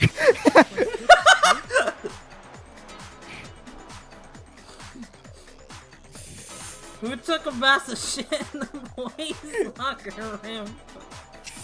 Who wiped their ass on the carpet? Who ran out of toilet paper and decided to use the carpet? Who was doing a freaking a freaking butt rub like one of those freaking dogs? Who had Taco Bell and didn't tell anyone?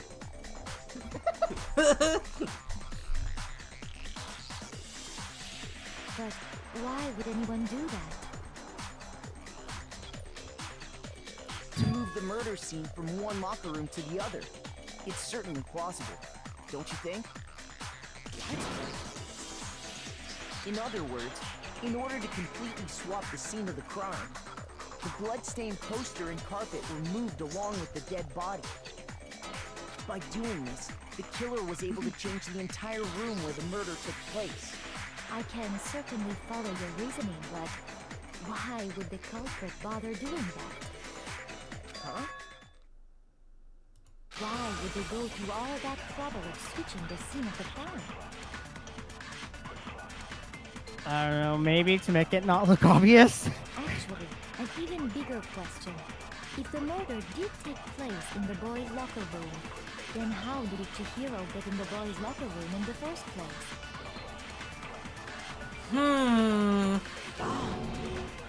To get into the locker rooms, you have to swipe your e-handbook across the card reader device. But Chihiro's handbook should have only allowed her access to the girls' locker room. She had no way to get into the boys' locker room to begin with. No, she did have a way, and I can tell you what it was. Oh yeah? I will doubt that. Shut up! I'm telling you, I know how she could have done it. Shut up! Let me answer this question. Is he right? Could Jiro really have gone into the boys' locker room somehow?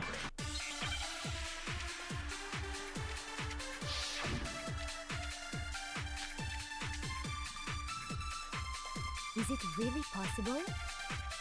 Could Chihiro really have gotten into the boys' locker room somehow? Ah! I got it! She must have hacked her e-handbook. She was the ultimate programmer after all. That could be possible. No problem for her. No, I don't think that's it. She used the thing that was in the main hall. Huh? What thing? I'm talking about Leon's handbook, of course. I'm actually trying to remember. She could get into the boys' locker room no problem.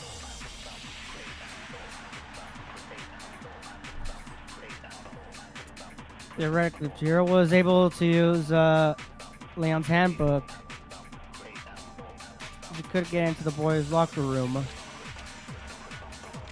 When we found Leon's handbook in the main hall, there's no doubt that it was. In which case, can we really say that she used it? Okay, yeah. I want to check on that because I wasn't entirely sure. She must have hacked. She was the ultimate. I'm sure that would have. No, I don't. She used the thing that was. Huh? I'm talking about Leon's handbook, of course.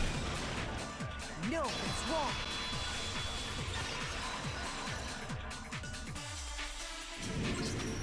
No, I don't think Chihiro used Leon's handbook. Why not?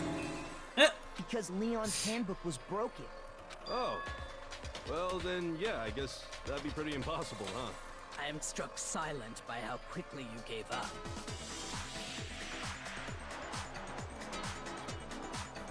Plus, is there a regulation against using someone else's Hey, Little, handbook? how's it going?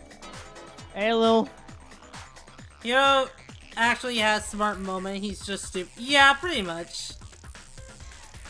Actually, the rule states that loaning your handbook is prohibited. It says nothing about borrowing one. In other words, you could borrow a dead person's handbook all you want, and you'd be safe. Yup, yup, yup! Hit the nail square on the noggin! Of course, if it were broken, that wouldn't make any sense anyway. So then, she must have hacked hers, like I said. She used her ultimate programmer skills and... You can't fix an e-handbook. The instant you open one up, a security buzzer starts blaring. So, if she didn't use Leon's handbook, and she didn't modify her own handbook... Maybe Mr. Naegi's initial assumption is just... wrong? It seems like there's no way she could have got into the boys' locker room. So I guess so. Exhausting day of shopping in a good way or a bad way? Okay then, I vote for Byakuya. Damn. Is that it then?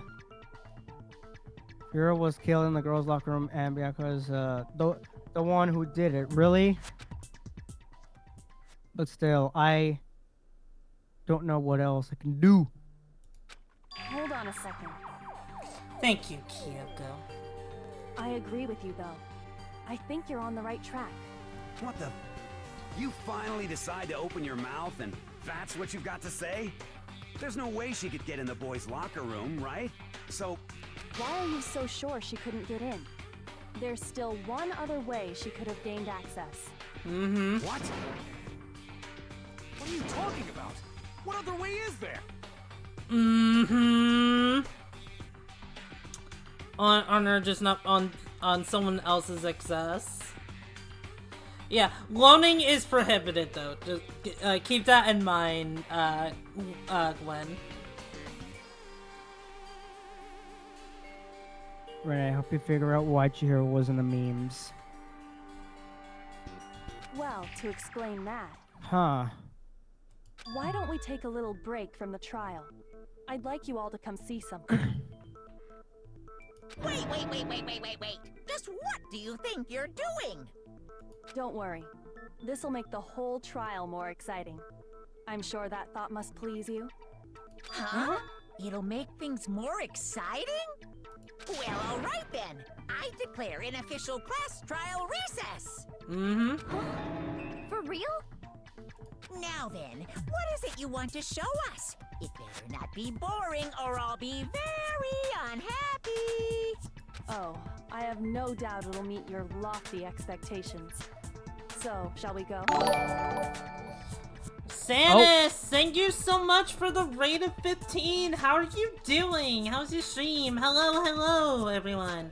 I am Dooney. I am usually a fairy. I might look like a human right now, but rest assured, I'm a fairy.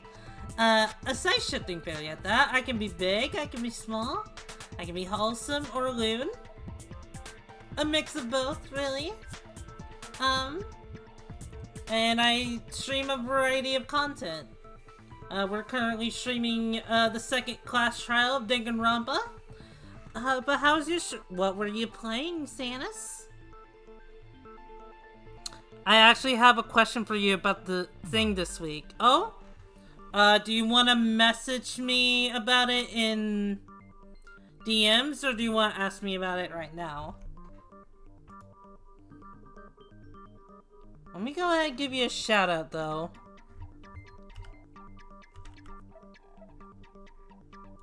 Let's see, what was it? Right. Sanria.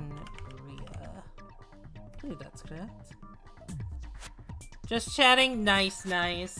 Just chatting streams can't be really Rojo.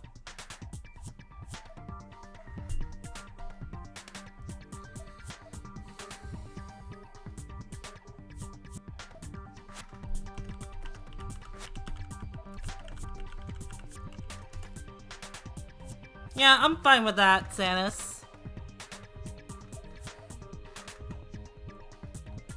Yeah, I really like Hina. She's like one of my favorites from this game.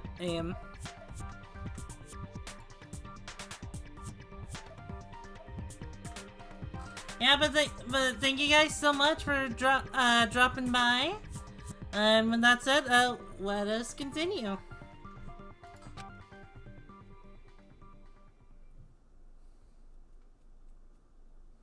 So before I even knew what was happening, the class trial had been put on hold. Mm-hmm. We headed off with Kyoko on the lead. And where she took us was...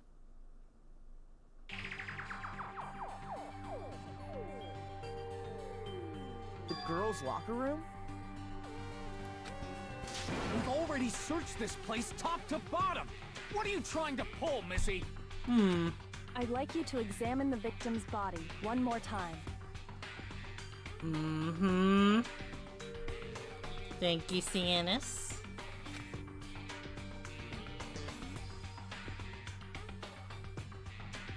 Yeah, we're basically playing the game because Dooney wants to educate me on the whole lore of Danganronpa since I didn't know much about it.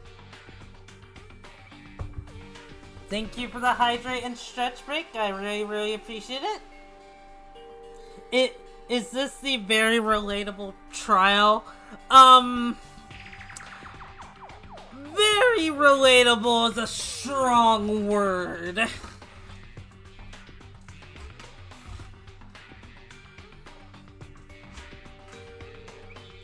Be sure to examine the entire body very carefully. Take your time. Examine her carefully, like using our... Ew, Kafumi, stop! Hold on, let me go. Hold on, give me a second. Put yourself together. Sorry, I slapped him. I know what you mean, but... It's probably best if I don't run my hands all over a girl's dead body. We'll have you playing the Beachy Wild Drive. Alright, bet. Have a good drive.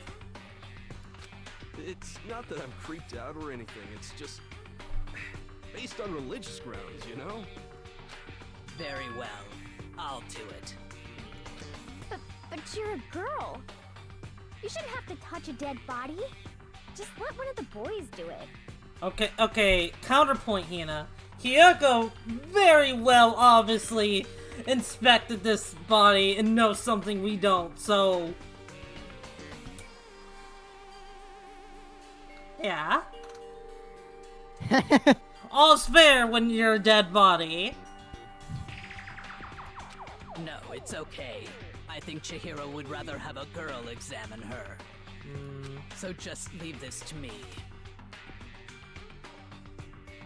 Wouldn't it be kind of I mean, like, the murder took place at 2 a.m. I believe it's morning when this takes place. So, would the body have decomposed at that point? I mean, it takes a while for like a corpse to be like to be rotting. I would assume. Yeah. Sakura. What is this? Some kind of secret girl-on-girl action? Is that what you two are about? That's not it at all. Stop screwing around. Okay, here I go. I'm sorry, Chihiro. Please excuse the intrusion. It takes like 2 days to start smelling, I think. That sounds right.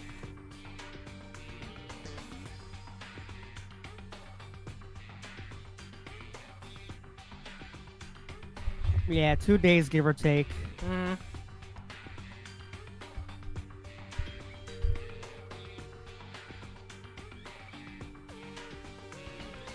Be sure to check her entire body, and I believe we will solve this particular mystery. Her entire body? I know you say that, but... What? This is... What is this? Yep. What is it? Not possible. It's not possible. April Fools. Wait, what? Wait, what do you mean, Tails doll?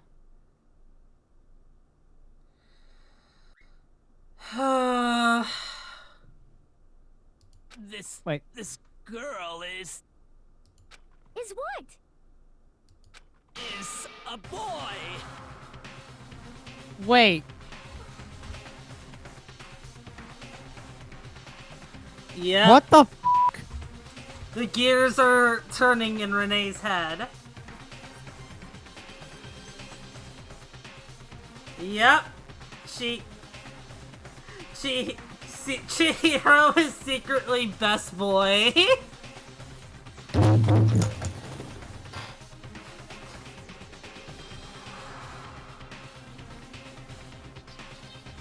What? Huh? Yeah. This is the other controversial thing I was talking about.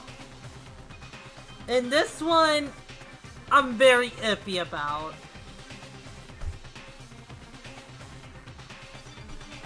Okay. Let's keep going. Okay. I'll let it continue, then I'll explain my piece. Okay. I see. So she was actually a he. Interesting. Thank you for confirming this fact. What? You're joking, right? I really don't know how to feel about these reactions. I wouldn't joke about this. Then it's really true?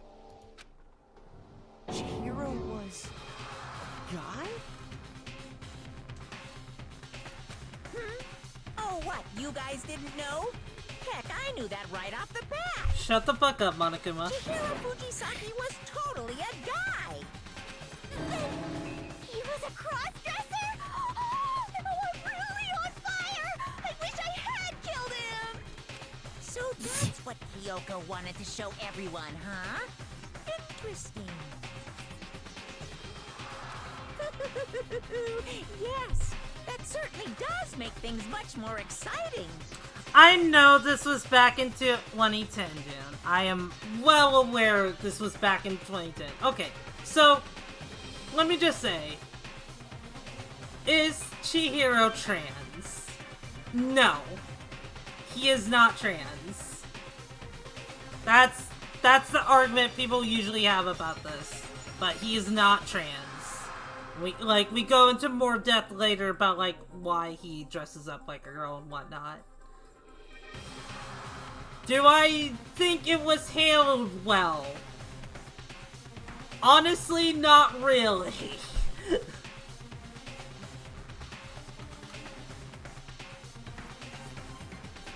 In the 1950s? Yeah, trans people have been around for a very long time.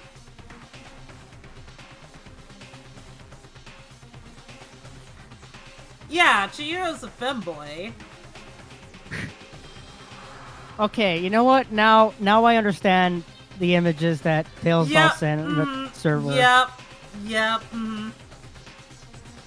This has to be like the most the biggest plot twist. Now let's ride this wave of excitement back to the courtroom and get back to the trial. I know. Like, I think the big thing is I don't like how some of the characters here react to this. Like, I can understand, like, oh my god, that's really shocking, but some of them are just like, I don't know, it's kind of iffy. Now then, let's resume the class trial. We've all just learned of the shocking revelation that Chihiro was actually a boy. Let's pick up from there. Yes, well, I don't know his reason for hiding it, but the fact is, Chihiro was not a girl, but a boy. Yeah, and I have nothing against Japan, like, doing secretly boy characters or vice versa. Like, I have nothing against that. I just like it when it's handled with respect? If that makes any sense? Uh-huh.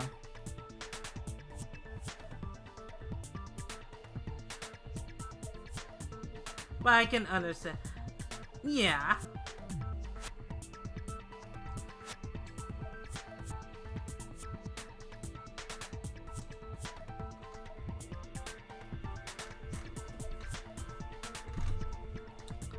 But that's just like my opinion on it, you know?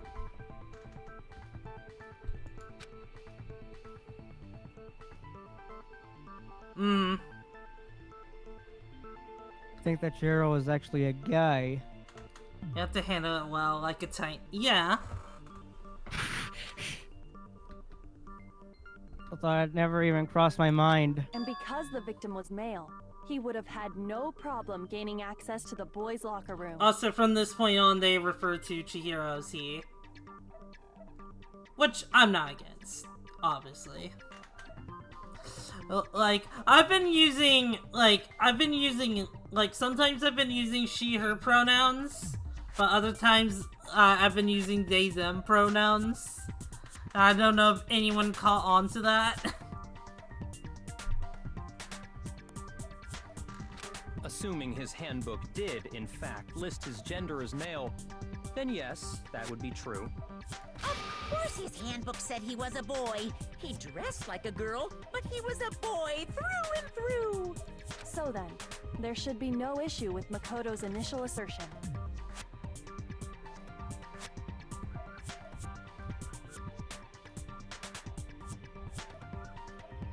The victim was killed in the boys' locker room, and was then later moved to the girls' locker room. And the killer could have easily used Sayaka or Junko's handbook to get into the girls' locker room. So Chihiro really was killed in the boys' locker room? I still don't understand the motive for moving the body, but yes, that does seem plausible. Well, I must admit, I did find it rather odd. I knew he felt a little off. There was a certain incongruity to his female body. This is the most titillating situation! Yeah, these trials can go on for a while, and they are even longer in the sequels. I need to play Ace Attorney at some point. I really need to play those games. So now everything has been connected. All the mysteries have finally become clear. Okay, well, connected or clear or whatever. We still think you're the killer, remember? We haven't forgotten. But there is a problem with all this. Byakuya is clearly surprised that Chihiro's a boy. Very interesting. This has become very interesting indeed. Wait, so you never played Danganronpa 2 and 3? That's interesting. I wouldn't say they're all trials, but like the 2 and V3 are longer games, and because of that, the trials go on for a little bit longer than what they usually would.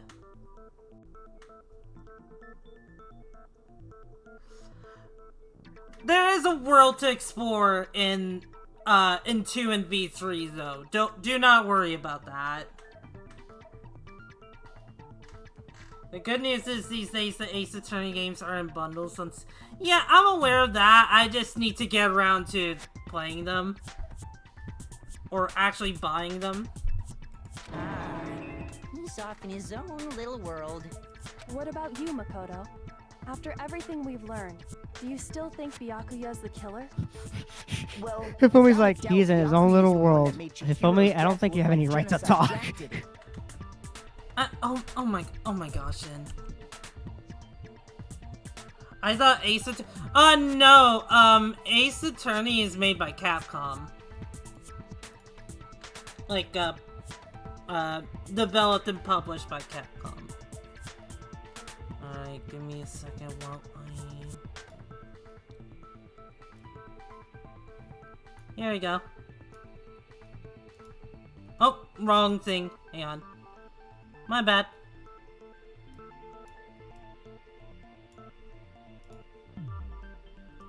There we go.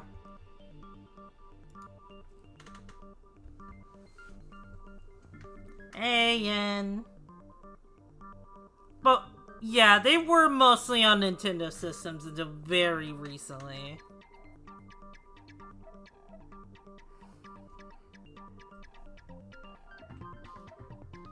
Gotta go and a some might miss Renee's music video. But I... Oh, it's okay, Tails doll. I will post. It's gonna be on Twitter. I think he might not actually be the killer after all. What? But aren't you the one who accused him in the first place? He just seems to be too easygoing about all this. Like he's enjoying us solving the mystery. The way he's acting, it makes it seem like it doesn't have anything to do with him. What does the kiss redeem do? Basically I give you a kiss. Is what it does. And you think that might be because it doesn't have anything to do with him? Plus, the evidence he left behind was a little too... how can I put it? Overt.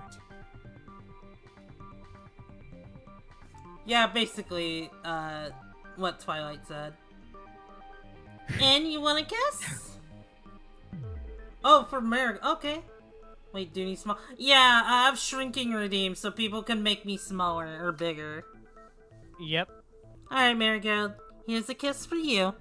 Mwah. He consciously chose to use the extension cord, knowing it could connect him to the murder. At least, that's how I see it.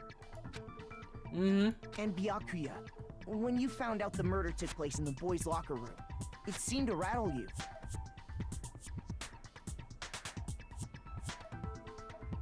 Oh yeah, I did make myself smaller. Yeah.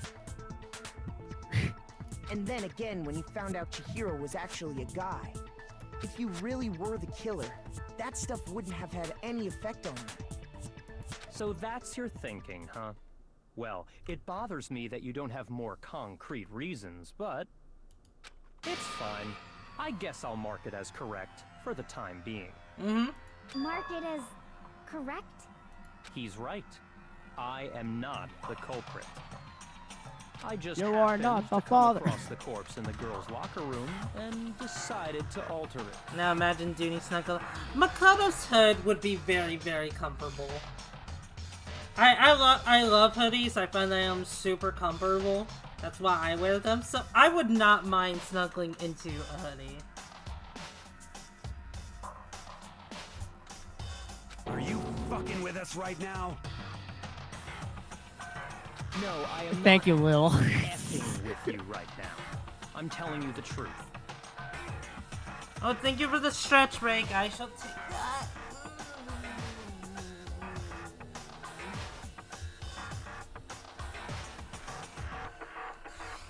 But damn, what the fuck? He might as well be. I honestly though. Well, I find it very hard to believe. Go ahead. Find it very hard to believe. You're free to be executed along with the rest of us. Thank you for the stretch shoe. Rardo. If you're really telling the truth, then why? Why do you do that to his body? My reasons hardly matter right now. Uncovering the culprit is much more important, wouldn't you say? Now then, if it wasn't me, who was it? Well, I don't think I can say for sure without talking about it a little more. We're seriously gonna keep going? We're all good, aren't we? I thought it was clear Byakuya did it. It was until we realized it took place in the boys' locker room. No, I'm with Makoto. If there's any doubt whatsoever, we need to explore every possibility. Call me G. Alright, I'll call you G.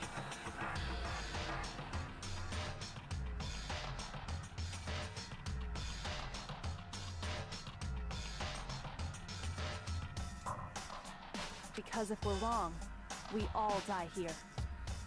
That's true. Very well then. I'm with you too. Damn straight. Count me in. Do you not have a mind of your own? Of course I do. What am I, an ant or something? No, that's Renee's job. Thank you, Dooney. Anyway, let's discuss this all as a group one more time. We still have time to make our decision. That's very true. Our lives I mean, I'm are not an on the line. ant at the moment. Excellent. Then shall we resume our game of hide and seek?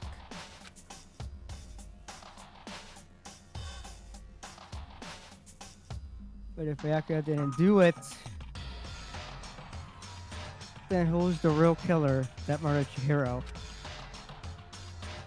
There's one thing we can be sure that we know about the killer. The killer was able to gain access to the murder scene, which means I got it!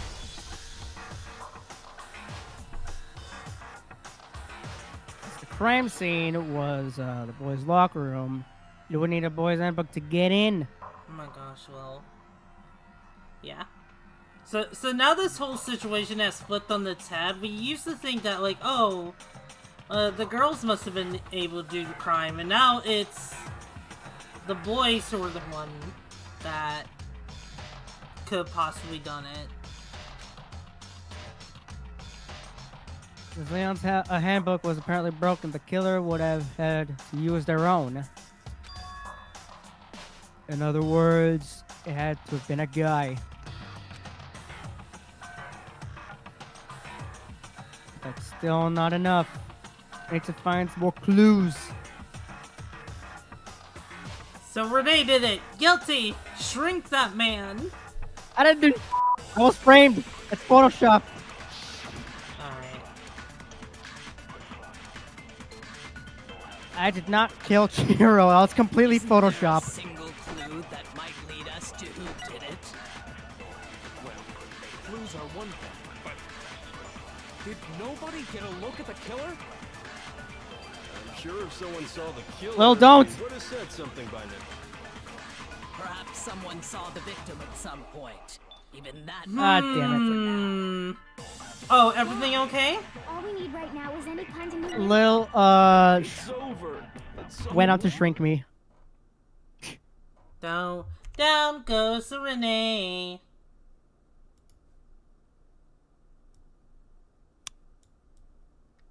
Ha ha ha ha. Ah,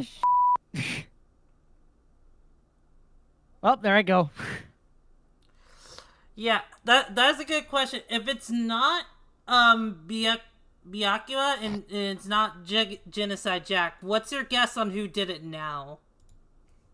Hifumi. I'm just kidding. If only. You want to know who saw the victim? The killer. And only the killer. Nope.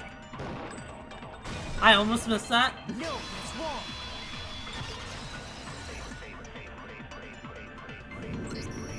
I believe someone else did see the victim before he was murdered. What do you think, Celeste? I wish it wasn't for me. Now that you mention it, yes, I did see him. Huh? Really? Oh, but I suppose only Makoto knows about this. The rest of you had no idea, did you? That is why you're all making such ugly noises. Whatever! Just hurry up and tell us! It was last night, right before nighttime. I saw Chihiro in the dormitory warehouse. Alright, now pay close attention to what she's saying here. I saw him stuffing a track jacket into a duffel bag. And then, I assume, he headed off to exercise. Also, pay attention to the jacket itself that's sticking out of the bag. Track jacket and a duffel bag? But we didn't find anything like that at the murder scene.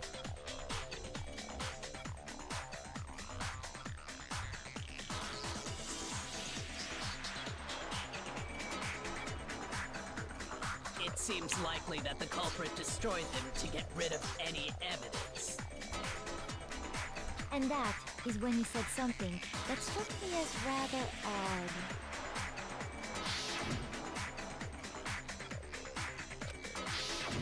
Chihiro told me he was in a hurry. But why would he be in a hurry? Only if someone were waiting for him, I should think. So, Mr. Fujisaki was on his way to meet with someone, and then they were going to work out together? But Hina and I had invited him to exercise with us plenty of times, and he always declined. Probably because he was afraid you'd find out the secret he was hiding, right? Which means that conversely, he must have trusted whoever he was meeting with very much, enough so that he was willing to risk his secret being revealed. What a marvelous friendship! The point is, whoever he met up with is the culprit, right? So we just gotta figure out who it was. But knowing what we know, I can't even guess. No. You already have what you need to make the connection. Yep. Huh? You know who the killer is. Seriously? Who is it? Who's the killer? Think back to the track jacket and duffel bag the killer disposed of. Focus on the details of these items, and it should become obvious who was waiting for him. Are you sure about that? You really think we can figure out who did it based on two pieces of evidence that we don't have? What? You want to track down some fingerprints or something? Even if we had the equipment for that, we wouldn't know how to use it. As was noted, the evidence is already gone. There's nothing to get fingerprints from. Maybe, but we can make certain inferences if we just take the time to talk it out. Easy for you to say. But fine. Celeste, did you notice anything special about the bag or jacket? The bag was just a normal duffel bag from the warehouse. All the bags in there are the same, so I can't imagine what would make that one special.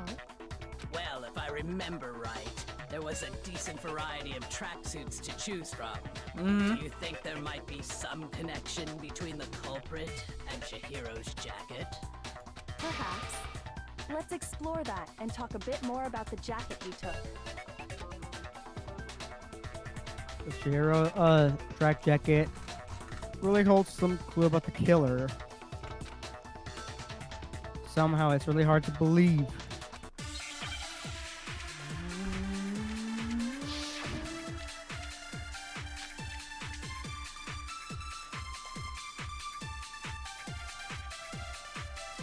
First of all, we know where Chihiro was headed. Mm-hmm. He was on his way to go exercise. Mm-hmm. So next we have to ask, why did he choose the specific tracksuit that he did?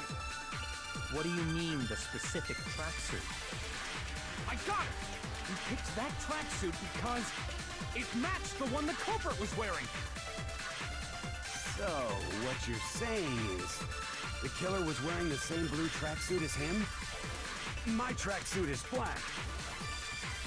I don't even have a tracksuit. Cause exercising sucks. I have a white tracksuit personally. I got it from the warehouse, if you must know.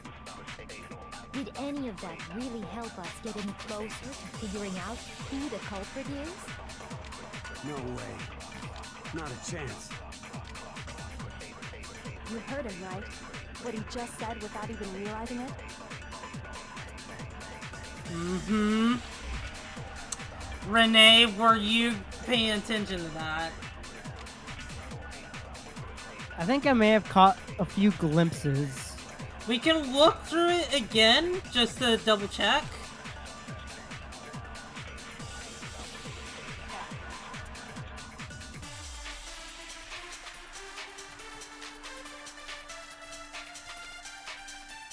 First of all, we know where Chihiro was headed. He was on his way to go exercise. So next we have to ask, why did he choose the specific tracksuit that he did? What do you mean, the specific tracksuit? Meanwhile, I'm just gonna vibe with this track. I got it! He picked that tracksuit because it matched the one the culprit was wearing. So, what you're saying is, the killer was wearing the same blue tracksuit as him? My tracksuit is black.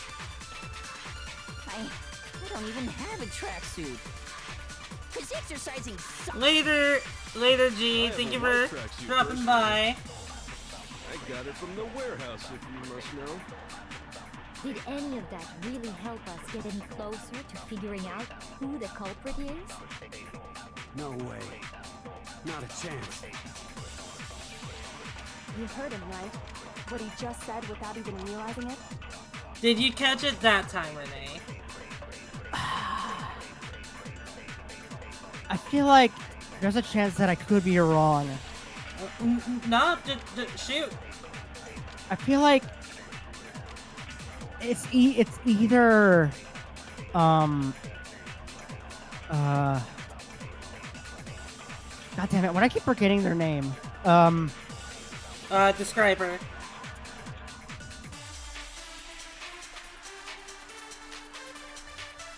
It's either Mr. F***ing Jamaican man. Or what's the ice spider? Frickin' toupee. I'm sorry if I I'm sorry if I don't remember the names. I'm kind of like blanking out here and trying to figure out. Nah, you're fine. Here's what I will say. Do you remember if we said anything about what color the tracksuit was? One said that okay, so it was a blue tracksuit that Chihiro had. Mm-hmm. But did Celeste say it was a blue tracksuit? Did Celeste say? I don't think Celeste said anything. First of all, we know where Chihiro was headed. He was on his way to go exercise. So next we have to ask, why did he choose the specific tracksuit that he did? What do you mean, the specific tracksuit? I got it! He picked that tracksuit because it matched the one the culprit was wearing. So, what you're saying is, the killer was wearing the same blue tracksuit as him? My tracksuit is black. Did you catch it that time, I don't Renee? even have a tracksuit. Yeah, Mondo said that his tracksuit was black. I have a white tracksuit. Before that. personally. I got it from the warehouse, if you must know. What did he call Chihiro's Any of that tracksuit? really help us get any closer to figuring out who the culprit is? No way. Not a chance. You heard him, right? What he just said without even realizing it? I can Wait, hear what's it called? I can hear the gears in Renee's head.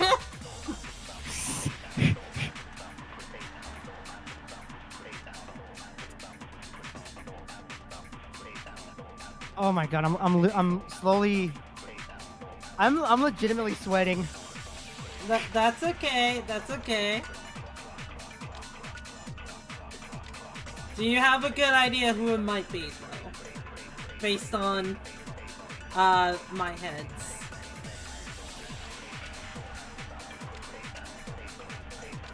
Oh god, I feel like I may be overthinking. Like between the Jamaican guy and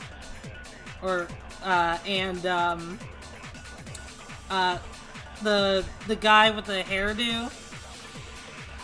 Which one do you think did it?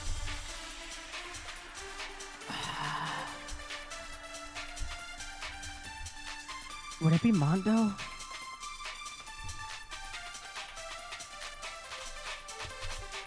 First of all, I feel like I'm about to on his panic. list, so next bit, why It's did okay. he choose? What do you mean? I got it! It matched the one. So, what's your... The killer was wearing the same blue tracksuit as him?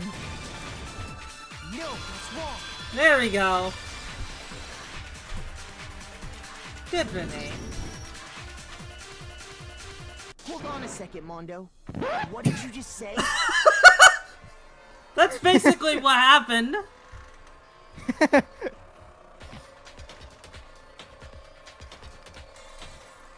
Huh? What'd I say?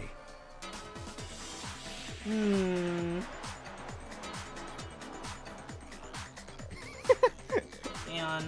got a text.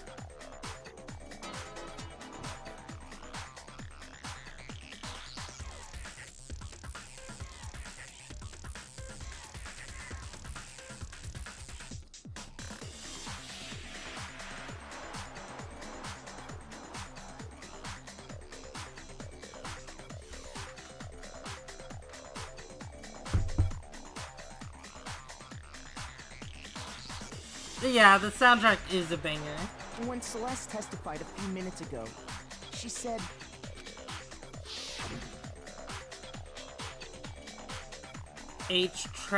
Track jacket. Celeste never said it was a blue track jacket. That's why that's why I was trying to get you to piece together. Yeah.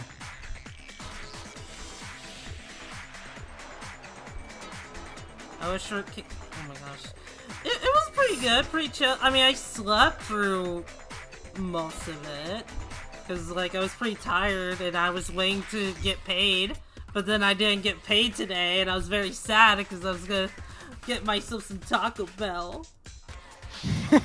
she never said anything about the jacket's color. So why did you say Chihiro's blue tracksuit? What are you? You just... Hey, Celeste. What color was Chihiro's tracksuit? As a matter of fact, it was blue. And before we began the trial, did you tell anyone that? The only one I told about any of this was you. Then, Mondo, how did you know what color Chihiro's tracksuit was? Because I just... I'm sure he Huh. saw it at some point in the investigation. No, that can't be it. The bag and clothes were surely disposed of by the time we began our investigation. Then the only reason he could have known what color the tracksuit was is if he saw Cherry with it before he died. That's the only possibility. Cherry? Are you talking about Chihiro? So, how about it? Did you see the tracksuit or didn't you? Just by chance. I just happened to see it last night.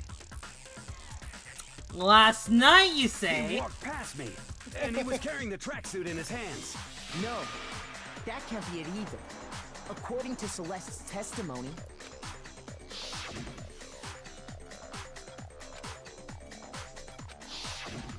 when Celeste noticed it, Chihiro made a point of making sure the jacket was completely in the bag.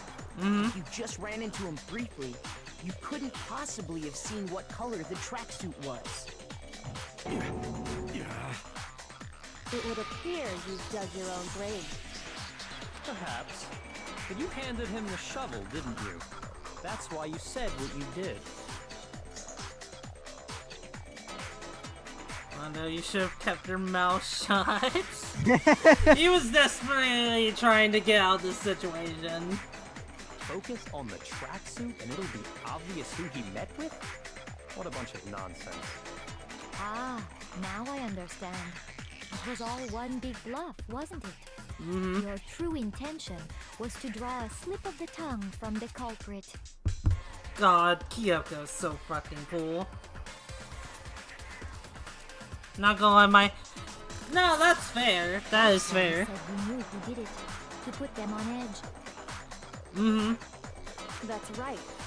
However, Mondo was my target all along. I had my suspicions about him from the very beginning. But why? What made you so suspicious? That's a good question. Because I hate him!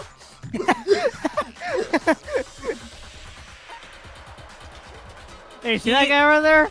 I know, he did it because I don't like him. He was acting pretty odd during the investigation because he got like all mad when Byakuya treated Chihiro like an object, and not to mention just like talking about how Chihiro wanted to be stronger. So oh.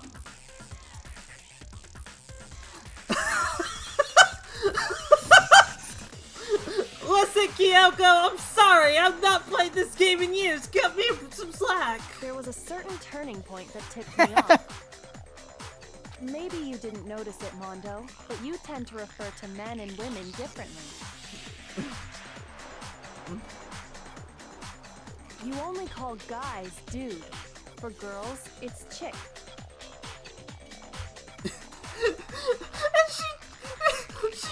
She moves on! She fucking moves on! Yeah, she just brushed it off. You brushed it off all, like, okay, but anyways.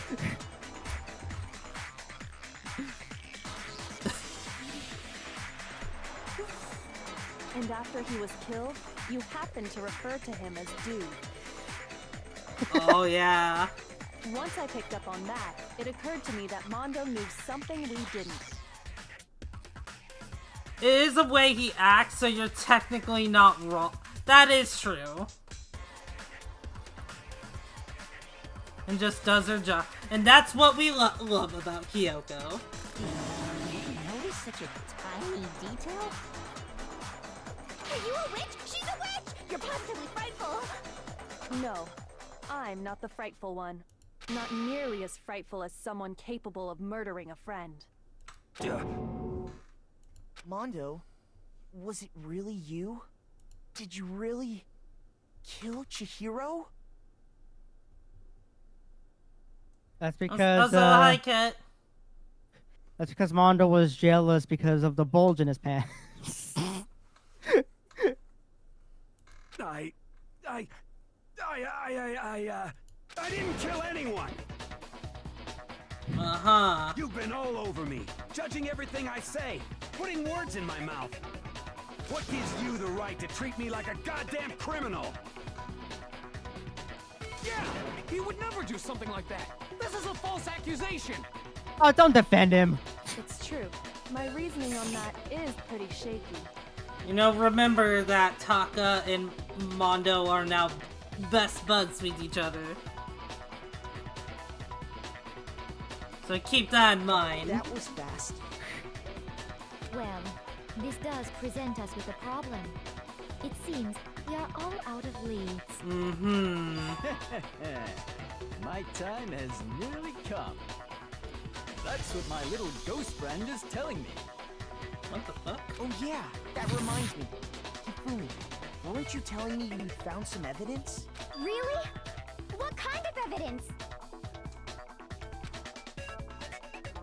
Actually, you know, now that I'm thinking about it here calmly, it might not be all that relevant. Hifumi, fucking tell me, or after I'm done with you, you're not gonna have any fat left on your body. Jeez, does your confidence just get up and walk away? It's fine, man. Just tell us. If you really insist, then... Spread it out! Here it is. What do you have there? It happens to be an e-handbook. I found it laying on the ground, so I scooped it up.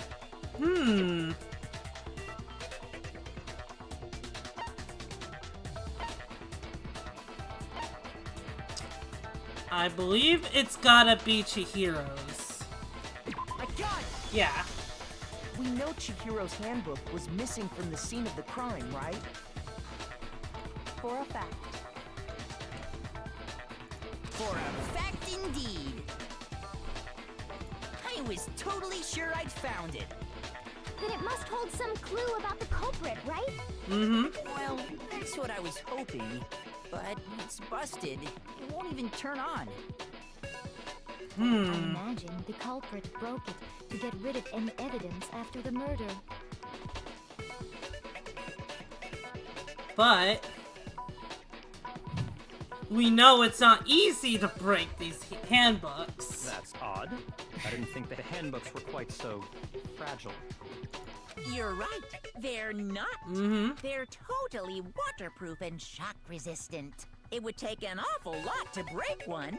And yet, this one does appear to be broken, as is Leon's, sitting useless in the main hall.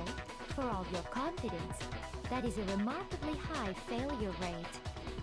Somehow the handbooks are military grade. There might be some kind of mystery in there somewhere. How precisely did the handbooks get broken?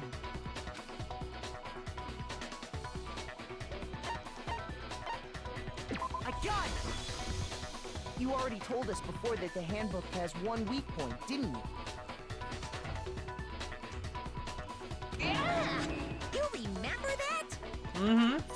Sure, maybe I let that slip, but I never told anyone what the weak point actually was. But if the handbook is supposed to never break, and two of them broke in quick succession, then... Then we can only assume that someone's figured out its weakness. You know what the weakness is, right, Monokuma?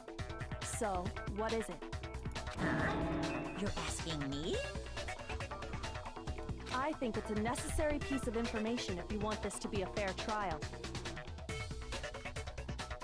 But if I tell you, and someone else decides to copy it, that would be very not good. Little. Just tell us already. The one-way plans are alerting. Oh my god. I have a weakness for pushy demands. But you're sure you won't follow their example? Then allow me to make a special announcement. The weak point of my cutting-edge e-handbook is...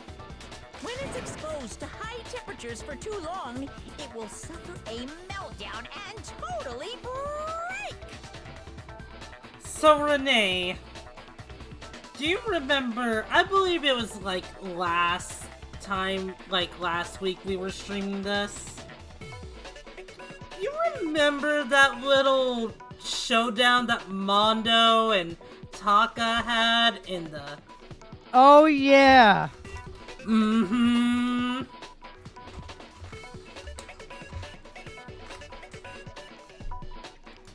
flippin' knew it!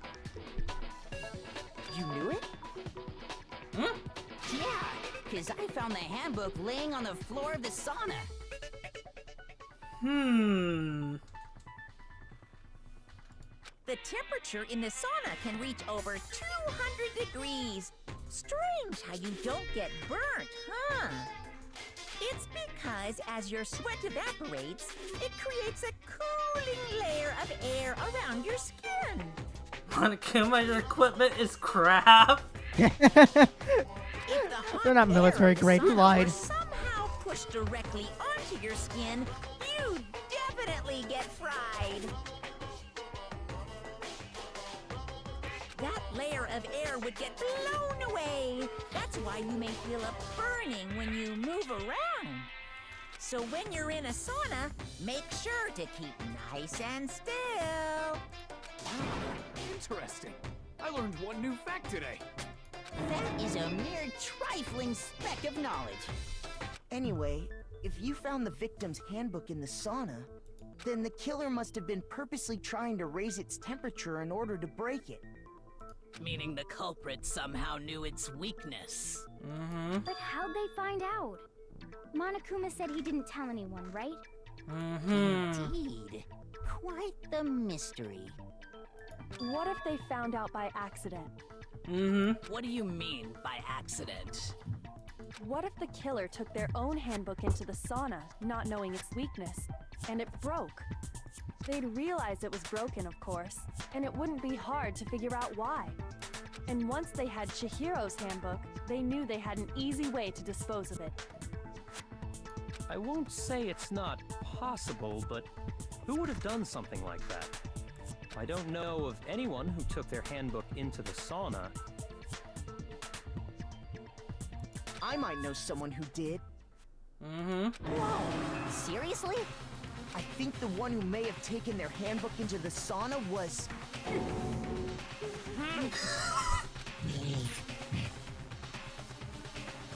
Oh, that's not good. You're giving yourself away if you do that.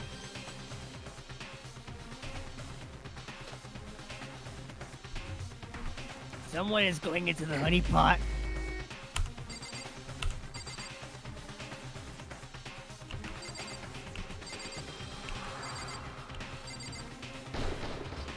Here's my answer.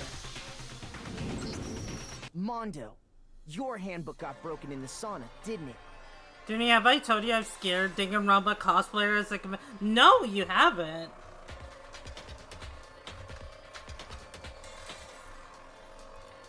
What? Why? Why do you keep accusing him?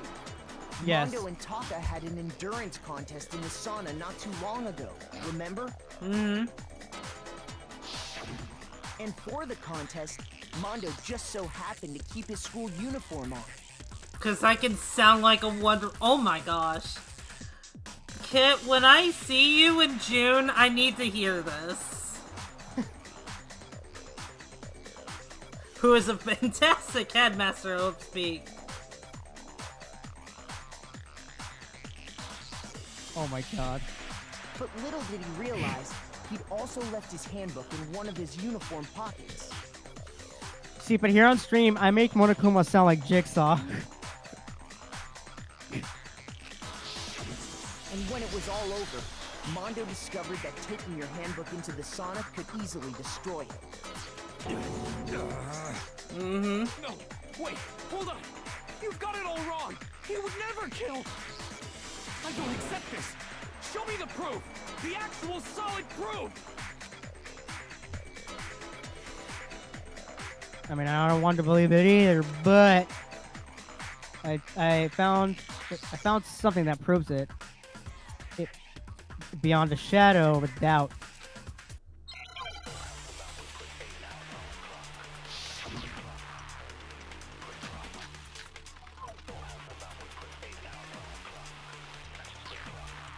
Let's test Makoto's assertion. I need to remember If what this he says is Okay, correct, hand. then Mondo, you broke your own handbook. Mm-hmm. In other words, if Mondo's handbook is actually broken, then that proves that what Makoto said is right. Well, my goddamn handbook works just fine. No. It doesn't. See? I missed that. I missed that. Hang on. Makoto was locked. Mondo wouldn't hurt a fly. Aha! You wouldn't hurt a fly. Well, you sound like a fly. Also, You would turn a fly. You would turn a fly into a walk. Also, I need to kidnap you for a deal. I would love to do that sometime, Kit, if it's the one I'm thinking of.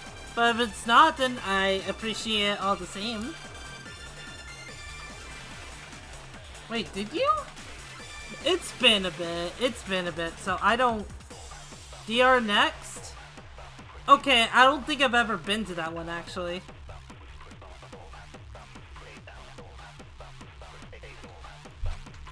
Alright. Let's test Makoto. If what he says you broke your own, in other words, if then that proves. Well, my goddamn handbook works just fine. No, it doesn't. Shut the fuck up. No, it doesn't. I think, okay, now that I think you did tell me about it, and it's just been a bit. The fuck is that supposed to mean?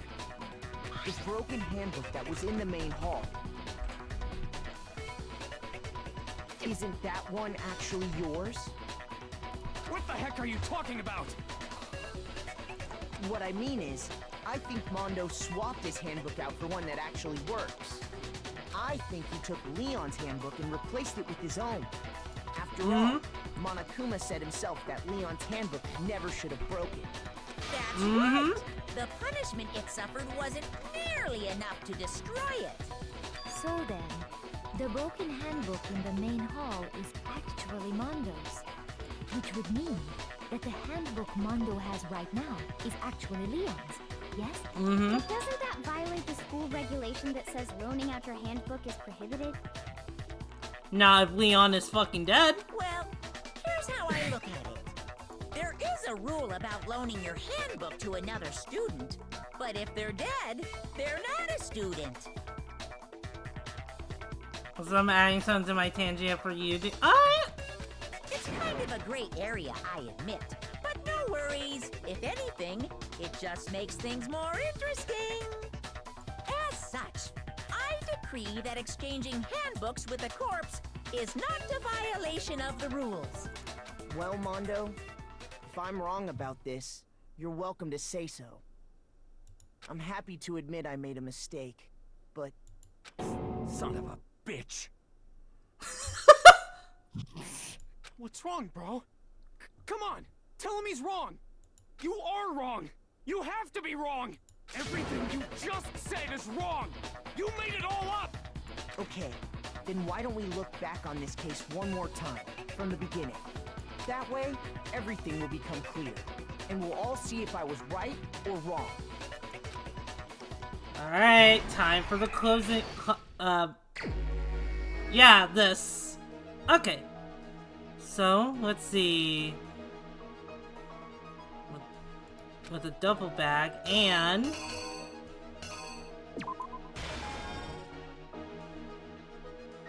Again, I really love this music.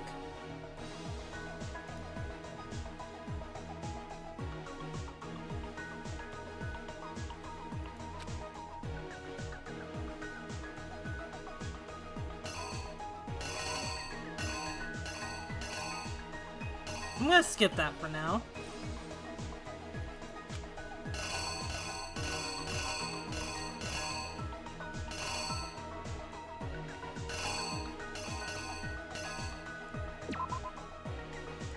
Wait, hold on. Okay, yep.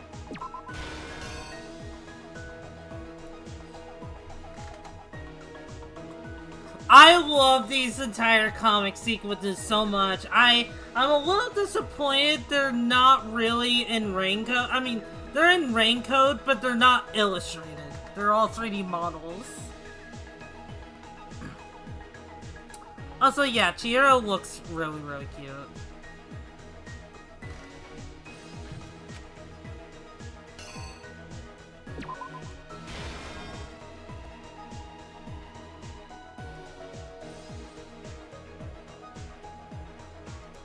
Just something didn't it?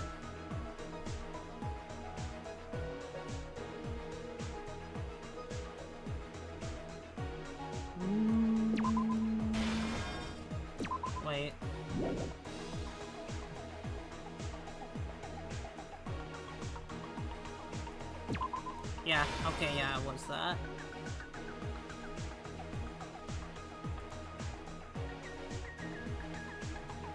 As well as something else. Oh wait, hold on.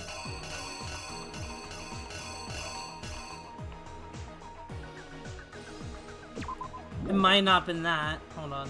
Let's see, what was it?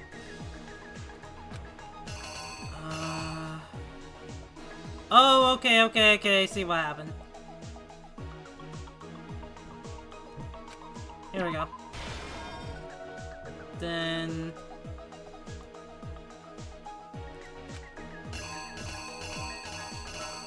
which was, as soon as I can find the son of a bitch. There we go. There we go.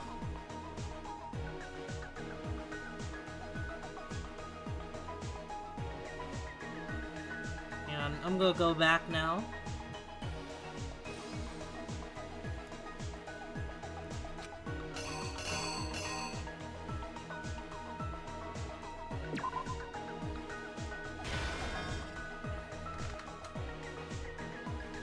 And the new thing coming out, is it?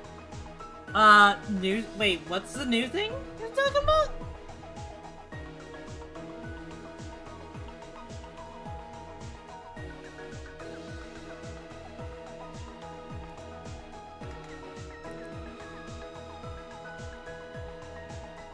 Took some at the scene of the crime.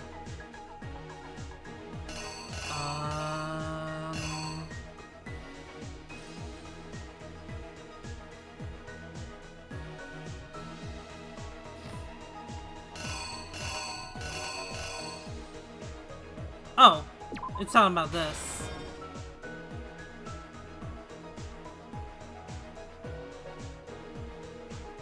And now we got Byakuya. Motherfucking Byakuya.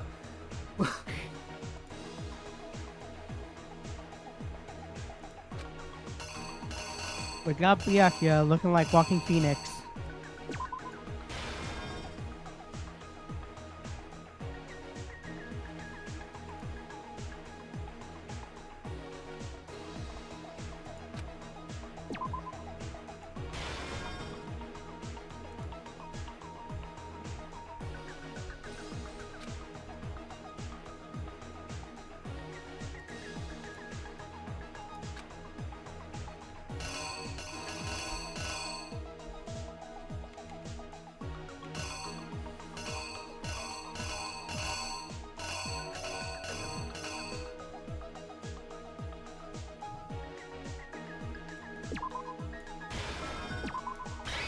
Alright, I believe we are done with this. That was a new... Oh, okay, I know what you're talking about. Okay, they are coming out with Raincoat Plus, I think it's called. And Raincoat Plus is basically just the same game again, but it's got, like, it's got additional features this time, and it's on multiple consoles, and it's getting a Steam release as well. The killer is you! First, let's take a look back to before the incident. Last night, Celeste saw Chihiro in the warehouse, correct? At the time, she was apparently stuffing something into a duffel bag. Yeah, basically, Lil. That something was a blue tracksuit. You can confirm this, right, Celeste?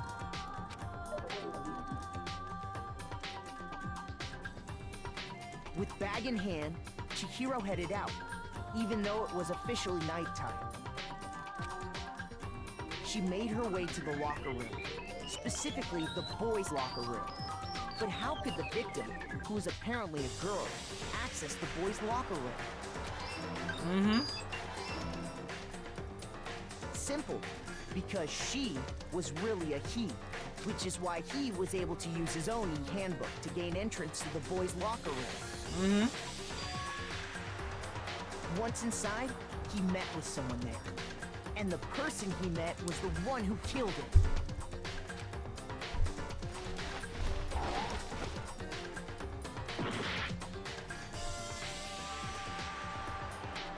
Oh, shoot! Did I not get that? Okay, hang on. Oh. Oh, god damn it! Hang on.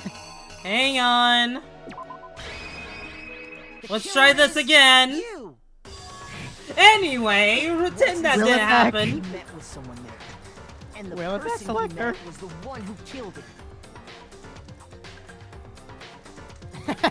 The right one until it's revealed. What? What? They're both dumbbells. Doesn't really matter which one I needed.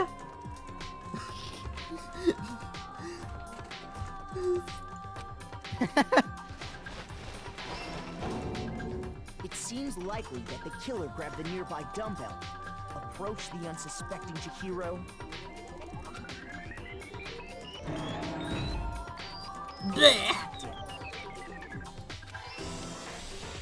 Insert and that's where Hoshi the will bam bloodstains sound on the effects. poster and carpeting in the boys' locker room came from.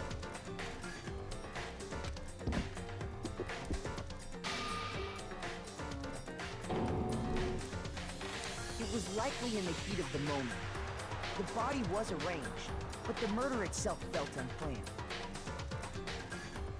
Two people as dumbbells. Which is why the killer hurried to try and hide the act. First, pulling up the bloodstained carpet, then removing the bloody poster, and finally carrying the corpse into the girls' locker room. A girl's handbook was necessary to get into the locker room, of course, but this alone doesn't prove that the killer was necessarily a girl. After all, Sayaka and Junko's handbooks had been placed in the main hall. Using one of those, a boy could get into the girls' locker room without much problem. Mm-hmm. And that's exactly how the killer did it. With the carpet and the poster they brought with them, they got to work. They changed the layout of the boys' and girls' locker room in what you might call a crime scene switch. That could have been the end of things, but no. Byakuya discovered the body and decided to intervene in the situation, making things even more complicated. So, after stumbling on the crime scene, he went and grabbed the extension cord from the library, and then he got to work. He used the cord to string up Chihiro's lifeless body.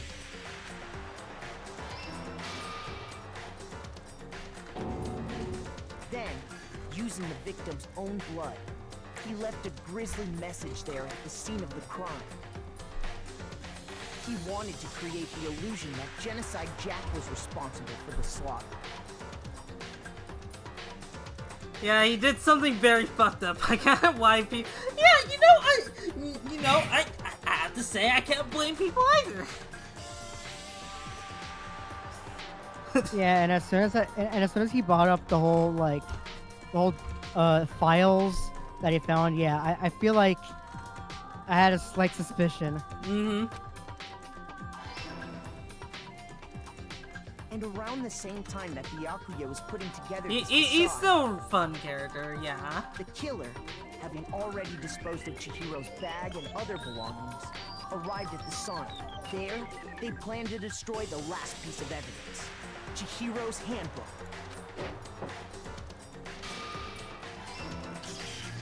And just as the killer expected, the steamy sauna was enough to ruin the electronic gadget. Somehow, the killer knew that the handbook couldn't stand up to the heat of the sauna. And the reason they knew that is because the sauna had already wrecked their own handbook. Mm-hmm. And that's how it all played out.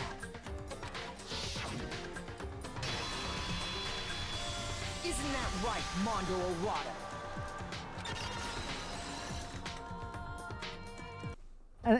And then Mondo pulls a bubble bath, and there's my ride. This can't be right. Where's your evidence? Yeah, where's your evidence?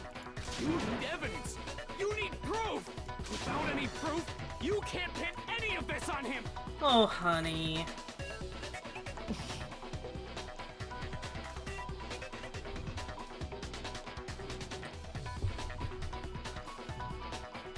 Evidence that Mono is the killer that already revealed itself earlier in the trial. If I can't somehow show where Mono's handbook is right now, once I do that, everything will become clear. Absolutely. Let's talk a little bit about favorite time and Nega time.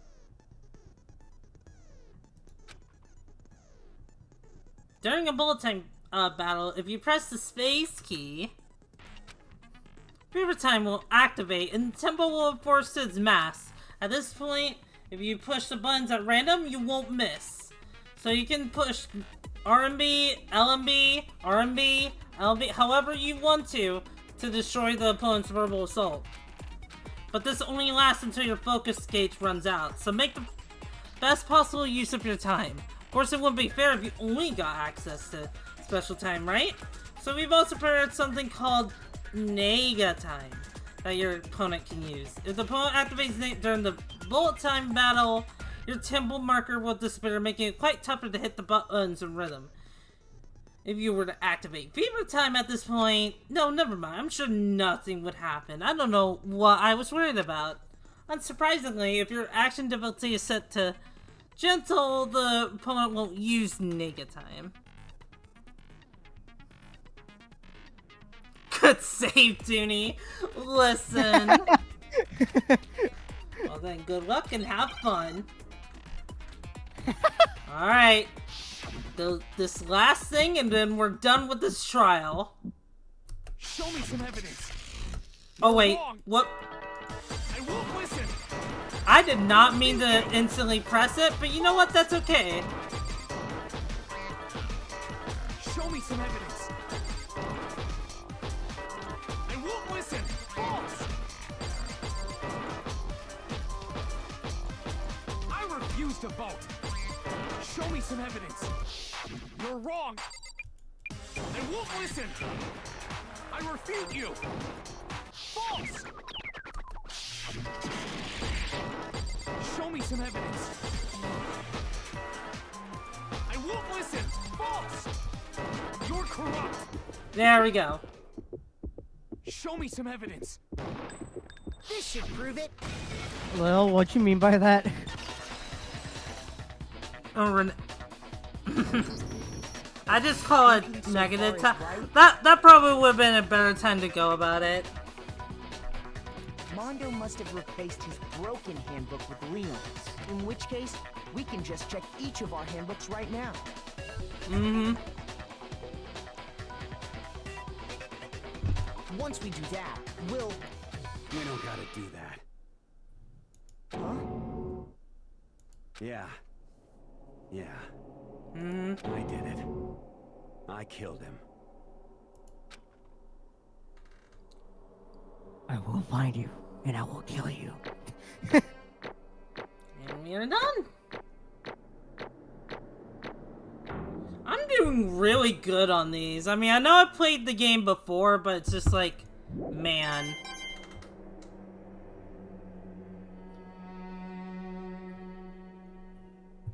It's almost execution time. Mm-hmm.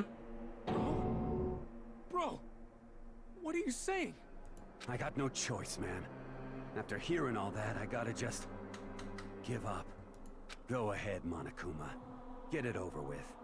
Ask for the goddamn verdict. Roger that. Wait! Hold on! No waiting! No holding on! Time for the moment we've all been waiting for. Grab your lever and give it a yank! Okay. Who will you elect as the blackened this time around? Renee, I'm still down here. I know. Will you make the right choice or the dreadfully wrong one? What's it gonna be? What's it gonna be? Wait, hold on. But he told me to.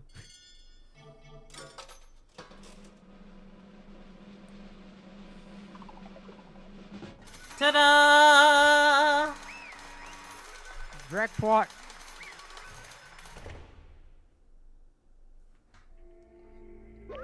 What?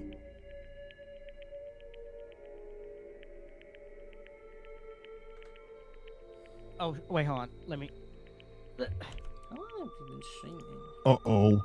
This time it looks like you got it right again.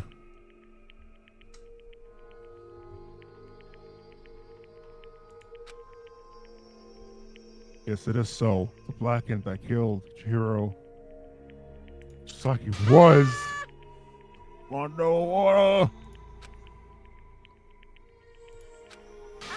Unbelievable.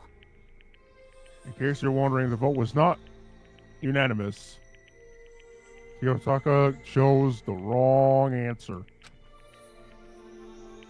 Turning very closely to the danger zone. Mr. Ishimaru, you need to be more careful.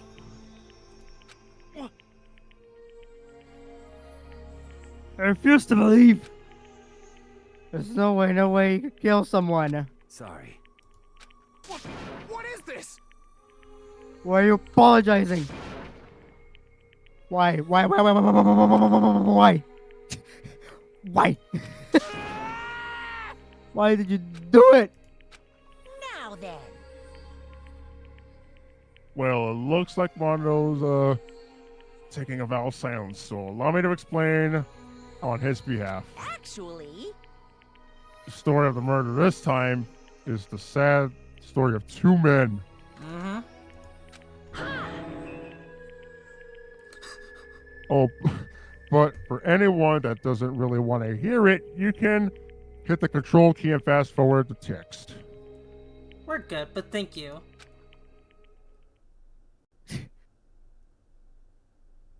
Anyway, there was once a young boy. When I was a young boy. And his name was Chihiro. My father took me into the city. He had an extreme inferiority complex regarding his own lack of strength. You're so weak, even though you're a boy. He'd heard things like that as long as he could remember, and he couldn't overcome his weakness.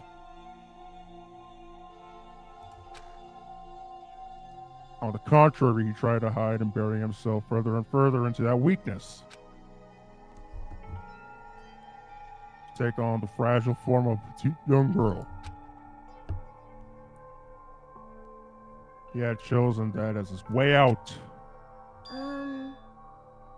Now nobody will be able to say anything about, even though you're a boy. But no matter how tightly he wrapped himself up in that shell, inferiority complex had already taken root deep inside of him and was not so easily weeded out. As it turned out, the shell was completely empty. The complex didn't disappear. Instead, it only grew stronger and stronger. I'm weak. Weak, weak, weak, weak, weak, weak, weak, weak. Once the killing game had begun here at the school, he had no choice but to accept this fate. Oh, wait, no, fact. After all, this world is survival of the fittest. If you're not strong, you don't survive.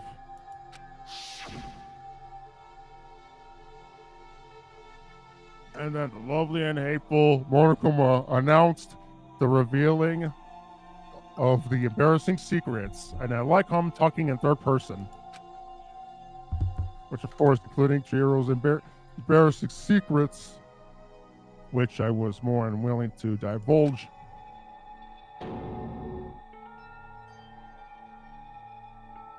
Even though, just like a girl, Chihiro is actually a boy.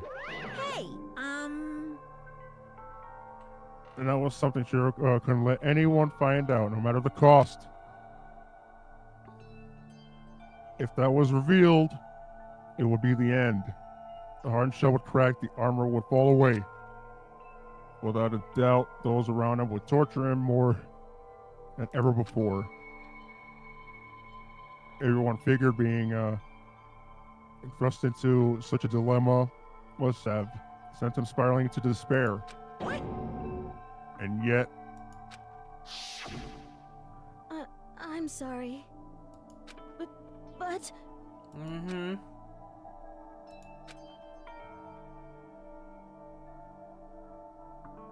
annoyingly, he used the threat of discovery to motivate himself to become stronger.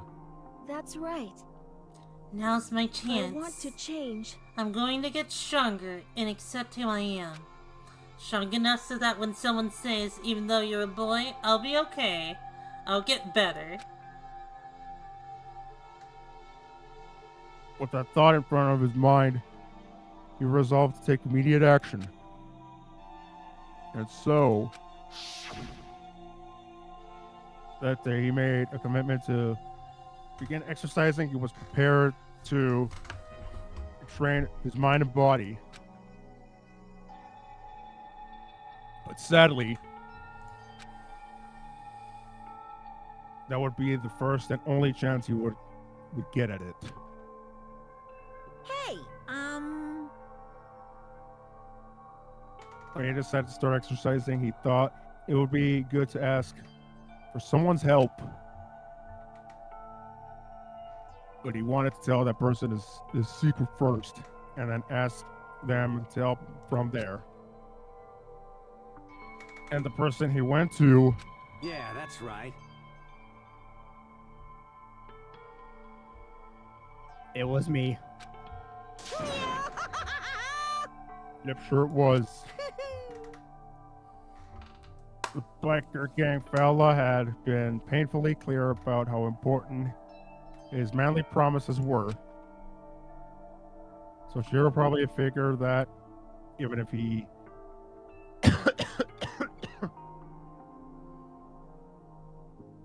fit in Mondo, his honor would make him keep the secret. Damn. Plus, Mr. Macho Mondo was very simple of a strong man that Shiro had always aspired to. Yeah, Chihiro was such a good character. I don't care if, like, people are just like, there wasn't really much to Chihiro, because I have had someone argue to me with that one time. I do not agree. I do think Chihiro's a strong character, a good character, despite having it be so early on.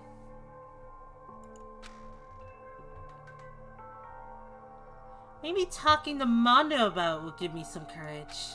So he went in and asked Mondo to help him to become strong.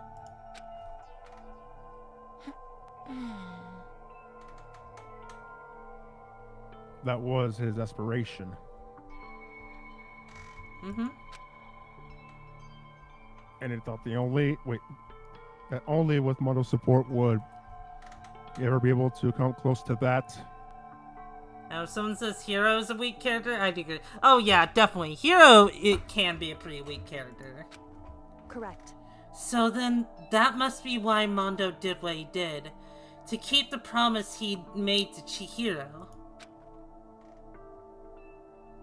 Oh, he did what?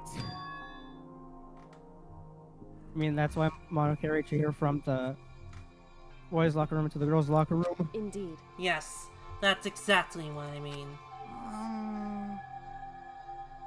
Wasn't that to cover up what he's done? Certainly. That could have been part of it, but I don't think it was the main reason.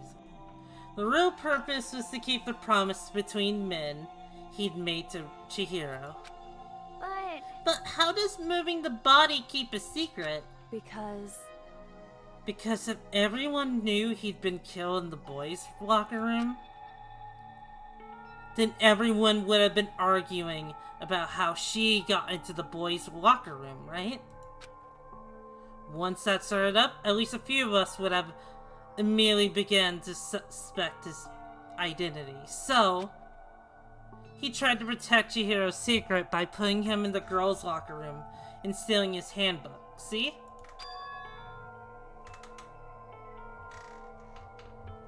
And Mondo did all that to keep the promise he made to Chihiro, who he'd also killed. Why would he do that?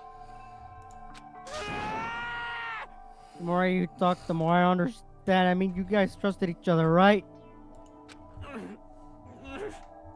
So why did you? Because no matter what, I don't want anyone to know. I knew it. So that's what triggered it after all. The possibility of having your embarrassing memories and secrets exposed? What is this? It's impossible. Nothing could have been that bad. Something that he didn't want anyone to know, even if it meant killing someone. You're wrong. It's impossible. Don't make me repeat myself. How many times must I repeat myself? To judge others by your own standard is the height of folly. Even if you can't comprehend it, he obviously can. That's all there is to it.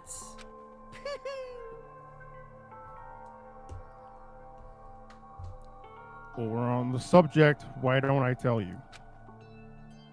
An embarrassing memory. That secret he didn't want anyone to know. Hey, You know what Mondo did? He killed his own brother.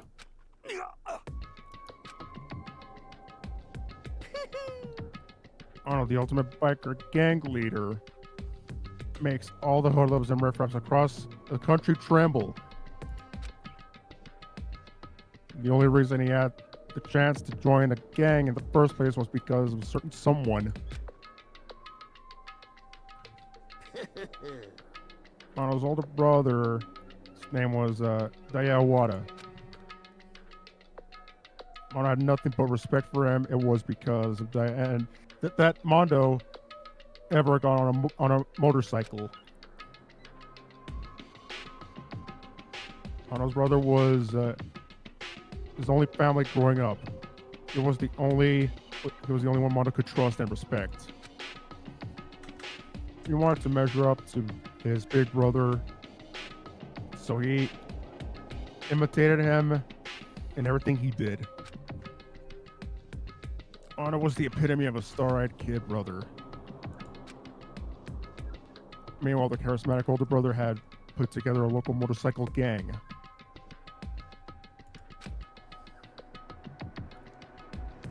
And before anyone knew it, it had grown into the biggest biker gang in the country.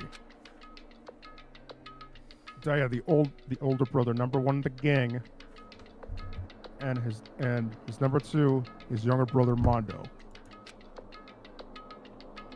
In the beginning, everything was peaches and gravy. What the f? Honestly, my dyslexic brain read his name as diarrhea. Oh my gosh.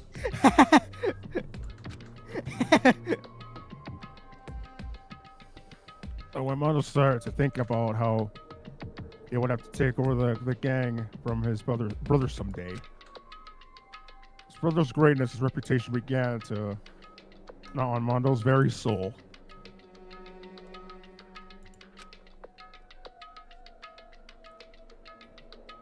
The kid's gonna take over for Daya, huh? Daya created this gang with his bare hands. Mondo's just along for the ride. Can someone like that really be our leader? All they'll do is make the gang look bad. Almost every day, Mondo heard the gossip and whispers of the other members of the gang. Which is why I just... I gotta get stronger than Daya. So both Chihiro and Mondo wanted to get stronger. Just one time. No matter what, I gotta win. Don't fuck with me. I don't care what it takes. I gotta come out on top. And on the night is... Wait, oh shoot. And on the night of his amazing brother's retirement ceremony, Mondo challenged him to a street race. But during the race, tragedy struck.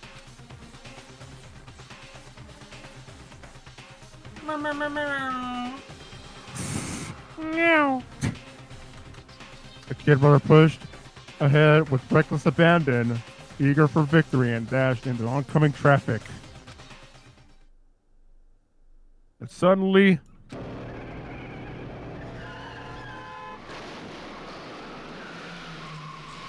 well, bam.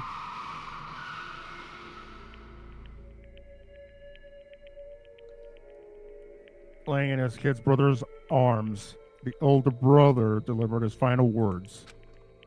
My bad, kid. I fucked up. Sorry. Of course, he knew it was his brother's fault, but Dad never blamed him for what happened. Hey, kid. The rest is up to you. No matter what, you gotta keep the gang together.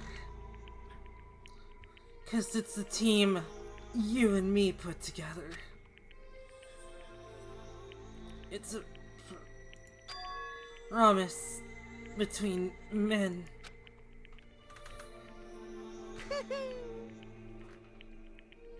He decided to hide the truth of what happened from everyone else in the gang. In order to keep the gang together, he kept the promise to his brother. He could never admit to anyone that it was his own weakness that caused the accident. And as a result, the team was made even stronger under the banner of the kid who bested his big brother. I was gonna lose to his kid brother, so he got stupid and got himself killed. That became the explanation for what happened. Mondo's lie became the truth.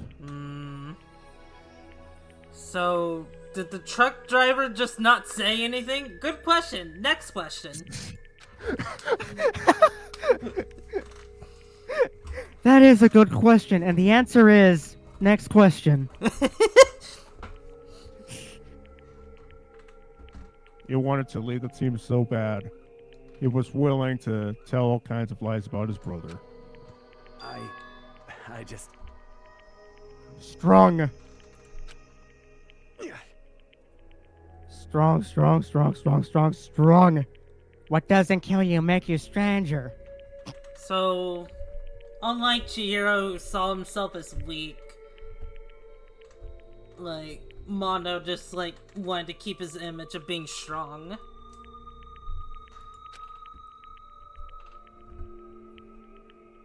And yet, as soon as our killing game began, he realized no matter how tough he pretended to be, he was just another weakling that could die at an instant. And the lovely, the hateful Monokuma announced the revealing of embarrassing secrets. At that point, it was clear I would have no problem shedding light on a secret. You mean Mondo? Yeah. Chihiro saw himself as weak. Mondo lied to himself that he was strong.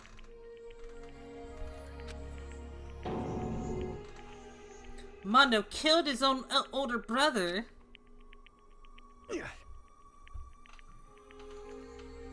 No matter what, I couldn't let the other gang members find out. If that happened, everything would have been ruined. Everything me and my older brother had worked to create would have been destroyed. His death, all the guilt I've been carrying around, it all would have been for nothing. So that's why. That's why Mondo. After I saw what Monokuma had on me, my head filled up with some kind of fuzzy uneasiness. I just started swirling around. I never found anything like it before. I just... I didn't know what to do about it. Wasn't sure what to think or say, but after a while, the fuzzy uneasiness turned itself into a rock hard lump of anxiety way down to my stomach. It was right around then that Cheer asked me to start working out with him. And right there, he told me a secret. Seriously? Jesus. I'm sorry. Yeah, I'm sorry I lied to you. But why? Why now? Why are you telling me this all of a sudden? Huh? Because, I mean, you kept that secret all this time, right? If anyone found out, you would. But... You're right, but... I want to change. I wrapped myself in lies. I'm weak. I want to destroy that version of myself forever. His words were like a knife in my gut. I felt like he was exposing the lie I had been living myself. I have to change. I don't want to be weak anymore. You're so strong, it can't hurt you, right? Whatever secret Monokuma might tell us. You piece of... So what, you're saying I should just say it? What? What? You're saying if I really am, I should just be able to tell anyone my secret? Huh? I was just jealous. I was jealous of Chihiro's strength. He had the strength to face his own weakness, to try and overcome it. It was the kind of strength I never had. So I was jealous of him. And that jealousy broke me. What? What? Are you making fun of me? Strong are you? Are you with me right now? No, I'm not making fun of you. You really are strong, Mondo. I felt like I could hear something starting to creak. Something in my head. What did he want me to do? What was I supposed to do? Was I supposed to just sit back, let my secret get revealed, and ruin everything? What's wrong? Damn you! Why did you tell me all of that? You were trying to rub my failure in my face. I just wanted to... No, I just really admire you. I admire your strength.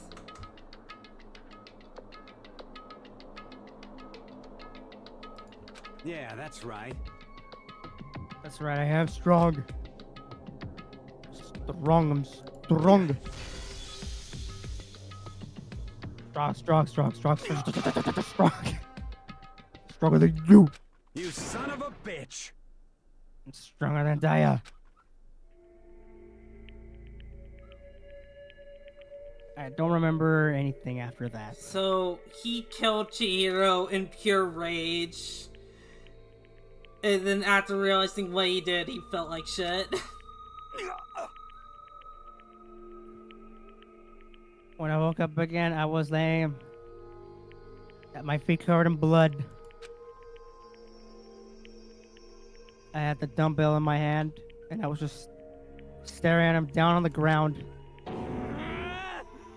Hey! I killed him. I killed Chihiro.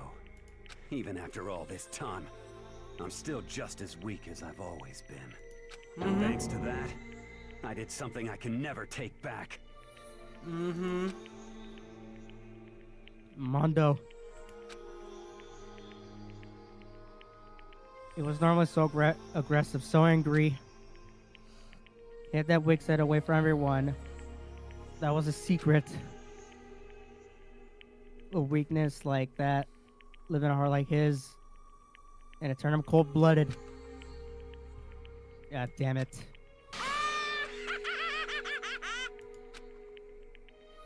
Look at him. You see? They're all just like him. From a secret from the past for a memory. But he killed another living human in cold blood. He couldn't cut free of his regrets from the outside world. He doesn't know what true strength is. So you see... wait, do you see hope anywhere in there? Because I sure don't. You bastard. Shut up, you son of a... Go ahead, say that again, I dare you. Yep. Okay, I'll say it as many times as I want. Is what I want to say, but... Unfortunately, I can't do that right now because it's time for punishing. Is festival approaching? Punishing? It can't be. You mean execution? Well now, well now, well now, well now. That's what I promised you, right? Blacken that disturbs the peace will be punished. Ridiculous. Hold on. Now then, I've prepared a very special punishment. It's punishment time.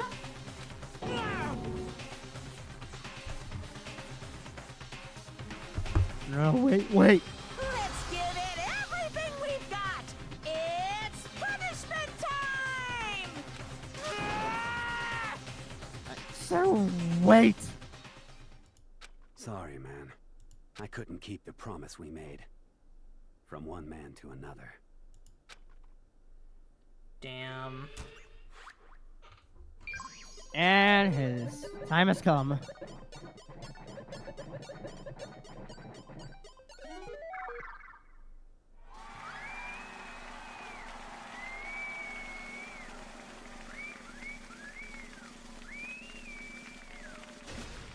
Na-na! This isn't Pimp My Ride, this is Pimp My Death. Mm-hmm.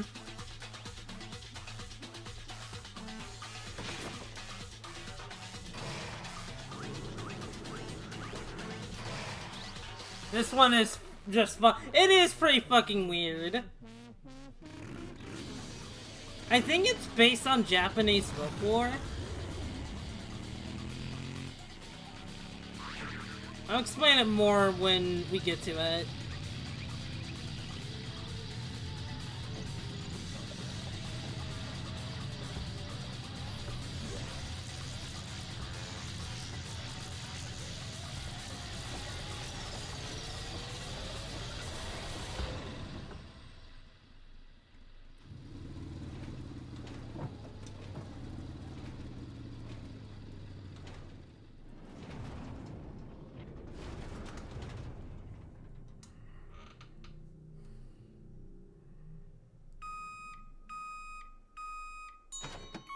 So Renee, how do you feel about butter?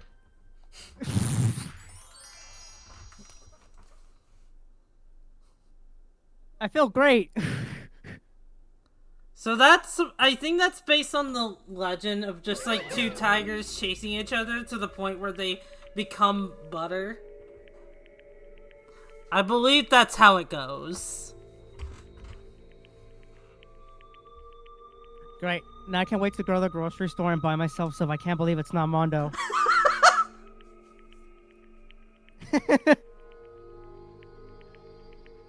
Oh shoot, hold on. Laugh at death and your soul will forever be at peace.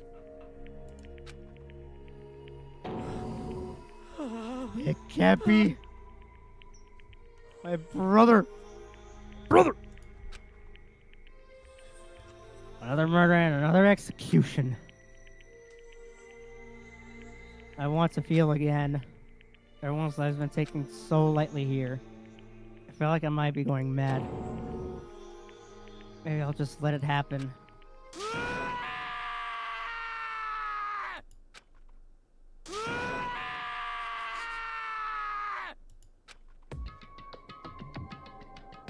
Song of sad screams of our skulls. Do you have a Rage poem forced for to you? realize Alright, I once would love to hear it, Kit. He, of course, had to. What a disappointment. This is the end of the game. But back here. Roses are red. Butterfly flutter.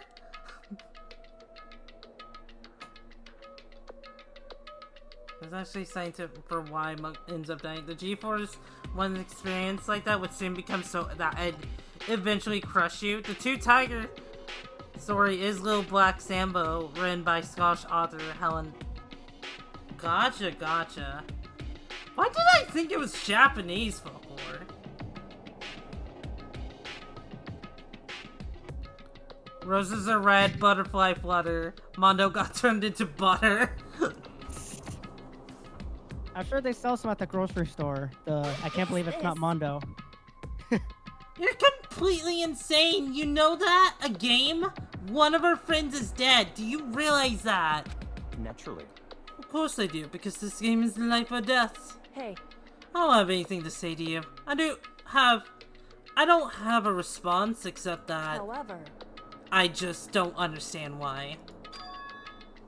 Why did you go out of your way to disguise Mondo's crime? What? Why? Isn't it obvious? Because it made things more interesting. His voice is calm, emotionless, like the voice of death. It chilled me to the bone. Back to the bone. No. Last night when the murder took place, I was in the library as usual. Honestly. So you ignored the nighttime rule too? That rule never mattered to me. I don't recall agreeing to it. There is nothing to be done. Well, I don't particularly care. Please continue. That night grew late, and I decided to return to my room, which is when I stumbled upon him. I spotted Mondo coming out of the girls' locker room. After he'd gone, I looked inside and saw the corpse.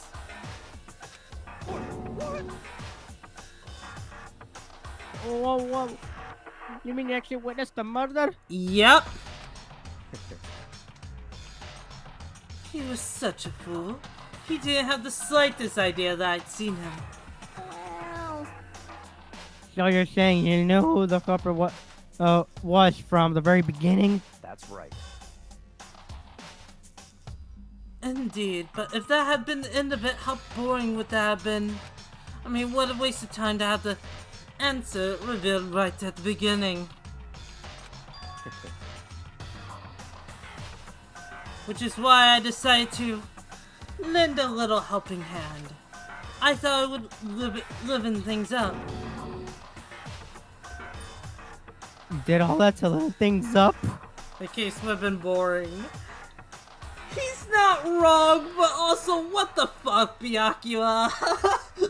I feel like he should also get the punishment because he is a bit of an accomplice. So, accomplices don't get punished. The only person who would get punished is the Blacken. So even if Byakuya and Mondo did work together, but Mondo was the one that killed, Mondo was the only one that would have been given punishment. Oh yeah, I forgot about that.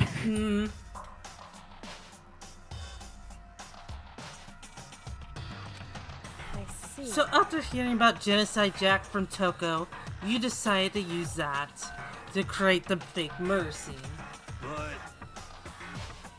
But damn man, if we hadn't figured out who really done it, you would have been dead too, right? Well, obviously I would have revealed the truth before it reached that point. Of course. Yeah, I could turn and look at me in the eye. I could feel his sharp eyes piercing into me. Thanks to a certain remarkable someone, it never did. And I was able to perform an interesting experiment. Interesting.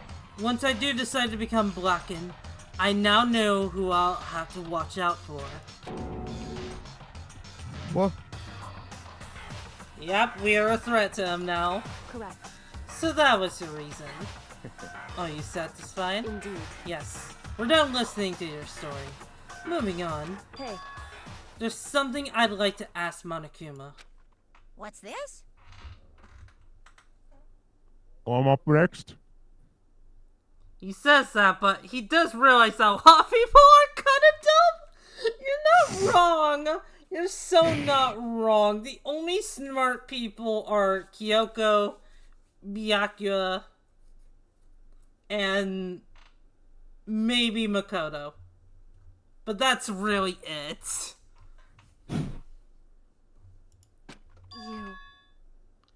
You like to perform these elaborate executions each time, correct? My question is, why? You like him?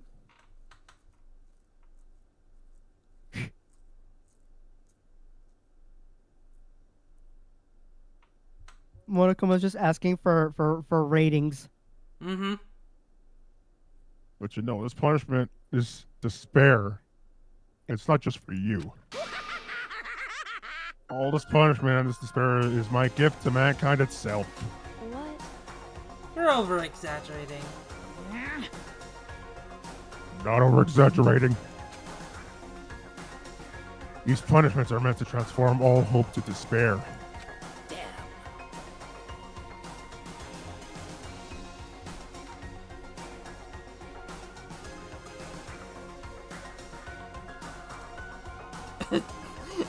If anyone attempted anything on me, I'd just pull up the gun and say, don't.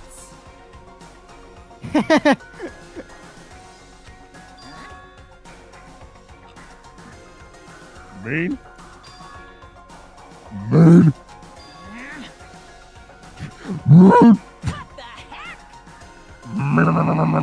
Mean? Good grief, I don't understand why you have to pick a little stupid thing. Whatever, it doesn't matter. In the end, I'm going to stand alone as the victor, and then everything will be revealed to me. Ooh, how exciting!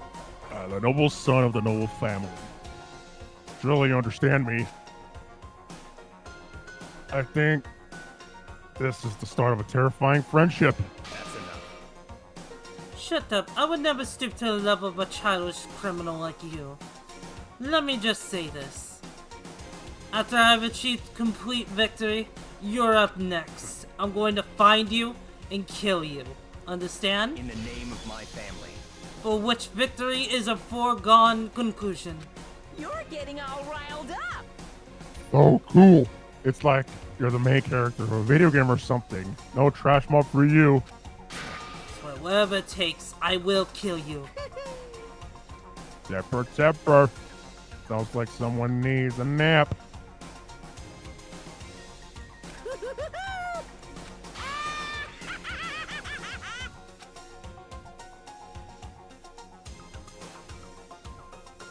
Monokuma's laughter peeled across the courtroom, and the curtains closed on the case of Shiro and Mondo.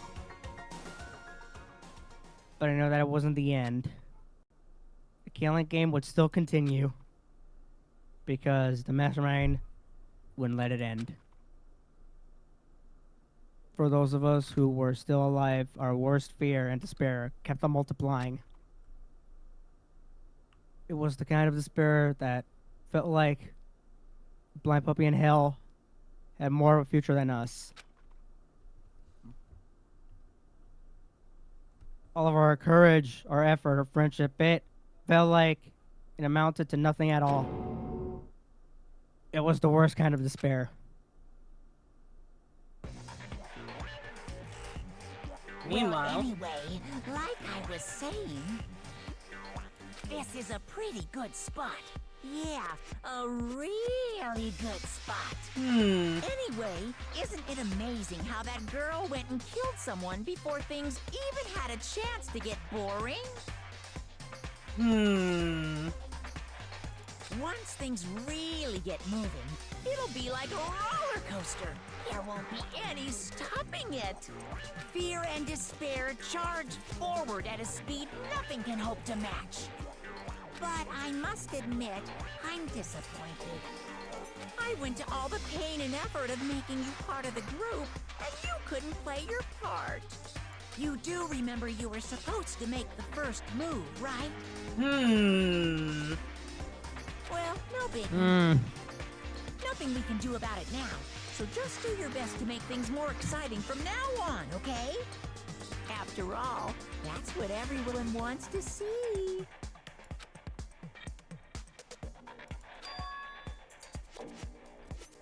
There's one thing. No, you can go ahead and voice it. There's one thing I'd like to ask you.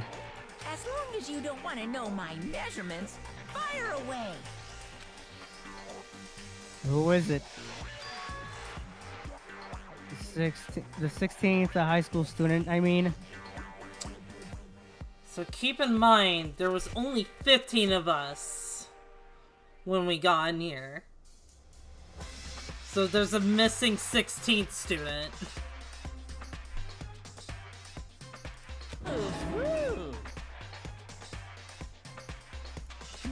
My, you really took me by surprise there. I know I said you could ask anything, but super denied, ultra denied, demonic denied. Because you see, that's my ace in the hole. And nobody'd be dumb enough to reveal that, right? No matter how close they were to their friends. Dooney, you see? Oh my god. They were oh my. God damn it.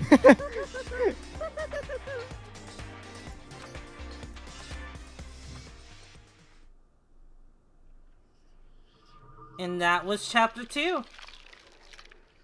Woo! We managed to get through that. Holy schmoly. To be continued. I got the crazy diamond present. Yes. Nice. We are gonna leave it off here though, since we've been streaming for 6.5 hours, almost 7. Thank you, Renee, for holding out for so long. No problem. What did you think of chapter 2?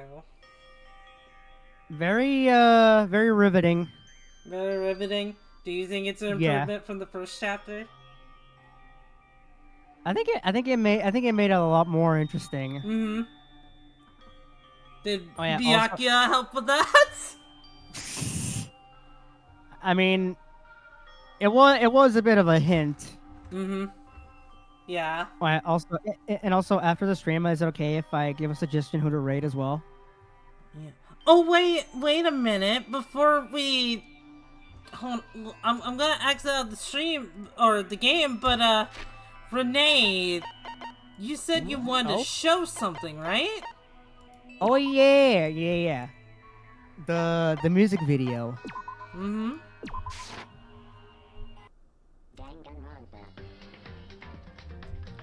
So I'm gonna wait when you alright. And post. So I posted on my Twitter. And you can go ahead and take a look at it and show the stream as you wish. Alright, let me get my Twitter.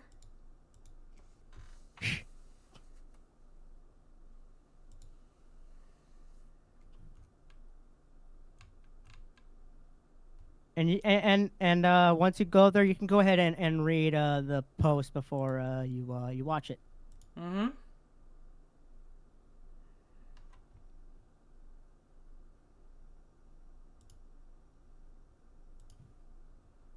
So guys, are you ready for this little thing?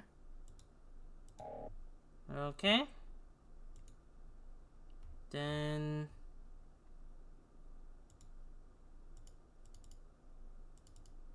oh, there we go. Gonna make this a little bigger. Yeah.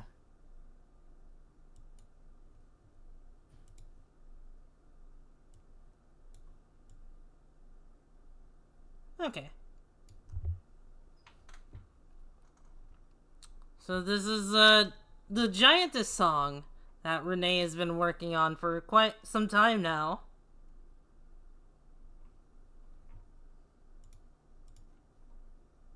Yeah. Alright. Chat, are we ready?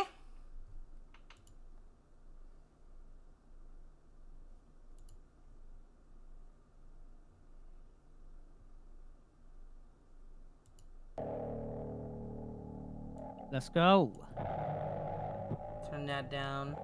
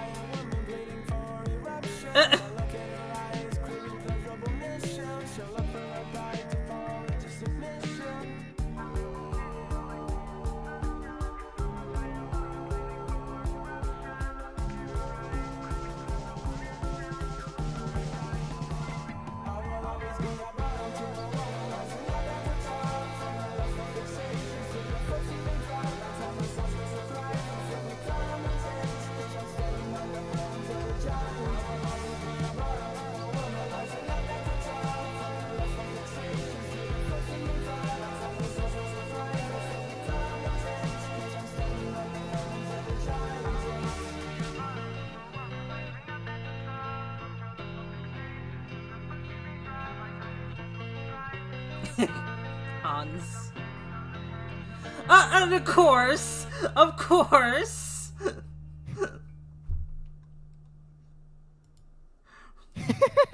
So, some of those art pieces look pretty familiar. Yep.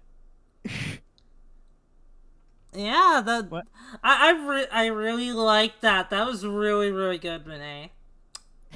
Are you gonna be uploading this to YouTube? I'm not sure. I'll think about it. Oh, yeah, then again, YouTube might be iffy because of the material. Yeah, I mean, that depends. Yeah, it really depends. But like either way, like I'm probably gonna be listening to this more and more later. But I do think this is really freaking good. Oh yeah, and I will be putting out the song on my server. Oh please. Mm-hmm. Yeah, I'll be putting the song on my server as a free download if anybody wants to download it for free and jam to it if they want. Mm-hmm. So yeah. Yeah. All right. And with that, we are probably gonna be raiding someone. Renee, who did you have in mind for us to raid? Hold on. Let me check first to see if they're still streaming. Mm-hmm. Just to make sure. Okay.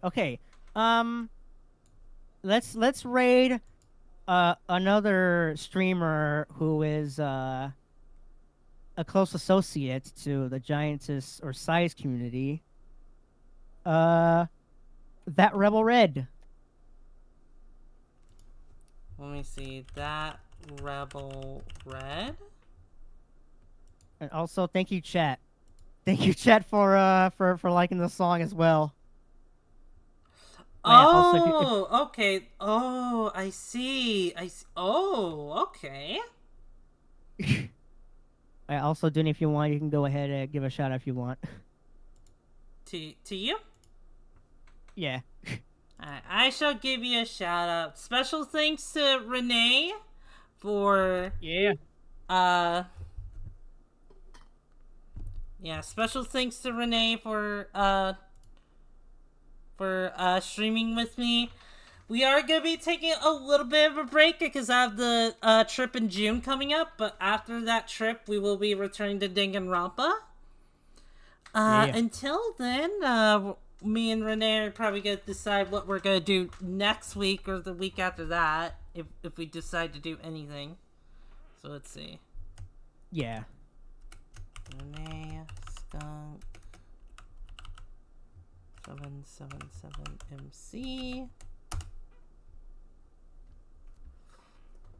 And yeah, also the stream, I think I mentioned before we were going to be doing a stream on Thursday. I might still be doing a stream on Thursday, but the stream that I initially had planned is being moved to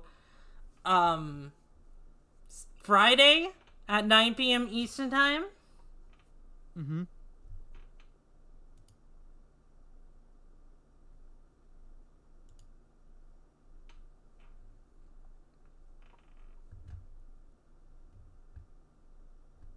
Trip in June looks at June. Now, I'm gonna be going to New York City for the Sonic Symphony. I'm very, very excited about it. Alright. So let's see here. Raid. Oh. That. Revel. Red.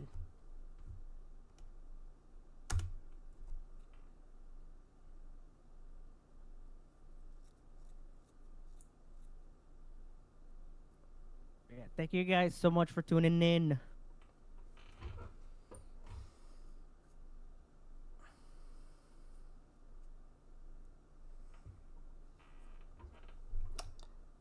Yeah, thank you all so much. I'll see you tomorrow on Deku's stream, because me and her are gonna be continuing playing It Takes Two. And then who knows, maybe even before that I'll do a little bonus stream before then, but we'll see. It depends on just how much time I have. Well, that's it. I wish all of you a good night. Take care. Bye bye.